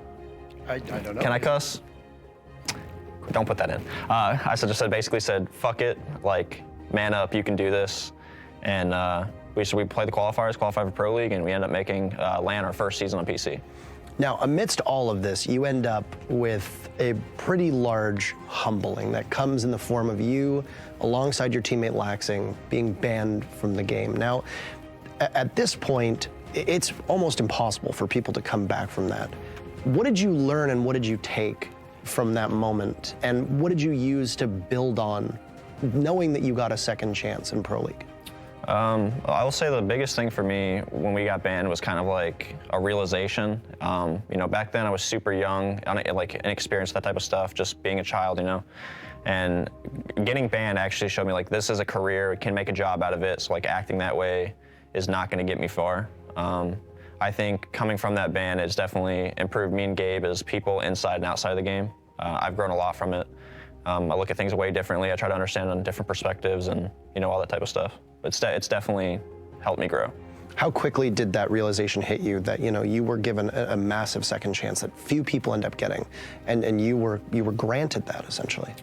To be honest, the instant for me, the instant I got banned, I like realized, I was like, fuck, like this is actually happening. Like everything I worked hard for is gone. So after getting that second chance, I instantly tried to like, you know, change who I am, try to mature a little bit more, and just have been grinding for it ever since. You know, I'm not perfect, but I think I've definitely grown and matured as a person since then. Now your team's success continues to go up at this point. You know, you're still playing, Elevate is continuing to get better. You have some minor setbacks in terms of Pro League and LAN performances. And then you end up getting picked up by Counter Logic Gaming. And things unravel very, very quickly at that point. Had you learned, or at any point over the last year or so of competitive play, 2 years or so, had you learned anything to help you deal with how quickly things fell apart for that team, which then ended up getting relegated? I'd say the biggest thing I took from CLG is you cannot always put friendship over business, and I think that was one of the major reasons why CLG fell apart. I truly do think to this day, if that roster was to stick together and, you know, go through all the issues that we had, we could have been like a G2 type team in NA, because the potential of those players now and where everybody is now is, you know, you see how good they are. And you know, we screwed up. We could have won championships with that team, but I definitely learned a lot going from that team to another team, like in terms of maturity, how you speak to your teammates, you know, who's working hard and who's being lazy, that type of stuff. You go from being world champions in the first 6 Invitational to CLG having a disappointing result in the second 6 Invitational. And you get, I guess, another second life, but this time competitively, with what would end up being the Obey roster. Now, you come on, what was the biggest perspective swap that you saw? What was the biggest change in your perspective going from CLG? Because you mentioned a lot of things that you've learned now, but were those lessons that you'd learned at the time when you were on that Obey roster? I think a little bit of it was. There was definitely, I think going over to Obey, I kind of tried to be a little less like strict and demanding of people like on the team, of like trying to make sure everyone's working as hard as each other. But I think that roster definitely had that potential to not get relegated and be a top team. I don't think it could be the same as CLG, but I think the players on there were definitely really, really good. And we just, you know, we couldn't perform when it mattered, but the potential showed during the Paris Quals and the Paris Major. Was there an embarrassment knowing how much success you'd had with the way that CLG fell apart that motivated you for Obey? I would say my biggest thing of like motivation was kind of after the Paris Major, is because right when we finished it, like I was just burnt out. I didn't think like I had it anymore. I don't know. There's just something after the Paris Major that like demotivated me. And then after like a month of taking a break and like seeing everyone playing and I'm not playing, like right then and there I was like, dude, I don't know what I'm doing. I'm just sitting there, you know, being depressed, not playing, and I knew I should be there. So I just, you know, started grinding again. And then Obey, of course, also ends up getting relegated. And then at this point, you've now been relegated twice in 2 seasons. To go and watch this trajectory from world champion to consistently making lands to 2 teams that have now been knocked out of Pro League. What is your main motivator at that point? Because you become very open about the fact that you're considering quitting competitive play. You look at moving to coaching. What motivated you? What was the big thing that kept you from sitting on the sidelines and getting back into action and getting now a third life essentially in a competitive perspective? I think the biggest thing was talking to people I had teamed with before. Bosco's a good example. He kept saying that like I'm too good to be coaching, I should be playing. Lax saying the same thing. And it's just like I said, I think I was just pretty bummed on the results, because getting back-to-back relegated kind of made me feel like it was strictly because of me. Because, you know, it's back-to-back. That's only happened to very few players. But after talking to like people that I knew were like going to be real with me and not like hold back what they think, it kind of remotivated me. And then, you know, I got approached by Cloud9 and was like, hey, they want to try you out, blah, blah, blah, blah. And, you know, did that and joined Reciprocity. And you come onto this Reciprocity team, or Cloud9 at the time, which is now Reciprocity, and the team goes from towards the basement of North America to almost overnight one of the best teams in the entire region. But before that happens, there seems to be this almost outpouring on social media after you've been relegated for the second time of people taking a victory lap over the fact that you had lost. How much of that fueled the fire to prove them wrong in Reciprocity? Oh, it fueled a ton. All I'm gonna say with that is look where they're at and look where I'm at now. That's all I'll say to that. So you come onto this Reciprocity squad and you go from being a team that was, you know, towards the basement all the way to the top. What is the thing that you bring to this squad after all the trials and tribulations, after, you know, the setbacks you've had, the heartbreak that you've had? What's the biggest thing that you bring to give a new perspective to this team? I think the biggest thing I brought over to Rec was experience and maturity from other teams. So when I first joined Reciprocity, it kind of felt like having fun and all this was the most important, more so than winning. And I think with me joining, it kind of brought over the maturity and, you know, experience of being relegated and winning championships. And it kind of made them realize the bigger picture of like, we can win with this roster. We can win championships. It's all about putting in the right work. Now, you said that, you know, look at where the people are, the naysayers, the haters, et cetera, that you've dealt with online. And obviously you've wanted to prove them wrong with your success so far. Do you think you've done a good job of winning them over, of changing their mind so far through Rec and now as we look at Dark Zero? I think a majority, yes. I still think there's some people that kind of hang on to the past and don't think people can change, and you know that's kind of their own decision to make. But I do think that people can change. I think I have changed and matured and grew, and I think that, you know, if they don't want to accept that, then no hate towards them. Let them do it. Do you ever think, does it ever weigh in the back of your mind? No, I don't look at that anymore as like a motivation thing, because I do think, like I said, I think a lot has changed, and if they don't see it by now, they never will. Now, if you examine this whole time that you've spent in Rainbow Six and Reciprocity, it's very much on an upward swing. You do really well at Tokonami. You know, you finish tied for third at the Six Invitational. You come to the Japanese finals in Tokonami, and you finish tied for, you know, for third as well. Eventually losing in a very tight battle to Na'Vi, who end up going on to win the whole thing, and actually giving them a greater run from their money than the team that you now join. And you come over to Dark Zero. This has been an organization that has made a big splash in Rainbow Six and has been trying to assemble a super team of all the best talent that they can find. Do you see, now being on Dark Zero, do you see this as you coming full circle? I don't think so until, you know, I can't really answer it until we win a championship.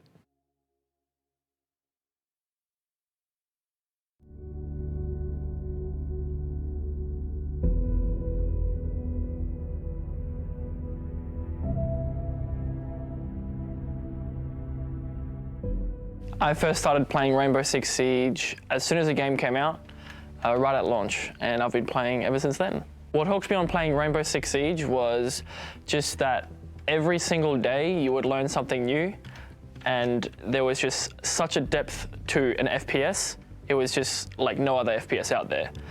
There's like new angles to learn, new verticality to learn, new spots to sit, and just new nade spots that you can find. The first time I tried to sort of go pro was when I joined Mindfreak with, as you all know, Diz at the time. And basically we were then traveling to Invitational, the biggest event of the year. And that's when I knew that I was sort of going into that pro area, and I wanted to do this professionally. So before going pro in Siege, I was studying at university.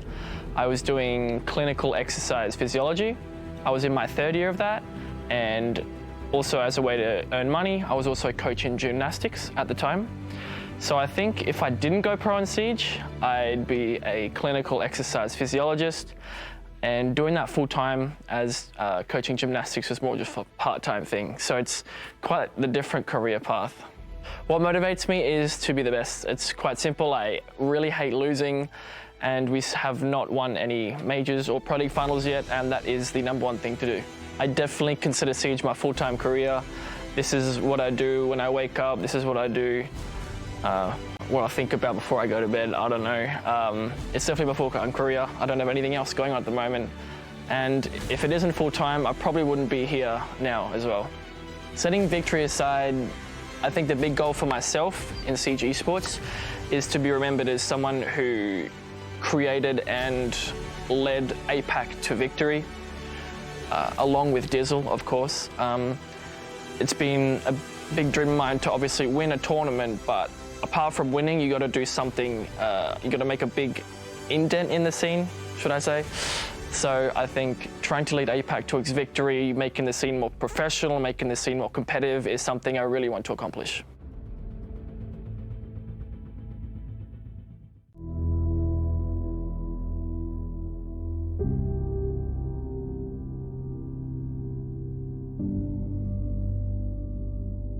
I'm Marlon, more known as Twister, and I coach FaZe Clan.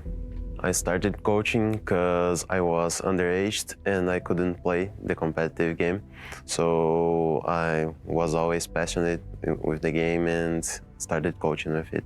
Basically, my job in FaZe is analyze the other teams for our matches.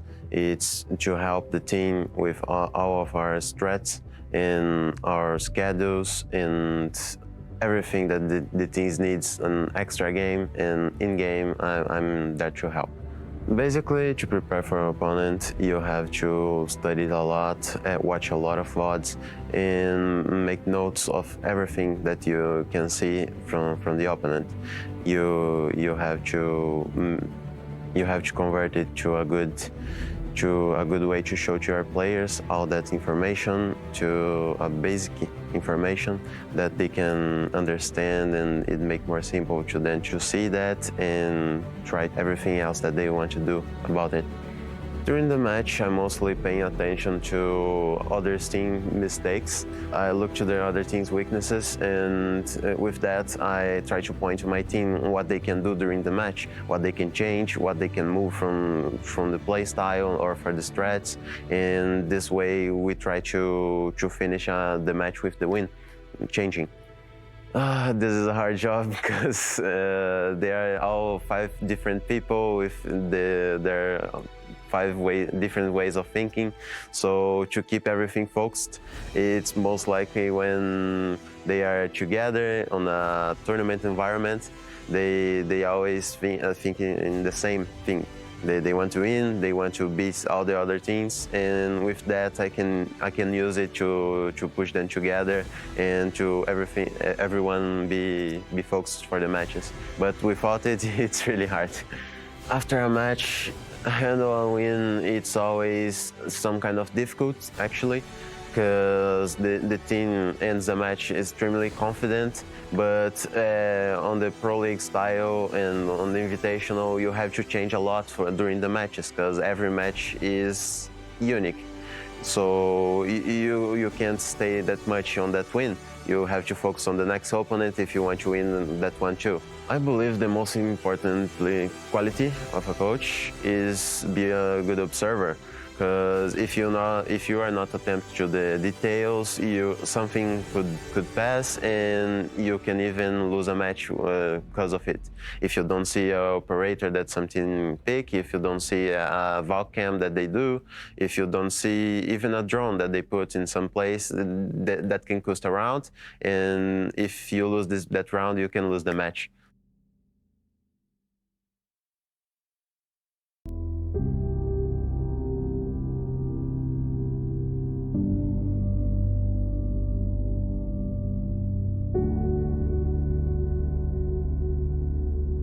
My name is Adenauer Jahman Gauglitz Overenga. It's a big name. And my nickname is Silence. I'm from Team Liquid and I'm their coach. Well, that's a long story. I started coaching when, after I played some matches. I was a professional player before I became coach. And I saw that there was no coaches in Brazil, to see it as an example. So I tried to turn a coach. And I think it worked. I used chess, like the G2 code, for an example for me, and I think I'm in a good way right now. As I said before, my job is not just a coach my team, because I need to take care about the players. Like, they're not only players, they're humans as well. So I need to take care if they're good, if their life is good, you know. If they need to talk something above the game. During a match, I like to pay attention, like in the drones count, because when you are defending, we like to know if you are removing their intel. So if you destroy a drone, we like to count, like 10, 9. You know, it's very important to us. I pay attention on my players if they need something, like if they are nervous, if they need some water, because it's important to hydrate. So, and I like to check if the game is running perfect for them, maybe, and if they are doing the strategy as well. Well, we have a mental coach on our team. His name is Claudio. He's very good, and to keep our players calm and focused, we asked him about some movements like meditation as well. So they do a lot of things about it on our team. So it's very, very good. It's very good. As I said before, I'm very emotional. So when we win a game, we like explosion, we like the screen, we like to hug ourselves. You know, it's very cool, very cool. And crazy as well. When we are looking for a new member, we are looking for a person that don't think only in work, but to live as a family inside the house, because we live with other people over there. We have our gaming house in Brazil, for example. So we want a person that is not only good in the game, but like he's good as a person too. I have a phrase from the movie Batman, you know the Batman? Yeah. So the phrase is like, for you to learn how to get up, to stand up, you need to fall first, right? So that's the point. So for you to learn how to win, you need to lose first, because losing, you can see the mistakes that your team made, you know? So I think that's the way.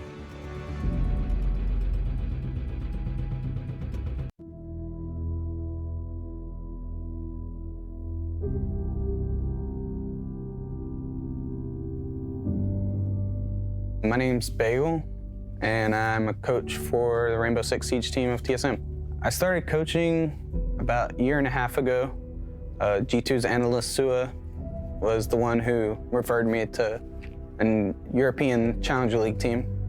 I started coaching, and I was with them for the past year, and TSM decided to pick me up. My job consists of watching over our scrims anytime we practice, watching over practice film, watching other teams' VODs, watching other teams' games during Pro League season, making sure that we're prepared and everything going into our next match, or whether we're trying to meet our next goal or preparing for the Invitational. We prepare for an opponent a little bit differently than other teams. We like to focus more on ourselves than worrying too much about what the other team is going to do. And we like to micromanage every little thing we do so that we're making sure that we're not skipping steps or anything. We'll go over like standard, watching the other team's VODs, seeing how they standardly set up, but for most of the point, it's making sure we're on top of everything we need to do. The way I help my players prepare for matches is we'll analyze the opponent's footage, see how they like to play the game, the pace they like to play it at, and we'll make sure that anything in our game will not contradict what the other team is doing. Like if the other team likes to play really aggressive, we might slow things down, or we might speed things up depending on who the opponent is. During a match, I like to focus on making sure that we're doing everything we need to do. We're not skipping steps, we're not cutting corners. We place the right equipment in the right places, we're placing the right players in the right positions, and make sure our timing's all good, and just making sure that everything's flowing together like a team should. The way we like to fix our mistakes mid-match would be to first address the problem so everybody is aware of it, then find out different solutions to handle the problem, just in case some solutions aren't happening the same way that other solutions are. So if something goes wrong from point A to point B and the correct answer would be C to fix it, but it's not working with us, then we'll look for other options. The way we handle a win after a match would be to think of it like we didn't win rather than we tied. We don't like to look at wins like it's another round in the book, but we like to look at wins as always, it's only a win if we find something to improve in. So the only way that we can win is as long as we learn something from it. So we like to stay humbled and grounded so we carry that same energy into the next match. Moving on from the loss would be the same way that we like to look at our wins. Really to us, there's no winning or losing, it's just improvement. As long as we improving in scrims, we don't play the scrim to win it and we don't play it to lose it, but we're playing for improvement. In a match, it's not fun to lose, but as long as we learn something and take something from it, then we know that we'll come back stronger next match. I don't relax. I don't. I feel like a good quality for a coach to have is being able to give criticism, explain how to fix the criticism that you give, and be able to take criticism. Dizzle's one of those guys that it feels almost as old as the game itself. Like, he started out life as a player, moved into being a coach, and throughout that whole journey has stayed with Fnatic now and is regarded by many as one of the granddaddies of the scene, dare I say. He's around all the time. Everyone really looks up to him, and no doubt with Fnatic playing here at the 6th Invitational, he's got a real time to shine and show why he is one of the most well-regarded people in the scene. I wanted to start off my first question by saying that you mentioned many times that you've been playing Rainbow Six, the Tom Clancy's series, not just Siege, for a long period of time. But when you first started playing Siege, you weren't the biggest fan. So what was it that kept you around, and what was it that you didn't particularly like in comparison to the other volumes of the game? You're right, I was a big Rogue Spear, Raven Shield, and huge into the Vegas 1 and 2 series, which I played almost exclusively. Ironically, what I didn't like about the game is what I love now. We went from having, in the Vegas series, you created your own operator, your own armor set, your own loadouts, like you had complete freedom in terms of customization, as well as the cover system was really good in Vegas. And then when Siege came out, there was no cover system, which was a big gameplay change, and you were locked to an operator and their role, which I wasn't a huge fan of, but through playing the betas, it came to the point where I thoroughly enjoyed the interaction between the operators. I played a lot of MOBAs and things like that, and I think that was initially what I didn't like was actually what kept me playing. After you competed in the first 6 Invitational, there's this announcement that goes out that #1 Xbox and console support is being dropped, the game is moving primarily to PC, and that APAC is going to be a supported region down the line.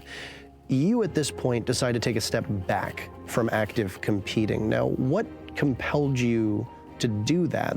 Because it's a very selfless act for you to say, I'm going to let somebody else take in my spot, but was there something else behind that decision? Not really. So, yes and no. We initially we decided between most of us that were at the 6th Invitational that we would make the transfer to PC.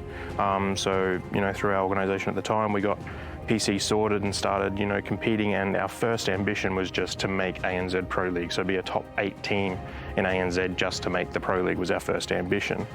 But as we achieved that, we kept setting smaller goals and eventually bigger goals, and it got to the point where we wanted to be the best and be attending these events, and at that time, we wanted to recruit a player for the team to fill a hole that we had, and his term of joining the team, who was Kings at the time, said that he would only join if Lusty could come as well.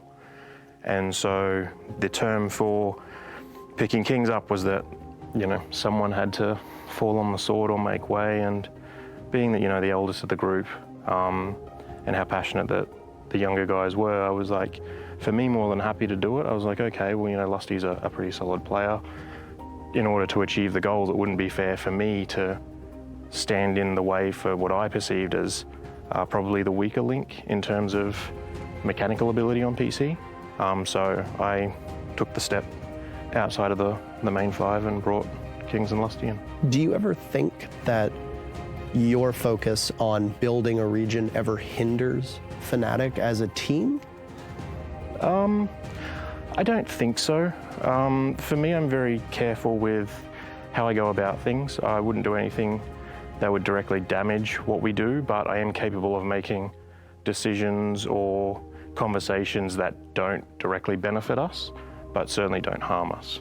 If you look at the year of progress that was made from the first 6 Invitational when you were on the team, what do you think your greatest contribution was to this team, which had aces on the time? You mentioned Lusty and Kings, this young roster of unproven talent. What did you do to set them up with the strongest foundation possible that allowed them to make it out of the groups into the quarters at SI 2018?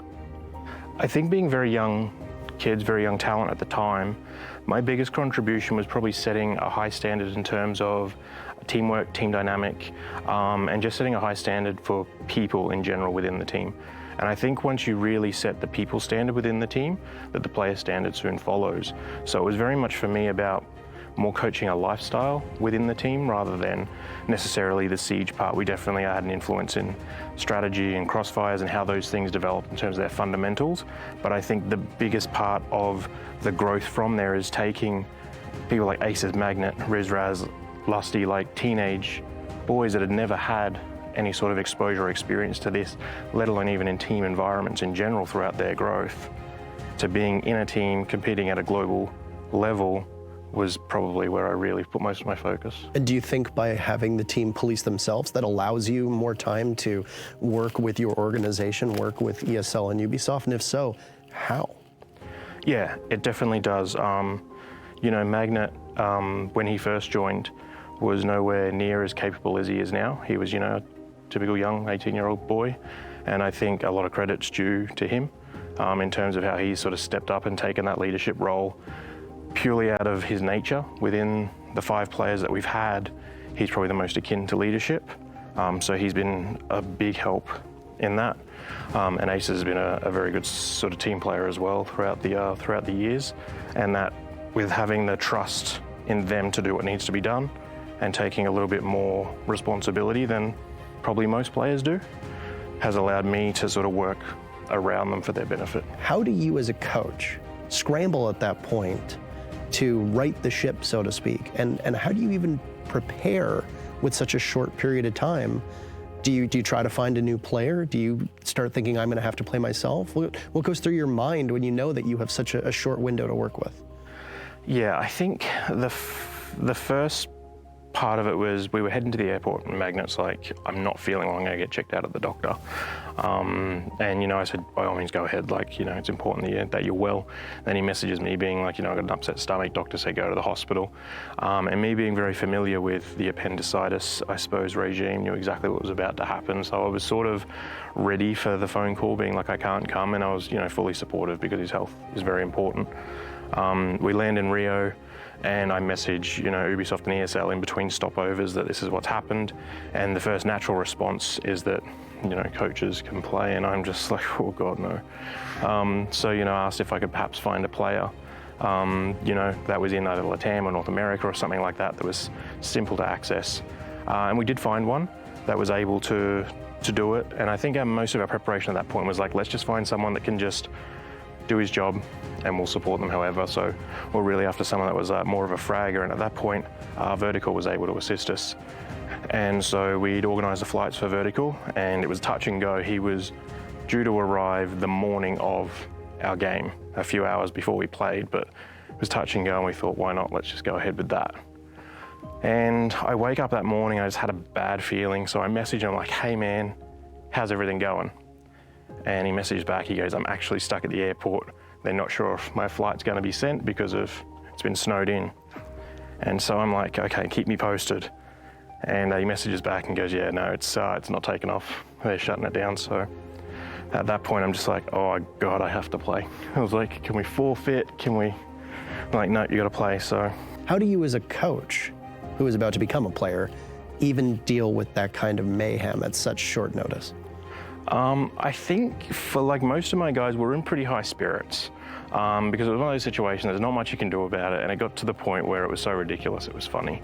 And so they were mostly pretty positive about it. They're like, it's gonna be fun, but you know, it's been a long flight just to get here to do this. So a lot of the pressure was off them and they were pretty relaxed because they're a pretty fun bunch of guys to begin with. So in terms of coaching, we're just making sure that their personality was fine. We're here to have a good time. Let's just enjoy the experience and you know, have some fun. What is going through your mind as you are sitting on that stage, playing on a stage for only the second time ever in your career, about to stare down the barrel of playing up against that squad? For me personally, really, it was like I just didn't want to let the team down and probably myself down a little bit. I hadn't really played Siege a lot, being how broad my workload is. And it was mainly just, I just did not want to like let the guys down. Like they all perform really well and I'm the reason that, you know, we don't perform so well. So I think mostly it was like I just didn't want to embarrass myself really. Did you expect to win at all? No. So I think we were like, let's just have fun, play some Siege. You know, I knew what the guys were capable of, you know, and we thought like there's really no point just trying to like execute the strategy with, you know, a weak link. So let's just play some Siege, do your fundamentals. You guys do what you do and I'll just back you up however.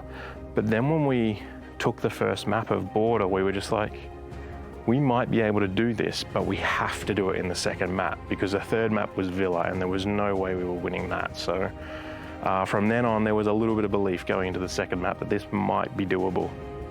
Now, as the coach, you're missing your captain. How much of a leadership role or an active leadership role do you take in game, or did you let the team do it knowing that you were essentially the outsider? I didn't step too much on their toes. I thought for us personally as a team and how I communicated to them was this was an opportunity to learn and develop without relying so heavily on Magnet. So I really wanted those guys to step up. And at that time, Lusty and Rizraz really probably took the reins on most of it. I played Thatcher pretty much all game, so all I did was just drone for my entries, ADS, like burn ADSs, get rid of any denial, just typical Thatcher things. And then when it came for their execute, I really just listened to what they were doing and would just find a hole that I could be maybe a little bit more useful in. What's the thought process when you were moments away from winning? The last round all happened so quickly. Aces was communicating like where they were and what was happening. So we're expecting the armory take, which is quite typical of an upstairs bomb site for Oregon. And so we knew sort of what was happening, what was under, and we wanted to try and assist him a little bit where we could.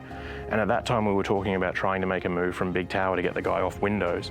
And then next thing we know, Aces is like yelling at us that, you know, 2's dead and 1's injured. And from there it was just a scurry to, I suppose, capitalize on the pressure.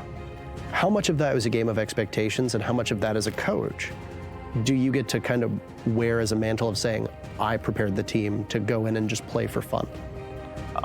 Ironically, it wasn't so much fun, that one. Like, we had a really good boot camp before that Six Invitational, and we were drawing our group and pretty happy with it. We've played FaZe and Twister and his boys like a lot through all their iterations of different organizations they've been with. So we were quite familiar with FaZe, and we were very familiar with Reciprocity's play style, who probably don't play as traditional a North American game as the rest of them. So we felt the matchups for us were pretty good. And even though I think we had a 0.7% chance of making it, none of us thought that that was accurately reflected in terms of how we thought it would go. I think for us, we thought we were coming out first of that group and couldn't believe that nobody else did. So for us, it was more like we had a set game plan, we knew our opponents well, we were comfortable in our map vetoes, and we just played how we should have when we should have. So for us, I think it was more the lack of pressure when you're an underdog is really, really nice to have on your side. But it was more so for us, I think, we just knew that we should be winning that group with the preparation that we'd had. If I could ask you to pick one thing that you are most proud of as a contribution to, it can be APAC, it can be ANZ, it can just be Rainbow Six in general. The one thing, the legacy of Dizzle, what would it be? And you can't say Rio. No, it wouldn't be Rio. I'd never want to have to go through that again. I think it's a tough one. There's been so much. You can narrow it down. If it's not one, I'm happy to take 2 or 3. I think mostly where APAC is now and where APAC will be. The groundwork and the foundation that's been laid from Ubisoft, ESL, from the teams that are involved. So I think what you will see APAC become will probably be what I'd be most proud of. So you're going to tell us that what you're most proud of is something that you can't discuss right now? That's correct. That's going to piss a lot of people off. I know, but it'll be worth the wait. Perfect. Bosco's one of those players that doesn't make a lot of mistakes. He thinks before he acts, and he does it in lightning speed. And I think this is something that you could describe it like saying he doesn't make mistakes. And a lot of pro players don't make mistakes, but it's truly exceptional when you find one like Bosco, in my opinion, who makes so few mistakes. So infrequently does he mess up a situation, and then can also build off of his lack of mistake making by actually doing things outside of his pre-assigned jobs. So he's a very versatile player, and he's a very smart player. Now, you didn't originally come from the Rainbow Six ecosystem. What was it about the game that caught your attention and made you fall in love with it? Well, Rainbow Six, there just really isn't another game like it. I mean, I came from Call of Duty, so first-person shooter, another one, and I mean, it was much more basic than Rainbow. Rainbow was very technical, the leaning, the destruction, like the maps. It was very technical and like more real life, and it was, yeah, it was just a better experience in my opinion. No, when you started Rainbow Six, did you strive to play competitively? Was it something that was built into you as a person, or was it just something that you kind of fell into like so many others? I've always been very competitive with everything I've done, like sports growing up, just even backyard basketball with like my brother or friends. Like I'd always want to win, like even if it's just for fun. Even with video games, I'd always want to win, always would want to be the best. It's just kind of how I am as a person. What was your gut reaction upon learning that what you had been working towards for so long was no longer going to be there? I remember waking up and seeing the email or whatever it was, the message, and it was pretty much like my stomach just dropping, you know? It was like, wow, it was like heartbreaking, you know? We, my team and I, we thought we had like bright futures with Rainbow Six on Xbox. Like after such a dominating performance, like we felt like we were the best, like clearly, and we were excited for the future, and you know, and then finding out that it was just over just like that, you know? It was definitely heartbreaking. How hard was it to juggle both of that? Both being a professional gamer, because in essence you were at this time, while also being a student doing an engineering degree? I mean, it was very difficult, you know. There's no beating around the bush. It was one of the hardest things I've ever done as an individual. You know, before I was focusing on being a professional, and it was just studies, you know, just school, just class. I was A/B student, you know, I was doing really, really well. The grades definitely dipped a little bit, but not like to the point where it's like, oh, this is a problem, you know, because all the time and effort and stress that comes from trying to be the best, you know, it's just how it is. But time management, I mean, I would just have to manage my time as smart as I could. The morning and throughout the day, spend all my time on school-related stuff, on my homework, making sure I was up to speed with everything, all my classes, and then, you know, maybe sometime after the school day ends, I would do the same thing. I'd stay after a couple hours, make sure I'm good, and then, you know, as soon as I get home, I'm getting on the computer. I'm loading up T-Hunt, I'm warming up, I'm getting ready to practice for the rest of the night till, you know, 11, 12 o'clock, sometimes even later. So it's just something you have to learn to manage, something I had to learn to manage. It wasn't easy, but as time went on, it got easier to deal with. What do you do next? What do you assess is the first thing that you need to focus on, be it school or be it in-game? What's the main priority for you at that point to get back into the Rainbow Six scene? I guess I just needed to assess, one, if it was worth it, one or two, if I thought I could do it, and three, if I wanted to do it. And it was yes to all of those, you know. I loved the game, I wanted to play. I knew I could be one of the best. I knew I can be, and I wanted to be. So, you know, I made the decision to keep going. And, you know, there was a little break in between this point when I was figuring it out. You know, I was working a part-time job instead of gaming, but I ended up finding myself back on the computer and wanting to pursue that instead. Now you get on to a bunch of different lower-end amateur rosters, you play exceedingly well, the legend of Bosco grows, and you end up on this Era Eternity roster, which makes one of the more impressive runs that we've ever seen through the qualifiers for the Six Invitational in 2018. Now, was that all just unfinished business? Was that you finally realizing your potential because now you'd had enough time to grind through your mechanics? Yeah, at that point when I was picked up by Era, that was pretty much where like, I was like, okay, I'm ready, you know? Because it was just right before that where I joined a Challenger League team. I think it was Vertical Gaming at the time, VG. And I was only scrimming with them for like a week or two. Like it wasn't very long. And you know, I was completely ready to grind through Challenger League and like try to make Pro League again. I was mentally prepared and ready to do that. And then, you know, we're scrimming Challenger League teams, we're scrimming pro teams, getting ready for it, and we scrimmed Era. And I had like a very good performance against them, and they were also looking for a fifth player. They were trying people out, and you know, they messaged me and they asked me if I wanted to give it a shot, and of course, I'm going to take that opportunity. And yeah, I got to show what I was really capable of with them, what kind of player I really am with them. I think that's kind of how things kicked off for me finally on PC. Now, as you go through this tear with Era, and you're starting to see you've hit your stride at this point, you're very comfortable with where you are, and you say, I'm ready. Mm-hmm. You hit a low after Obey. Era becomes Obey, you pick up Skies on the squad, you end up with Adam on the roster, you got Benji and Maman after a couple roster changes. And despite a lot of very smart people thinking that this team has tons of potential, you get relegated. This is now, over the last 3 years, yet another opportunity, another setback for you, but another opportunity to say, all right, maybe this isn't gonna work, maybe you're, what, a year and a half out from getting your degree at this point? Mm-hmm. Somewhere around about. And yet you still stick with it. At that point, after Obey, you're standing there knowing that Obey is done. Mm-hmm. What is your immediate focus? Is it to get back into playing? Is it to work on yourself? Is it to find a new team? Is it to grind it out? What is the next step for Bosco? So after Obey, it was a little different than after Elevate, where I was replaced, and like I had a little grace period there where like I got to figure out what I wanted to do. You know, it was a little different because I knew at this point with Obey that like, all right, I'm very capable of being, you know, a top player. I want to be a champion still, like, and I know I'm good enough to be on a team that can be champions.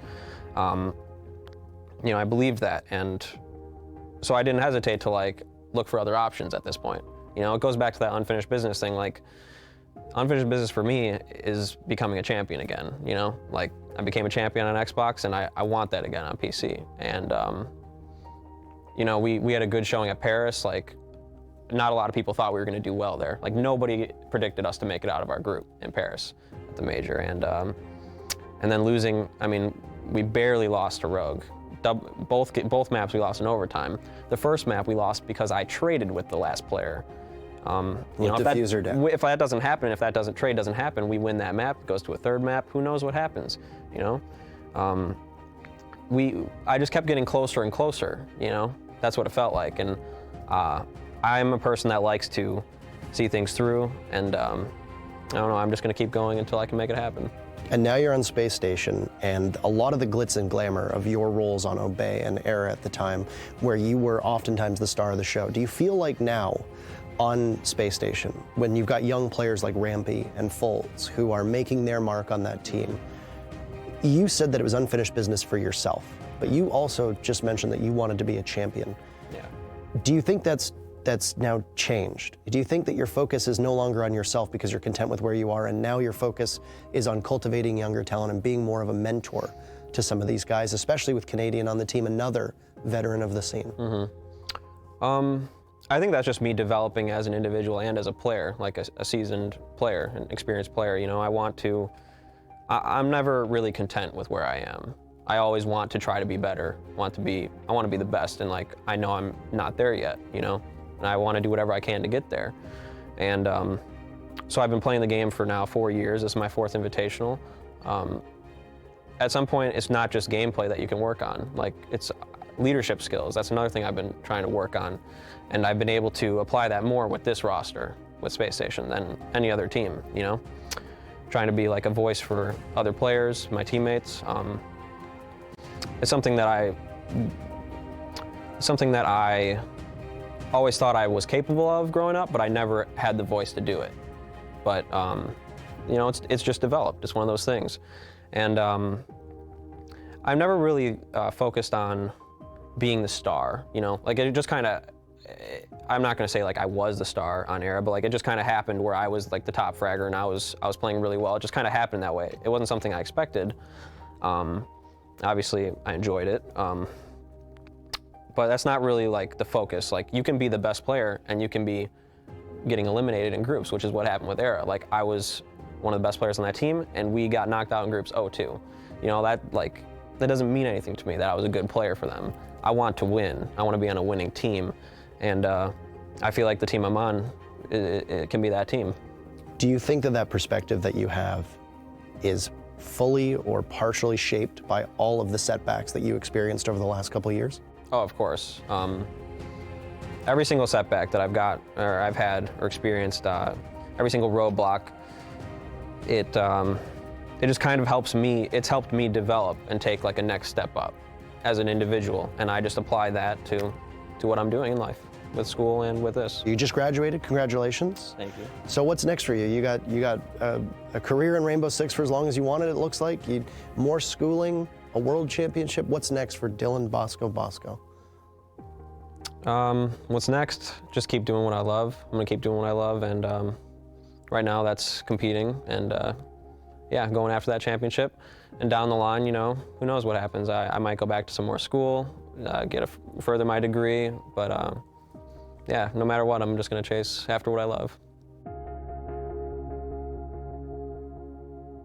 Hey there, folks. Chris Waters here with a theory. Anyone who plays Rainbow Six Siege can tell you their last best play. The last thing they did that made them say, yeah! It sticks with you. Mine, it was on Tower. I was walking down the gallery hallway. One of the soft walls was opened up, and Mira was looking the other way. Brah, got her. Oh, Capkin heard the shots. He peeks in at me down the other end of the hallway. Buddy. That's 2 down. Now it's just a 1v1. I seem to recall scanning someone prone on the bomb site, so I swing back around. The ping's not there, but Jackal still knows where they are. Boom. That's the W. I still think about it today. It happened like 3 weeks ago. Let's see if anyone else has a story to share. So what's your name and where are you from? Hi, so I'm Lua. I'm from Austria. I play for Team Endpoint. I'm also co-captain there. And I played CCSW Women's League in Europe. So you must have had a lot of good plays. Tell us about your last best Siege play. I really love to play pools. And so I use my cardiac sensor and I help my teammates out, tell them where they are. And I think my best play was in Villa, where I was playing the pools together with 2 other teammates. We were saying, okay, we're gonna play downstairs, we're gonna do C4s, we're gonna get like C4 the hell out of them, right? And we did that. So I'm pulsing. I almost killed my teammate because she's right beside me and the ceiling is pretty low. And then she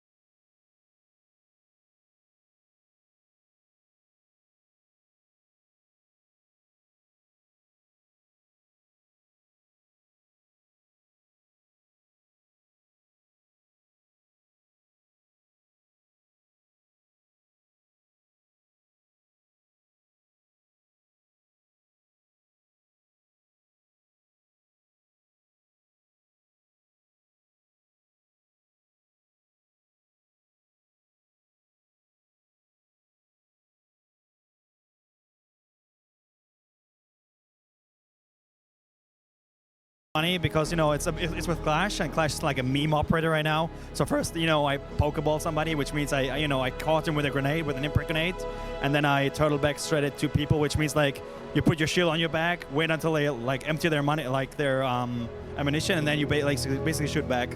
Got him. Why don't you introduce yourself to the folks watching? Okay, hi, my name's Anna. I'm from Dallas, Texas.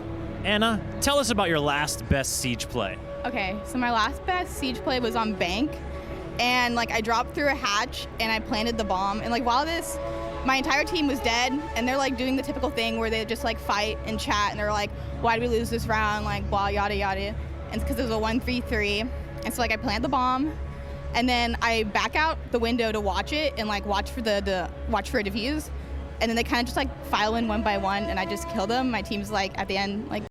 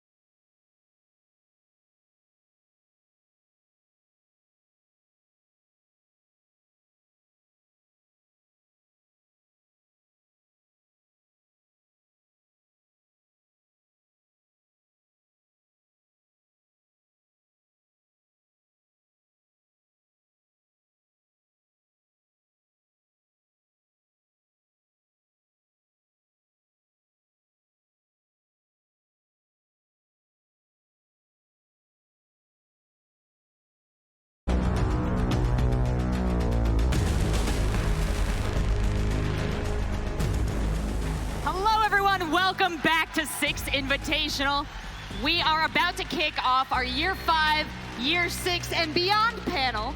And I'm your host, Rachel. I'm very lucky to be joining you. First, we're going to go into esports, where we're going to talk about the future of competitive Rainbow Six. And then, it's pretty exciting stuff. Oh, yeah. We've got some more of our team out here to talk to you about the game in general, content that is still to come. So we have a lot to cover here today. But first up, esports. Kick off our year. Il y a vraiment un lien fort et fondamental entre le contenu et l'e-sport. C'est pas un hasard si systématiquement, quand nous on a des années de transition de contenu, c'est le moment où l'e-sport fait aussi ses années de transition. Parce que les deux sont liés. Penser le contenu, penser la façon dont on va interagir avec les joueurs, c'est forcément penser la façon dont les équipes vont interagir avec le jeu et donc avec la compétition. Ce jeu, dès le début, dans son ADN, a la compétition en lui. The qualification to 6th Invitational is quite complicated right now. You have different paths to SI. So the new Rainbow Six circuit is going to be a one-year season. 2021, we will fully transition into the new system. So the new timeline will be a 9-month season for each of the regions. That will also be the global competition that we have. This will be followed by a 2-month off-season.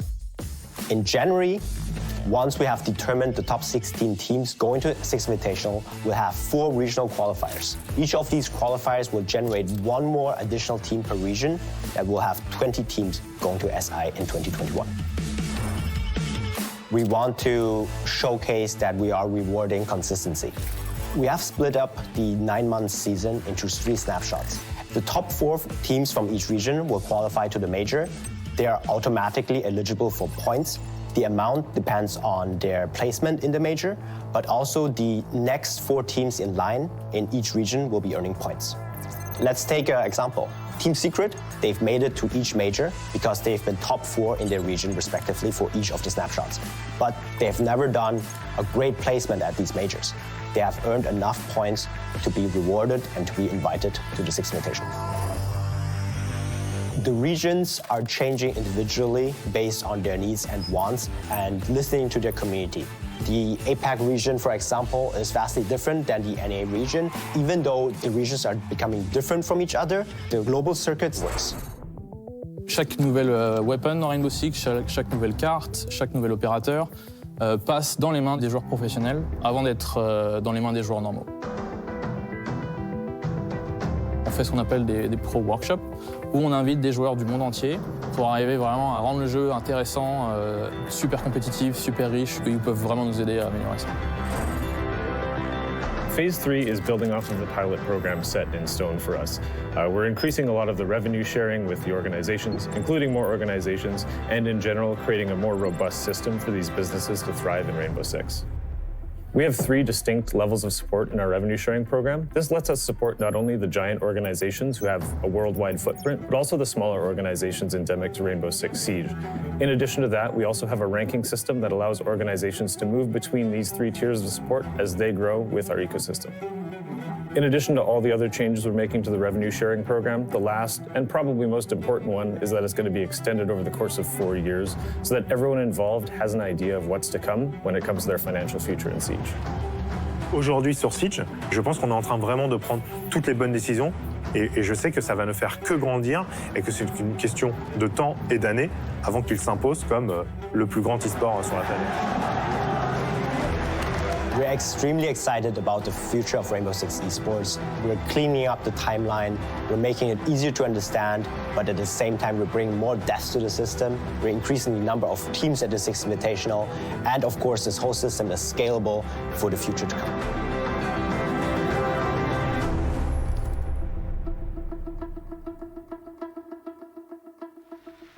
A lot of great news for the future of Rainbow Six Esports. And now to break down these announcements, I am joined by Wei Yu, our esports director. And I'm joined by Stuart Ewan, our esports product manager. Gentlemen, how does it feel to be center stage at the very biggest Rainbow Six Esports event yet? Rachel, it feels fantastic. You know, it has been a freezing cold weekend here in Montreal, but the atmosphere in this arena is heated. And of course, we've just come from the lower bracket finals. And you know, the Brazilian players, they really put the bra in Brazil. It's been super exciting to watch all this unfold over the past couple of weeks, but you know, we've got something coming up here. What do you think of this one? That's our script. Okay, so we have, oh my God, this is amazing. It's going to be amazing. We have a great finals coming up. We can't tell you the results yet, Rachel, but you'll see. I'm looking forward to it all play out. You know, we knew how Titanic ended. We still went to see that movie. So we have been introduced to the circuit in the Dev Diary. Is this the biggest change coming to Rainbow Six Esports yet? Absolutely. So my personal opinion, yes, this is the biggest change that we've seen for Rainbow Six Siege, and I'm super excited about it. But it's more important that our fans and our community answer this question for themselves.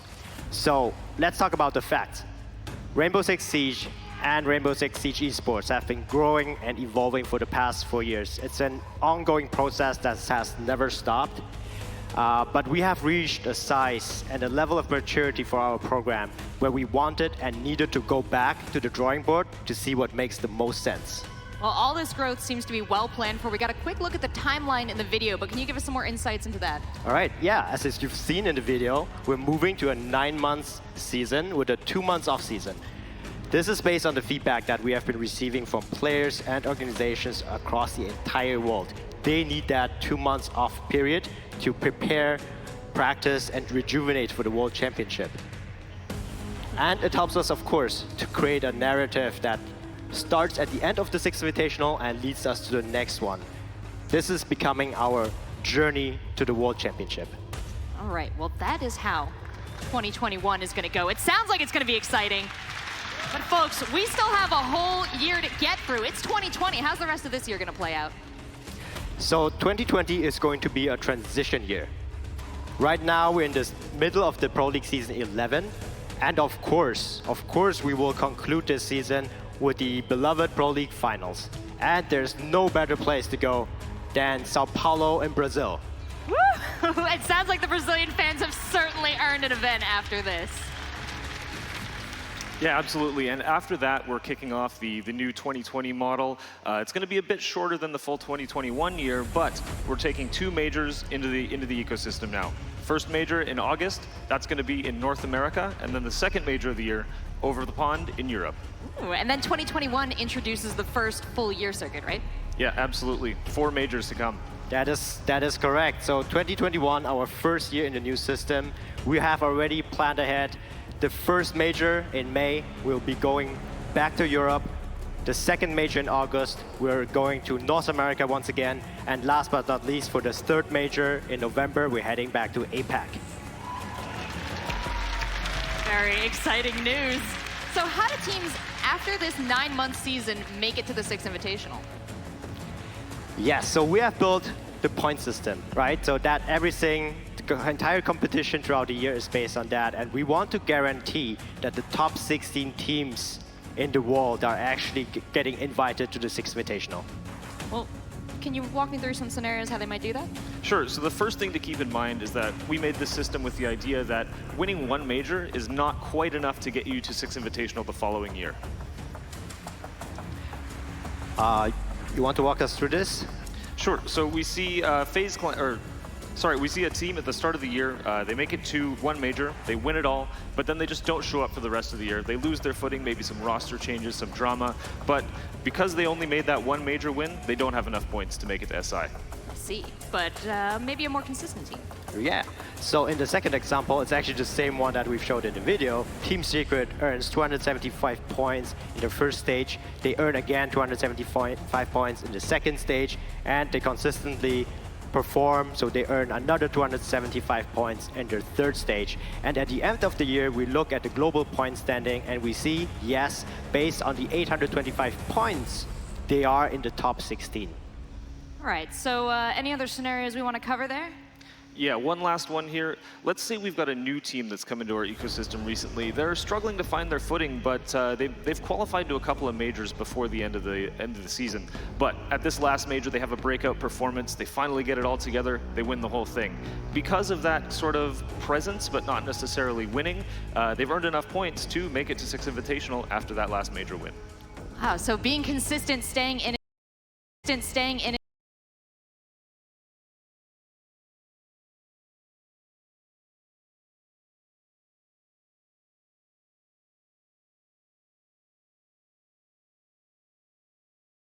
One from each.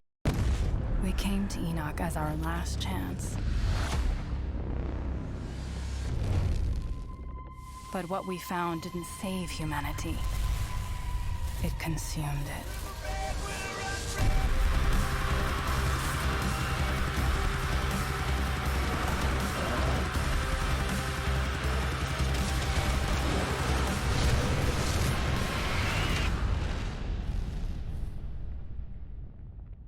Regional rivalries to exist beyond just at the offline events, at our offline tournaments, right? So the point system is designed in a way that every team has an impact on the global point standing, and that is important to us. Even if your favorite team is not eligible for the Six Invitational anymore because they cannot earn enough points, they still have the chance to knock out different teams, eventually even from different regions, out of the running, and I think that's super cool. It will keep the engagement alive. We hope that our viewers and fans will not just watch what's happening in their own region, but also watch what's happening in the other regions. Yeah, you have to watch everything to get the full picture. Yeah, exactly. Yeah, we really want this to encourage a lot of communication between our inter-regional communities. We want people to watch regions that they don't normally watch and make a lot of theories about who's going to make it to SI, who's not going to make it to SI, what's the storyline at the end of the year. So when I head over to the water cooler at the Ubisoft office, we can talk about a lot of different options for who might be making it to It's the exactly Invitational. that, yeah. And it's also, you know, for the casual viewer out there, it's easy to understand because essentially the point system only updates 3 times per year. So you go on a website, you check your favorite team is currently in the running or not, and then after 3 months you can check it again. But then for the, I would say, the mathematically gifted, they can try to calculate each team's chance to still make it to the Six Invitational. And I think we can all agree that this is much better than speculating who Ubisoft will invite for the last slot. Well, gentlemen, speaking of regions, there are big changes coming there as well. So can you elaborate? Yeah, of course. I think the biggest thing that people are going to notice right off the bat is we're going from 8 teams to 10 teams in most of our competitive regions. APAC, kind of a wild card, but we're going up to 12 there. So as you break down these regions, what would be the focus of each of them? Let's start with North America. So North America, I think the biggest one, moving to a LAN environment. Right, and then you get to do shoulder content, lots of insight into the players. Yeah. Very exciting. Now what about for EU? So in Europe, we're focusing on the national programs. They will have a direct path into the global competition. Great, so a lot of effort to build up those local communities as well. Tell me, what's going on in LATAM? So BR6 laid a rock-solid foundation for us to build off of. That's going to be the primary focus, but we're also adding in some new competitive areas there to build up more Latin American competition and maybe bring them to SI someday. How do you guys like the sound of that? And then we get to APAC. You mentioned there's going to be 12 teams in APAC. Why is that? That's correct. We're expanding our APAC region as well. We will have 2 divisions. We will have the North Division with Japan, South Korea, and Southeast Asia. And then in the South Division, we'll create new exciting opportunities for the already existing Oceanic region, but also up-and-coming territories such as South Asia. I know you guys have put a lot of thought into this program and building these regions, so why have you constructed it this way? It was constructed with scalability in mind. So moving forward, we have the ability to add new countries into each of these divisions, but we also have the ability to add divisions into the primary regions. And last but not least, we're not afraid to expand beyond the 4 existing regions of Europe, NA, LATAM, and Asia Pacific. Well, it sounds like the entire esports program is growing, so I gotta ask, is it the same for the RevShare program? You know it. As you saw in the video, we're going from 10 teams in Phase 1, from 14 teams in Phase 2, all the way up to 44 teams in our Phase 3 program. Not only that, but 4 years long, this is a commitment for long-term support to our organizations in esports. 44 teams. Is every one of those 44 teams going to receive support? Absolutely. It's not just about the teams either. We're talking about support for the players. We're talking about support for content creators. We want this to be an end-to-end system for everyone who's taking part in our community.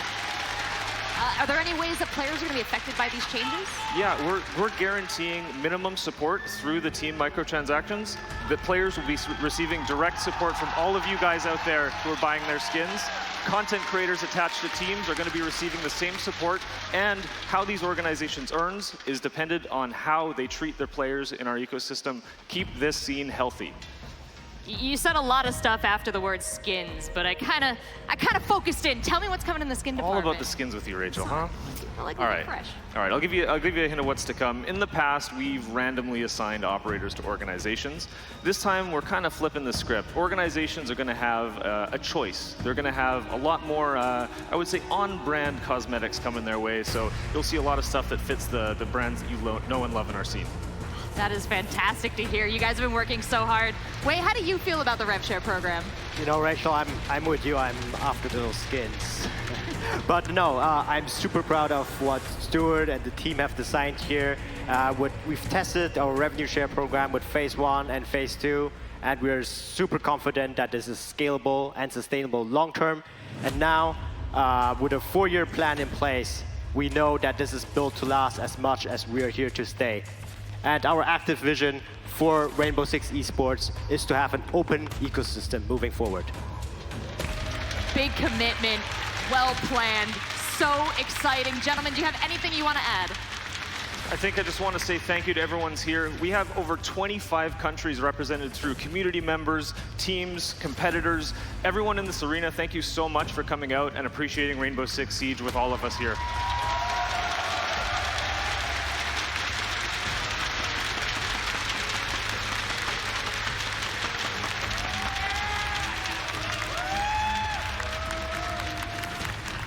Right, and I think from my side, going back to your very first question, is this the biggest change for Rainbow Six Siege? My answer was yes, and hopefully now that we had this panel, we were able to convince you all of this as well. If that is not the case, we have one more big item coming up, and 3 million smaller items. Yes, that means the prize pool has reached $3 million, and that will go to the teams participating at this event. Non-stop incredible news from the Rainbow Six team. Thank you so much, Wei. Thank you, Stuart, for coming out here to break this down. Now, we have our production team coming out here next to talk about Year 5 and Year 6.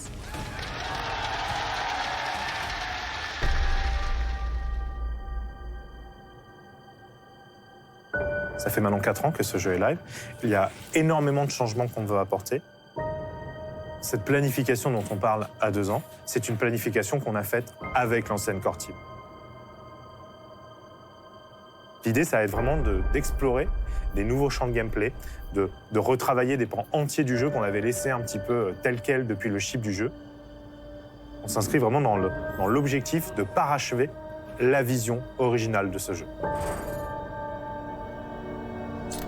We're planning 2 years ahead for the future of Rainbow Six Siege, and it's very exciting for us. The year 5 is going to be a hybrid year, a mix of what we have today and what we'll have in the future with year 6. The first half of year 5, season 1 and season 2, will be very familiar for everyone, and we're going to have a couple of additions. 2 operators per season, map reworks, and in-game event are going to be the core of what we're going to be delivering. On top of that, we're going to be adding arcade playlists and, of course, the Battle Pass. Now, for Season 3 and Season 4, things will start getting closer to our ambitions for the future. We'll keep map reworks, in-game events, and Battle Pass, and yes, this will be the time we switch to delivering 1 operator per season instead of 2, which in turn will be counterbalanced with new core gameplay content, plus we'll be delivering more narrative behind our new operators to our players. For year 6, the goal is going to be threefold. Number 1, Battle Pass and new operator will kick off the season along with our regular seasonal updates. Number 2, by this time, we have established our core gameplay-centric philosophy. Features and operator reworks will drop throughout the season, rather than right at the beginning, giving us the flexibility to deliver this content when it's ready and keep some surprises for the players. And number 3, finally, arcade playlists will become more frequent throughout the season.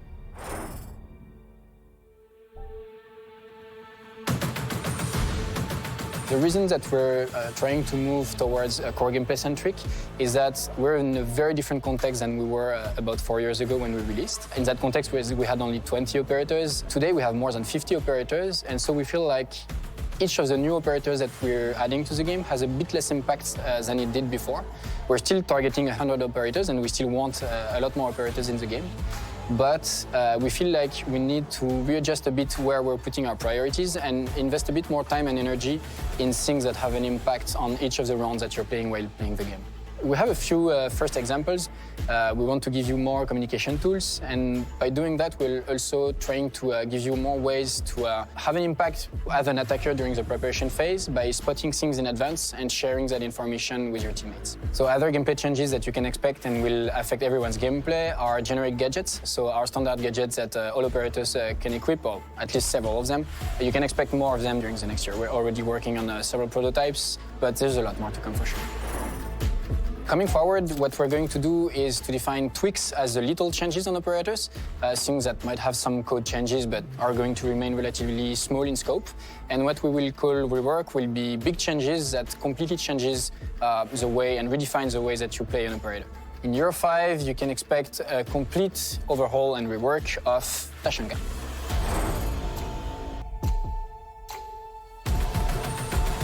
On year 5, every season we'll have a major event. Our goal is really to improve gameplay, make sure that we explore different avenues and create that different experience to the players. So this year, we're happy to release the arcade playlist for a 4-day period. Our goal is to address gameplay modifiers, small minimum changes to the gameplay. For the first half, we want to release 1 per season, and by the second half of year 5, we would like to release multiple of them. The first arcade playlist that we want to release during season 1 will be the Golden Gun that we're about to introduce this spring.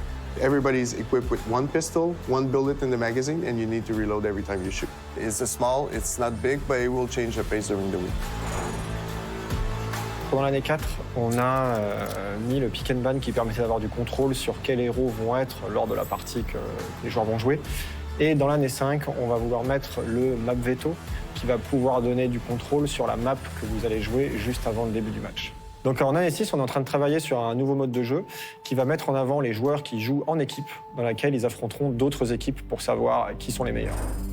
Le plus gros changement qui est à venir pour Year 5 est la mise en place d'un système de réputation. Le point le plus important est de savoir que les joueurs auront un niveau de réputation et que dépendamment de ce niveau de réputation, des rewards et des sanctions seront déclenchées.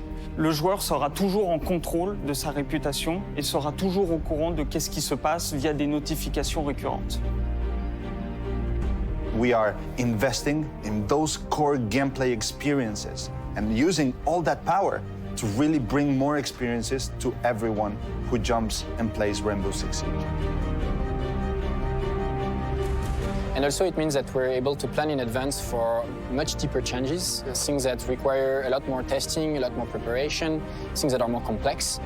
So it allows us actually to have a lot more freedom in what we're preparing for the future of Rainbow Six. C'est un jeu qui va continuer à se déployer, qui va continuer à évoluer et qui va essayer de tendre vers son plein potentiel et sa pleine maturité. Il s'agit vraiment d'investir plus pour tout le monde. Hey everybody, welcome back. I am joined now by Roy Del Valle, our product director, Jean-Baptiste Allais, our lead game designer, and Alex Karpazis, our art director. We are so very lucky to be here. Gentlemen, how are you enjoying the experience? I mean, it's crazy. Just watching the whole arena filled up, watching everything, the Six Invitation coming together. Shout out to all the teams that worked on it. It's exhilarating. There's a lot of emotions right now. Pretty pumped. I can't wait to show more. Yeah. I can't wait to spill some tea. Oh, and you guys have brought the finest of teas for our audience here today and everybody at home. So let's get right into it. Roy, we usually talk about the upcoming year on these panels. In this case, year 5. We're already talking about year 6. Why is that? Yeah, so the first thing that I have to get out there is the fact that the possibility of being able to talk about year 6 when we are entering year 5 is super exciting for everyone at the studio. Today, we have the possibility to be able to project into the next 10 years of Rainbow Six Siege. Year 6, let's look at it this way. Year 6 is that year that is going to springboard Rainbow Six Siege into the future for the next 10, 15 years, whatever. You guys need to keep playing. I love that commitment. So what can you tell us about year 6?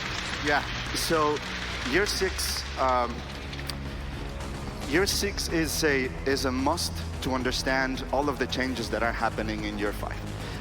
As unofficially some of you know, some of the changes that are happening in year 5 are coming up. And when we step back and we look at year 6, obviously the most salient aspect of it is that we're going to be delivering 1 operator per season.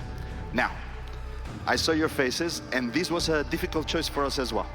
However, when we look at the amount of stuff that the team can work on today, there's no doubt that this is the right choice to go into the future with full confidence for Rainbow Six Siege.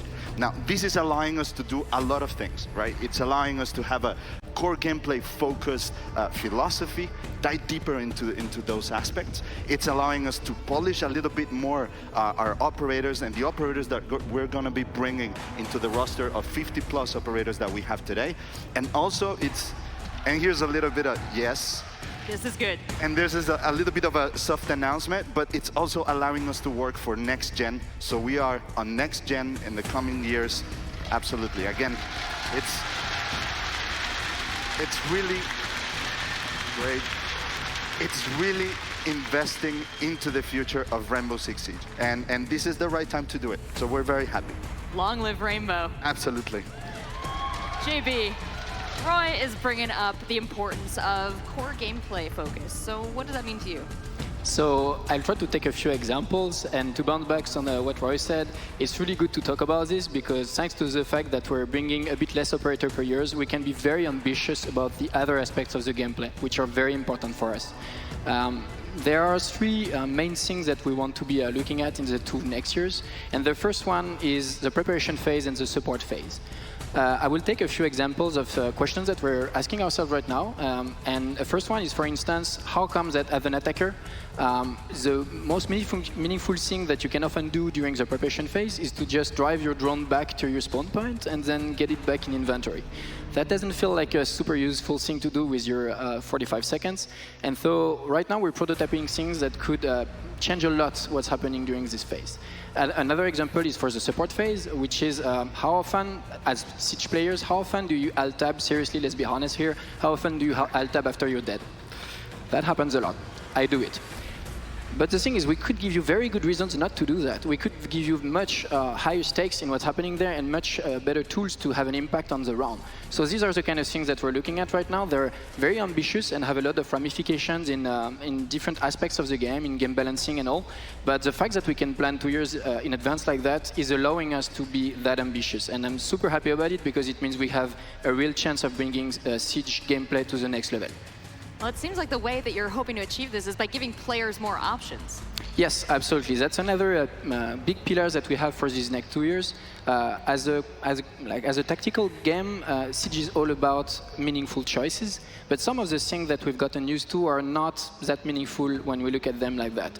Typically, a system like speed and armor, it was meant to be a trade-off when it was designed years ago, but when we look at how Siege is being played today, the reality is that speed is king, and armor doesn't matter that much. So we're pretty convinced we can make that more interesting. And another aspect of choices is the weapons. We know that rate of fire is king also in Siege, and so if you play DMR right now, you're really dedicated to a specific kind of gameplay, but most people don't really do that. So we're pretty convinced too that we can find weapon families that are underused and give you very good ways to play these weapons a lot more often and make it a more meaningful choice. Well, it sounds like you guys are really taking an approach where instead of putting a fresh coat of paint on it or a new hat is to go back inside and to rearrange the existing content to really fine-tune that. That's exactly it. We really want to, and that's the third aspect of what we're trying to do during these next 2 years. We really want to focus on the existing content, and we want to rework it progressively. We've done that a lot more in the past year for maps, for instance, and we've seen a lot of success in that. We've seen that it's really something that we have a lot of positive feedback on, and we want to do that more often for the other aspects of the gameplay, like the operators, for instance. Okay. Well, you are really working hard on year 6. It sounds like that's an incredible ambition. But let's talk about year 5. We've still got some exciting stuff coming this year. So what's on the table? Absolutely. So as I said before, year 5 is going to be that hybrid year that is going to take us to year 6. So the first half of year 5, it's pretty much what everyone knows. It's 2 operators per season. It's we're adding the arcade playlist. We're going to have 1 per season. We're also having the battle pass, and then we're going to have the second half of year 6, which this time around we're going to have. This is the time that we bring 1 operator per season, and as well, we're adding more arcade playlist into the mix. And you're already teasing the future operators, right? Yeah, that is correct. So the future operators that we're gonna have is, so we have South Africa and Norway for season 2, and for season 4, we have Thailand. Now, I know I didn't make a mistake when I was making this slide. Season 3, we're gonna keep it under wraps. It's a little surprise that we're cooking for all of you, so I hope you guys like it. So stay tuned. Well, you can have your surprises, Roy, but there's still some juicy information on that slide. I'm talking about the map reworks. We were introduced to the map rework for Oregon yesterday, but I saw 3 more reworks on there. The first one looking like House. Yep, absolutely. House. Yep. Yeah, so, boom. I guess I like it. I don't think I need to say more. Good job, Roy. Yeah. That's great. The reality of House is that it's a casual rework. Basically what... Okay. Basically, what we're doing is we're just making it a little bit bigger. We're adding an extra set of stairs. Keep going, man. I love what you've done with the place. Yeah, and so again, it's we're rebalancing also the. It's a little bit. Anyway, it's a great rework. We're very excited for people to jump in and play it on season 2. Sounds like they're pretty excited too. It is.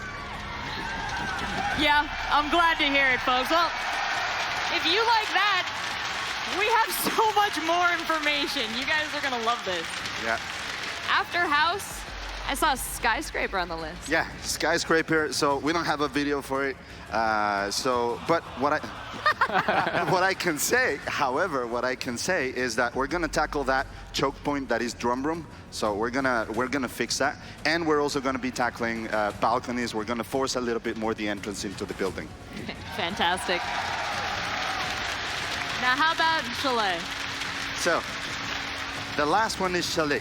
And Chalet, this is one that, the team is still unpacking and seeing what they have to work with, but we know that we want to ease some of the frustration that we have on the floors, so that is going to be tackled. And of course, all of these map reworks come with, as well, balancing of the objectives, so, let's keep things spicy from now on. Keeping it spicy, I love Absolutely. it. Anything else you can tell us about the map reworks? Well, not really about the map reworks, but also about the seasons in general.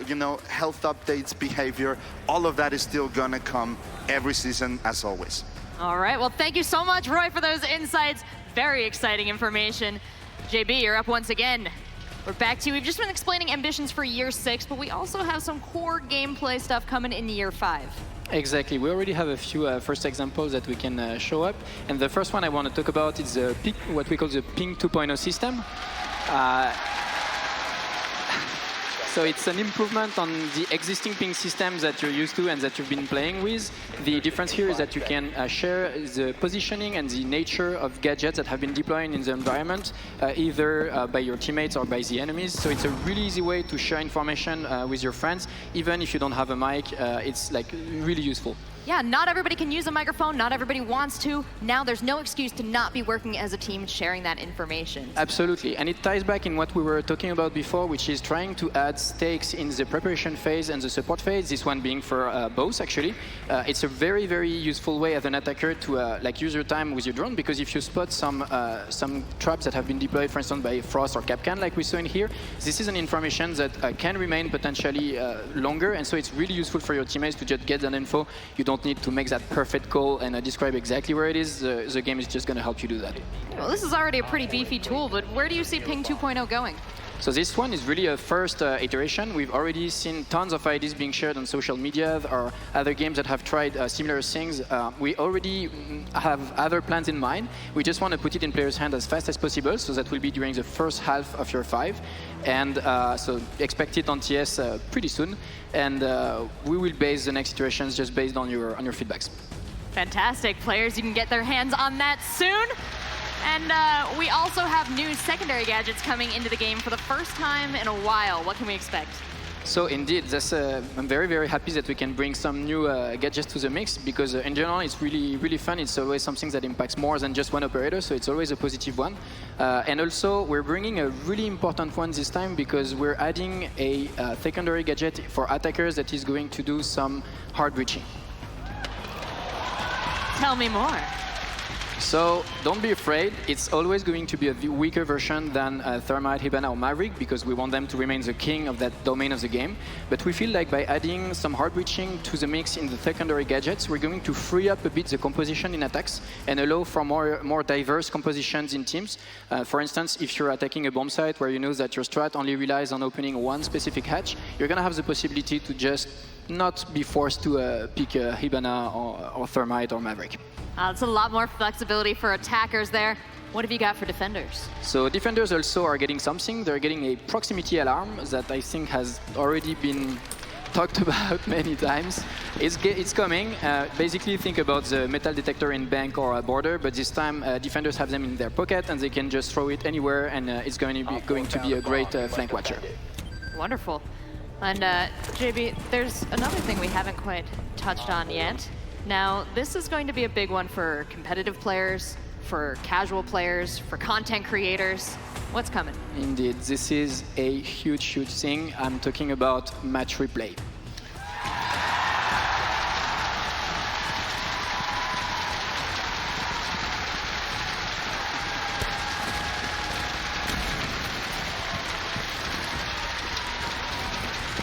Our watch cell has been working on this for a while now. It's a huge, huge feature.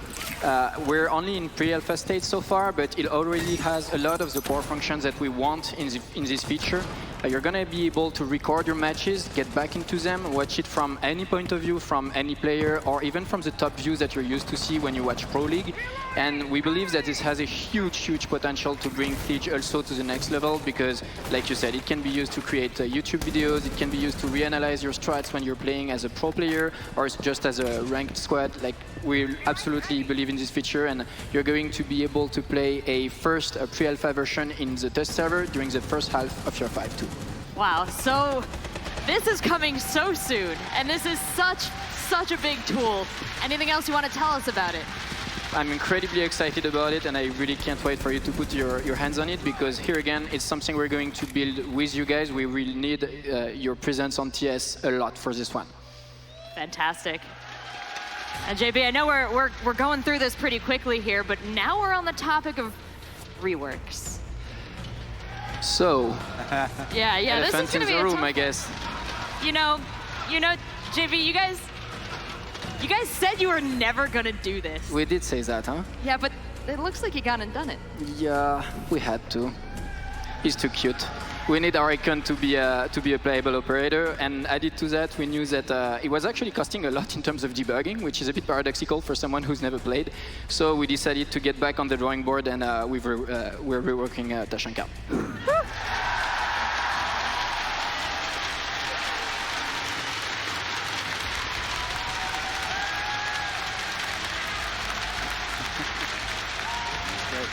Yeah, thank you. We can go home now. I guess.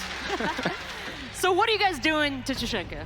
So the first thing, of course, is that the core of the issue is the turret itself. The concept of being immobile doesn't really fit with Siege gameplay, like you all know.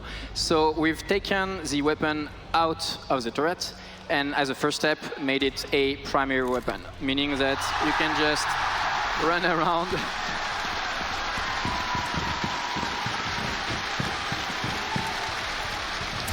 And as you can see here, it has a huge amount of destruction power, so you can just use it for rotations. Like, it's a hell of a weapon now.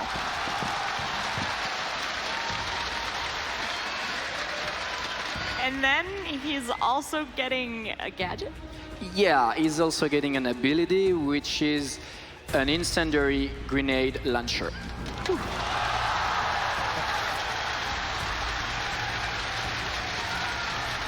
And as you can see in game, it's pretty wild.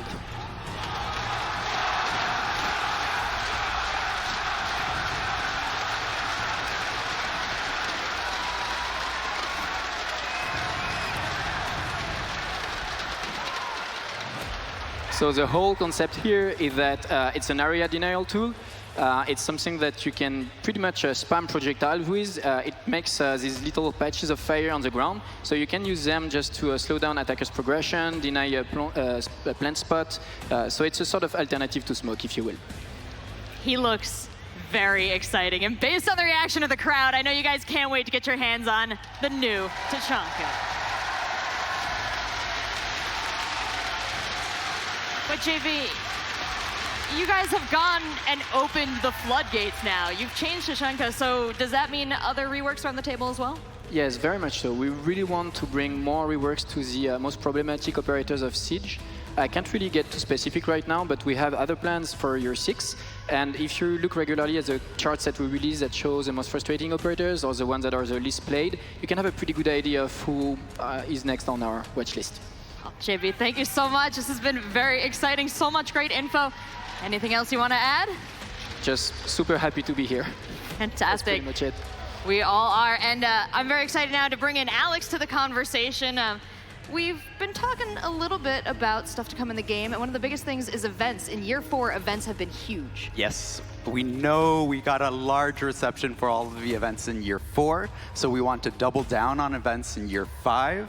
One every single season and make them bigger and better. That's very exciting. So what have you decided to bring us now in year 5? So on top of events, we have the arcade playlist now. And this is a temporary game mode that'll pop up really short, just for a weekend. And the first one we're talking about is something that's very near and dear to us. We grew up with first-person shooters on the N64, so we're bringing a golden gun mode. That warms the heart, Alex. Now, this is just the start of what's to come for the playlist, right? That's right. So with the arcade playlist, we want to tweak little gameplay elements, introduce something new, and then release more and more of them as the year goes on, and then once we get into year 6. Do you guys have fun watching us play these games? Heck yeah. Everybody's watching Twitch when we're playing and releasing these new things. Well, speaking of changes in playlists, in addition to the arcade playlist, we saw another change coming. This one is a pretty big one. Got a lot of cheers from the crowd. Yeah, so you asked for it. We're bringing map bans to Rainbow Six Siege.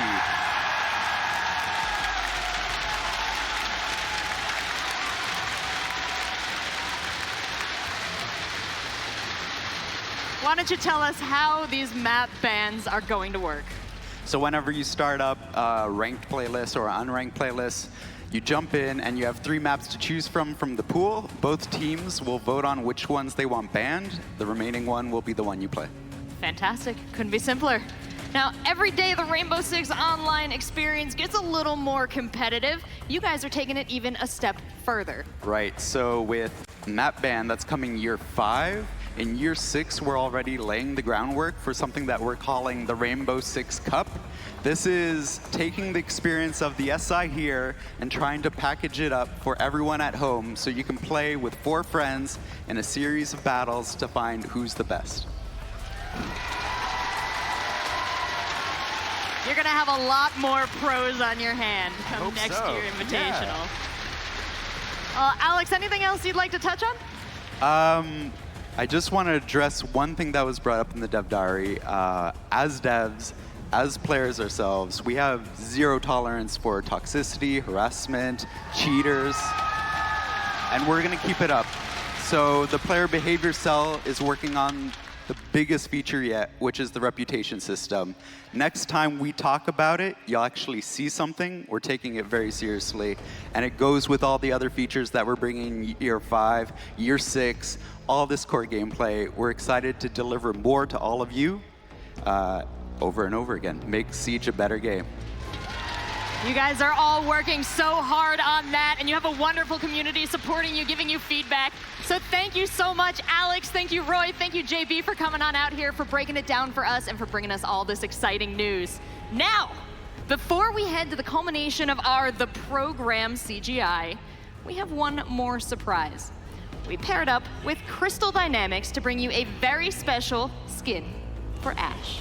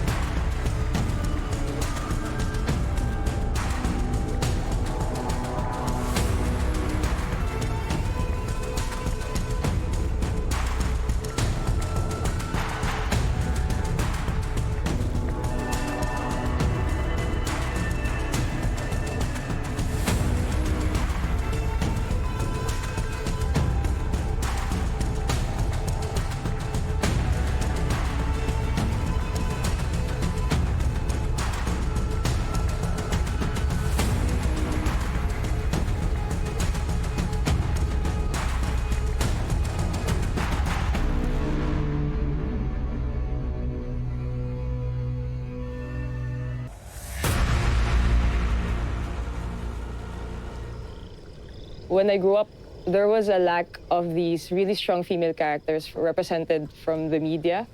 So whenever I see a really strong character with a good background, I have to cosplay her, I have to be her. It really inspired me and really made me want to be the strong woman I should be.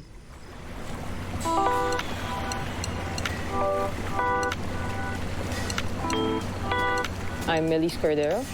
I'm a graphic artist, and I'm also a cosplayer. I come from Manila, but now I'm living in Marikina, Philippines. I live with my mother, my grandmother, and my sister.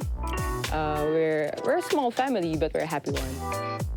I discovered Siege through my friends because we're all cosplayers. So my friend Dorotan, she said, "Oh, Kavera, you can definitely cosplay this character. She's a badass character, so you should do it." So I took a look at the character. I took a look at her bio, and then I spiraled into the game.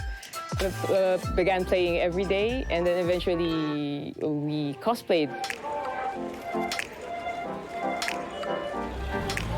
These operators in Siege, they're from Special Forces. They are trained very well. They have to strive and push through with all their mental resolve in all the operations that they do in their daily lives. I've experienced a lot of martial arts discipline, but currently I'm doing MMA, which is really fun to do because I get to use that also in cosplay. Being able to cosplay them in real life, it gives a sense of realism. Being able to actually put their gear on, their suits, it adds to the feeling of, yeah, this is really me for this day. A part of them, a part of their strength, a part of their resolve, it sticks with me, and I get to use this strength and resolve even in my real life. Philippines is still a patriarch country, so women are kind of below, regarded as the weaker sex, but we're making great strides in promoting equality. As a woman, you really have to do double time. You have to do double the effort to be able to land the job, to be able to help your family. I think my mother is the strongest woman I've known in my entire life. I can't imagine the obstacles, the mountains that she had to surmount. When Melise was 9 years old, their dad and I got separated. So from that day onwards, I took care of them both alone. So this cosplaying, it helped her a lot for me. Cosplaying is always an extension of the game itself. I mean, it's part of the community. I mean, that we're playing a video game, so everything's, ones and zeros. But once you start cosplaying that stuff, it's kind of pushing it into the real world. The more that you put into that cosplay, the more it shows how much you just appreciate the game and the people behind it. I like the art that comes with it, the effort of trying to build something, searching for materials, crafting, and then collaborating with friends.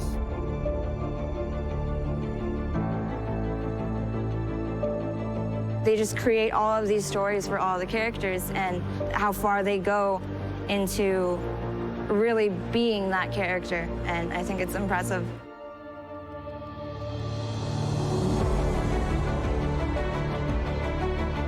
Something that impresses me most about cosplayers is when you see them just embody this character. There's one thing creating a costume, but when you come to these events and you see living and breathing operators going around, for me, it makes the experience just so much better.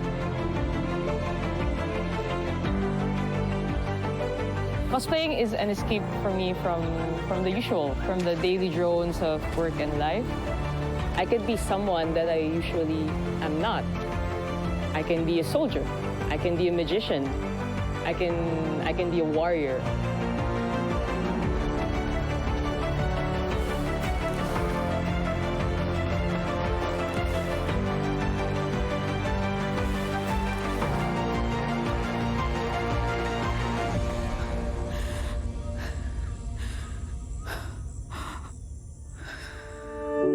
In life, we already have enough problems. And it's very, very important for us to have fun. Because we only have one life to live, and we have to live it to the fullest.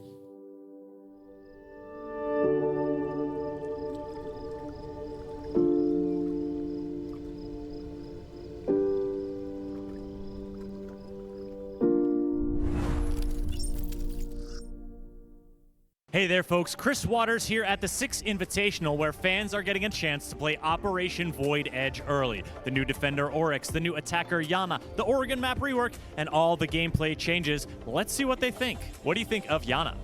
I'm actually really excited for Yana. I could totally see her being one of my new mains just because I think I overheard the other guys say, like, it's kind of like a drone, but without destroying your own drone. What do you think of her skills? Yeah, well, they were announcing Yana. I was like, all right, seems a little weak at first, you know, but then they announced the unlimited, like, charges you could have for the Gemini clone, and I was like, that's pretty cool. So great for, like, entry fragging, getting information. So I'm really excited to integrate that in attacks. It's kind of like droning in without actually droning in, which is kind of cool. So I think it's going to definitely bring something new to the game, and yeah, I'm looking forward to it. What do you think of Oryx? Well, I didn't get to play him, but as soon as we spawned in, we got into the new meeting site, and someone just charged straight through the wall. We all had a quick laugh, real fun. I did see them climb up a hatch real quick, get a quick pick. That was real nice. Interesting mechanic. Don't know how I'm going to adapt to it, but hopefully I can. I think Oryx is really cool from what I've seen so far, especially like the climbing up the hatches. A great way to get intel as a roamer, because I love playing roamer myself, so I'm definitely excited to play Oryx. Oryx is definitely going to be a game changer in my opinion because he almost eliminates the needs to bring like impact grenades on site. So as long as you couple that with a dock, because you start off with 3 charges. The Oregon map rework. How'd you feel? Initial impressions walking around there? Yeah, so like I said, I do like to play roamer, so I picked Jaeger, so I had an excuse to look around the map. So I was going upstairs in the basement. I really like it. And then on attack, I spawned in a sledge, and there was a lot of like windows and stuff that I wasn't familiar with. Had to watch out for spawn peaks, but yeah, I like it so far. It looks really clean. I like it. I always loved Oregon as a map. Usually I would rush around the back, underground. Had a little trouble orienting myself at first, especially with the new site, but overall I think it's going to be a great change. Any other thoughts about Operation Void Edge, other gameplay updates and stuff? I'm excited about the barricade update. That's awesome. I really like how they, it's destructible, but the attackers can still see when the spawn peak's happening, so that's really nice. I like the barricade destruction. Very underrated buff to the game, I guess. I've died a lot to it, to just not opening properly, so definitely big ups to them for fixing that for sure. Well, the play sessions are done for today, and people seem to have had a pretty good time. Keep an eye out for Operation Void Edge coming soon to Rainbow Six Siege.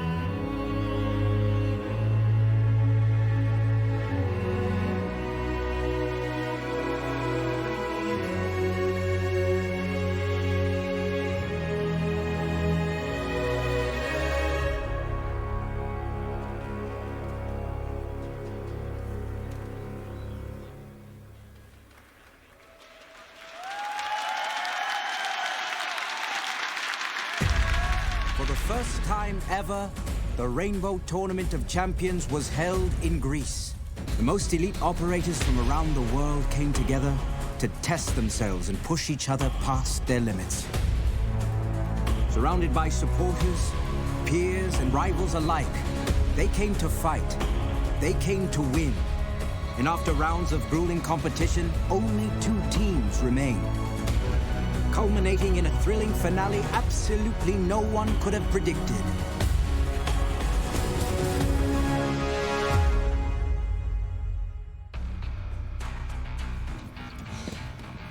Oh, so is this going to be on the Fernsehen? The television? Internal use only. Gustave Kateb, GIGN. National Gendarmerie Intervention Group. G'day. Do I look at you or the camera? Mike Baker, Special Air Service. Seamus Calden, Sanitation. I suppose the crowd surprised me the most. I was not expecting the sheer power of it. Operators prepare for the final round. Defenders, to the map. Tell me what 30 seconds means. 30 seconds means 30 seconds in and out. You're going hard and fast. No hesitation. It means being fully committed. Operators, this is match point. Attackers, prepare for insertion.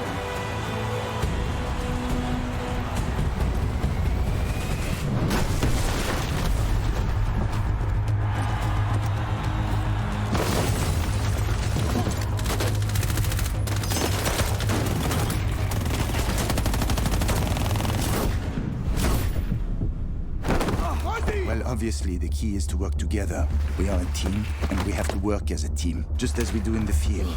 No one wins alone. 3 defenders remaining. Go to the bomb site! Well, I've had enough of this shite!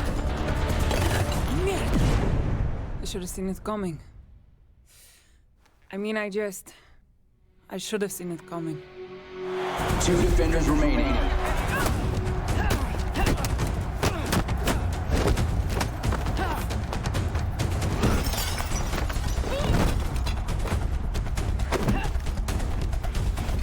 Hey, Cal.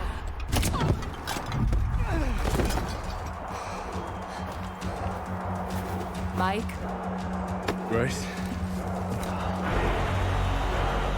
Only 1 defender remaining. Like, we'll get him next time. There is no next time, seu corno. There was now, and we fucked it up. You need to relax. It must have been upsetting. No one remembers who comes in second.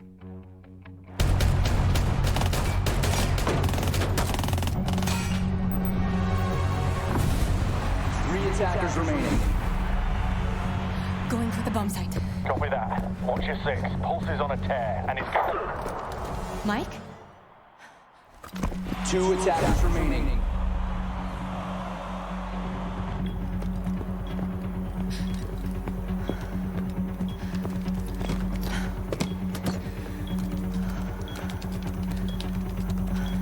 Seconds until bomb is defused. Put down that gun. Jack? You me?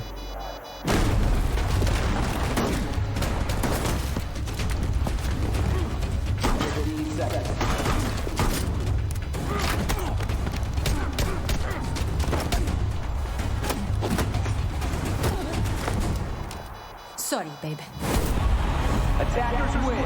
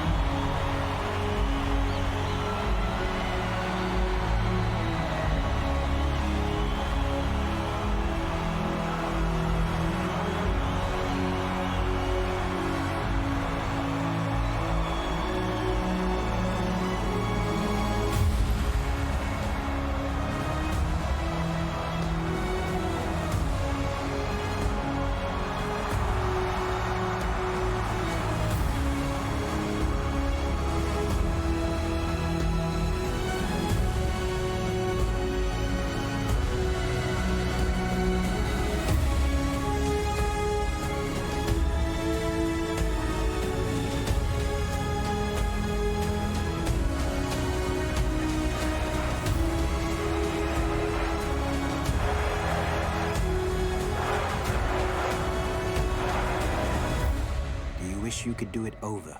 There is always next year. Really? Next year?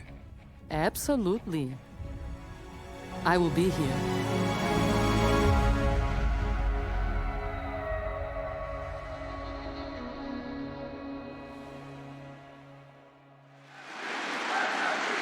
Welcome back to 6 Invitational!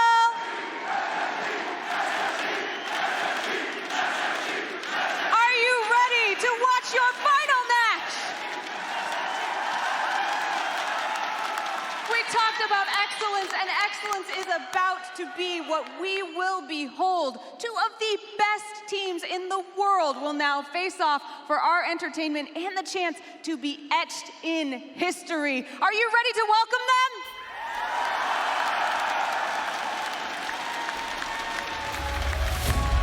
Our first team is the loser bracket powerhouse that is evolving as we watch, representing Latin America and Brazil.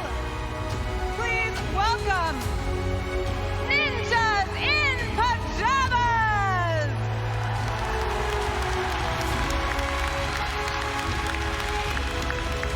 With Psycho, Kamikaze, Hino, Muzi, Julio, and Bob.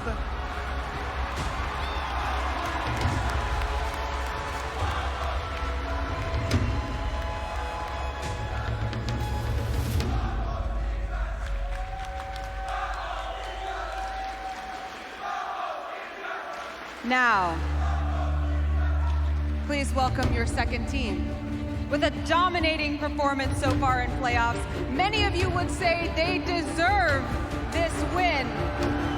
Representing North America, please welcome Space Station Gaming!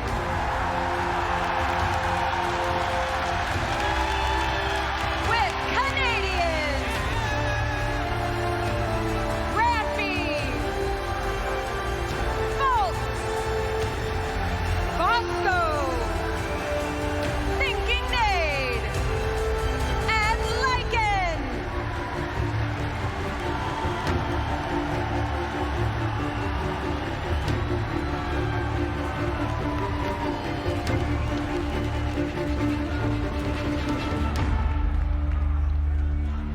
Nothing is decided yet, but we know that Space Station comes into this match with an advantage. Will Ninjas in Pajamas have what it takes?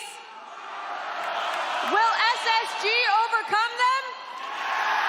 Who will hoist the hammer? Let's find out now!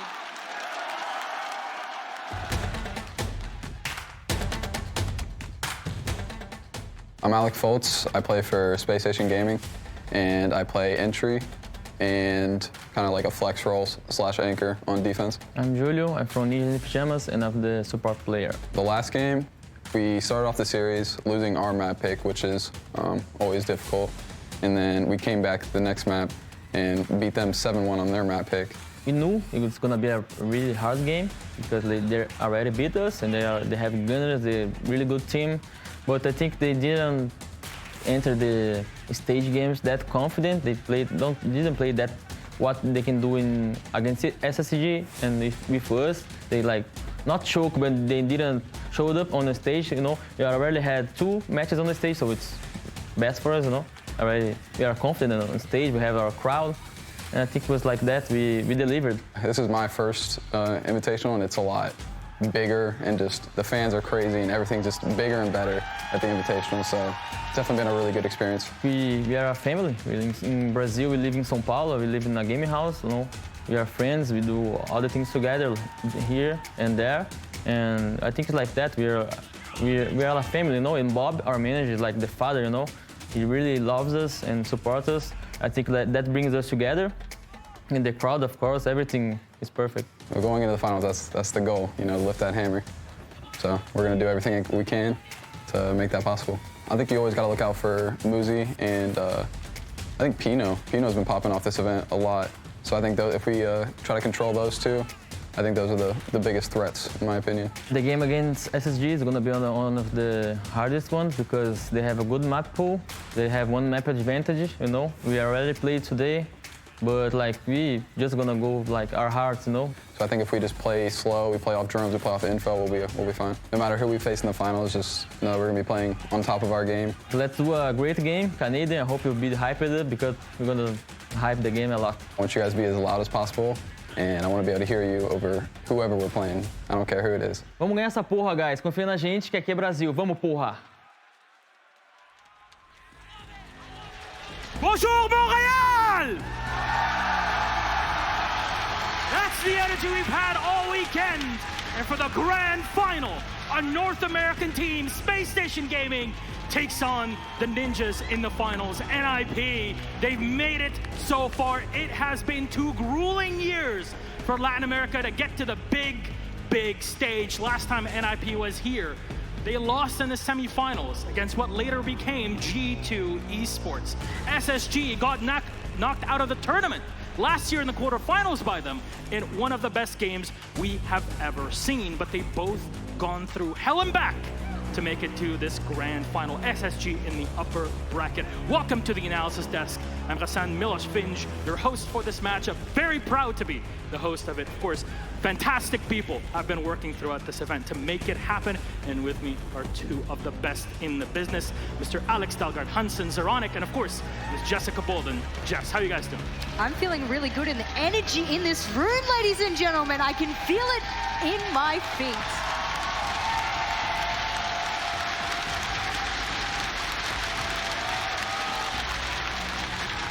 Without the Roman candles and flares, it still reminds you a little bit of the CGI we just watched. And I think it's pretty important to remember for the players up on stage there that, as Cav says, no one remembers second.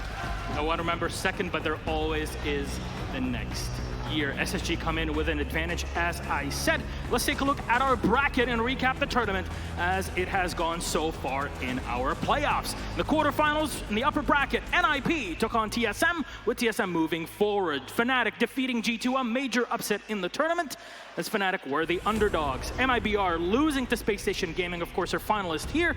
Dark Zero against BDS. Dark Zero defeating BDS and moving forward. Unfortunately, DZ lost to SSG, and they had to move forward. Fnatic didn't get knocked out yet in their matchup against TSM, but they lost, ended in TSM Space Station. An amazing game that we had last night, culminating in Space Station Gaming arriving in the grand final with a map 1 advantage in this best of 5. We'll explain that later once we get to the map veto. In the lower bracket though, NIP defeated G2. The world champions have been knocked out. And they won't have a repeat here 3 times. BDS defeating MIBR kept EU's hope in the running. Dark Zero lost to NIP, and Fnatic went down to BDS. A big game between NIP and BDS. There were 4 teams left, 2 North Americans, 1 European, and 1 from Latin America, from Brazil. BDS unfortunately falling in one hell of a game against NIP, but NIP moved forward. They played against TSM earlier today. If you did not catch that game, man, NIP made TSM look like rookies. But this is what you need to get to the grand final. SSG now facing against Ninjas in Pajamas for the first time ever. It's North America against LATAM. Huge. This is absolutely amazing. For all of the LATAM fans out there, you must be feeling absolutely invigorated that a team has come this far and very well may take out that hammer that we see behind us. That is amazing. And the impressive thing is the way SSG took away TSM, and then NIP goes and doubles up on that and does it way better. So even though they come in with a 1-map advantage, this might be a very, very close game. Very much so, and for all the Brazilian fans, the Latin American fans out there, they're going to be having an event in just a few months at home near you in Sao Paulo. Definitely cannot wait for that. The electricity that the fans bring definitely, I guess, puts us a bit further down. You know, we were like, you know what, this is a bit too much for us to handle at times. But that said, I think it's time for us to get deeper and deeper in this. We talked about NIP TSM. There's a game that just happened, but let's try to recap that a bit. We have some highlights that'll be playing as we're mentioning the big moments that are happening between it. NIP TSM ended in NIP completely controlling TSM. What was happening in that matchup? Because, as I said, looked like rookies in it. I think for TSM, they played a lot of their game, and when they felt it wasn't working, they unfortunately tried to change it up, and that's when it started to go wrong for them. I think if they had have just fixed a few of their little mistakes, especially on attack, they would have been able to be far more dominant, but they tried to change up too much, and NIP, they're adapting every round. We spoke about it the other day. They adapt every round, and their manager, as they said, Bob says, sometimes they come up with it during the round, and you cannot adapt to a team that actually doesn't even know what they're going to do in that particular round. I actually think TSM lost their game to NIP already yesterday when they didn't beat SSG. Because them not taking down SSG has to be such a big thing for them. They mentioned how they definitely thought they were going to take that, right? But there's a difference to how you go into I guess that attitude of it. I talked to Bob just before their game, and he goes, yeah, our next game is at 5. If you're that calm about it, that is terrifying. Fair enough. I mean, you saw the amount of work that NIP have put to get here. Over the past 6 months, these guys have reinvented themselves to finally play on the big stage. NIP last year got knocked out first. Paris Major 2018 knocked out first as well. Disappointment in the big tournaments. Here they are in the grand final. Julio, leading the squad forward, has been competing since 2013, 2014. I have known the man since 2014 and have casted him in live events since 2015. Very proud to see him here play, talk to him backstage. It's been a very big growth storyline to get here. That's the experience on SSG's side. That's Canadian, who hasn't touched a trophy in a while, and it hasn't been since Invitational, our first one in 2017. That was the last time North America even got a major trophy. Yeah, I think for SSG, they're going to be feeling like this is the day they need to pull out all the stops. There's nothing more to hide. This is the grand finals. You need to pull out everything you've got left. I think a lot of the leadership will be the pinpoint for them going through this match. They've got one map up through this double elimination. So if they don't play to that strength, we'll see them get overrun by NIP, who are just fierce and unwavering. I mean, on the back of the trophy stand, all the names of the teams that have ever won it are engraved in. And I think Troy, Canadian, he can taste that, right? It's so close to getting there again. They finally get to try. Now, you know, you talked about SSG, TSM for just a bit. Let's dig a bit deeper into that. I know, there's just so much happening right now, it's kind of overwhelming. I was a bit of tears when it came to the video, I have to say. But you said that TSM lost their game today, even last night, against Space Station Gaming. How do you try to explain that for everyone watching at home?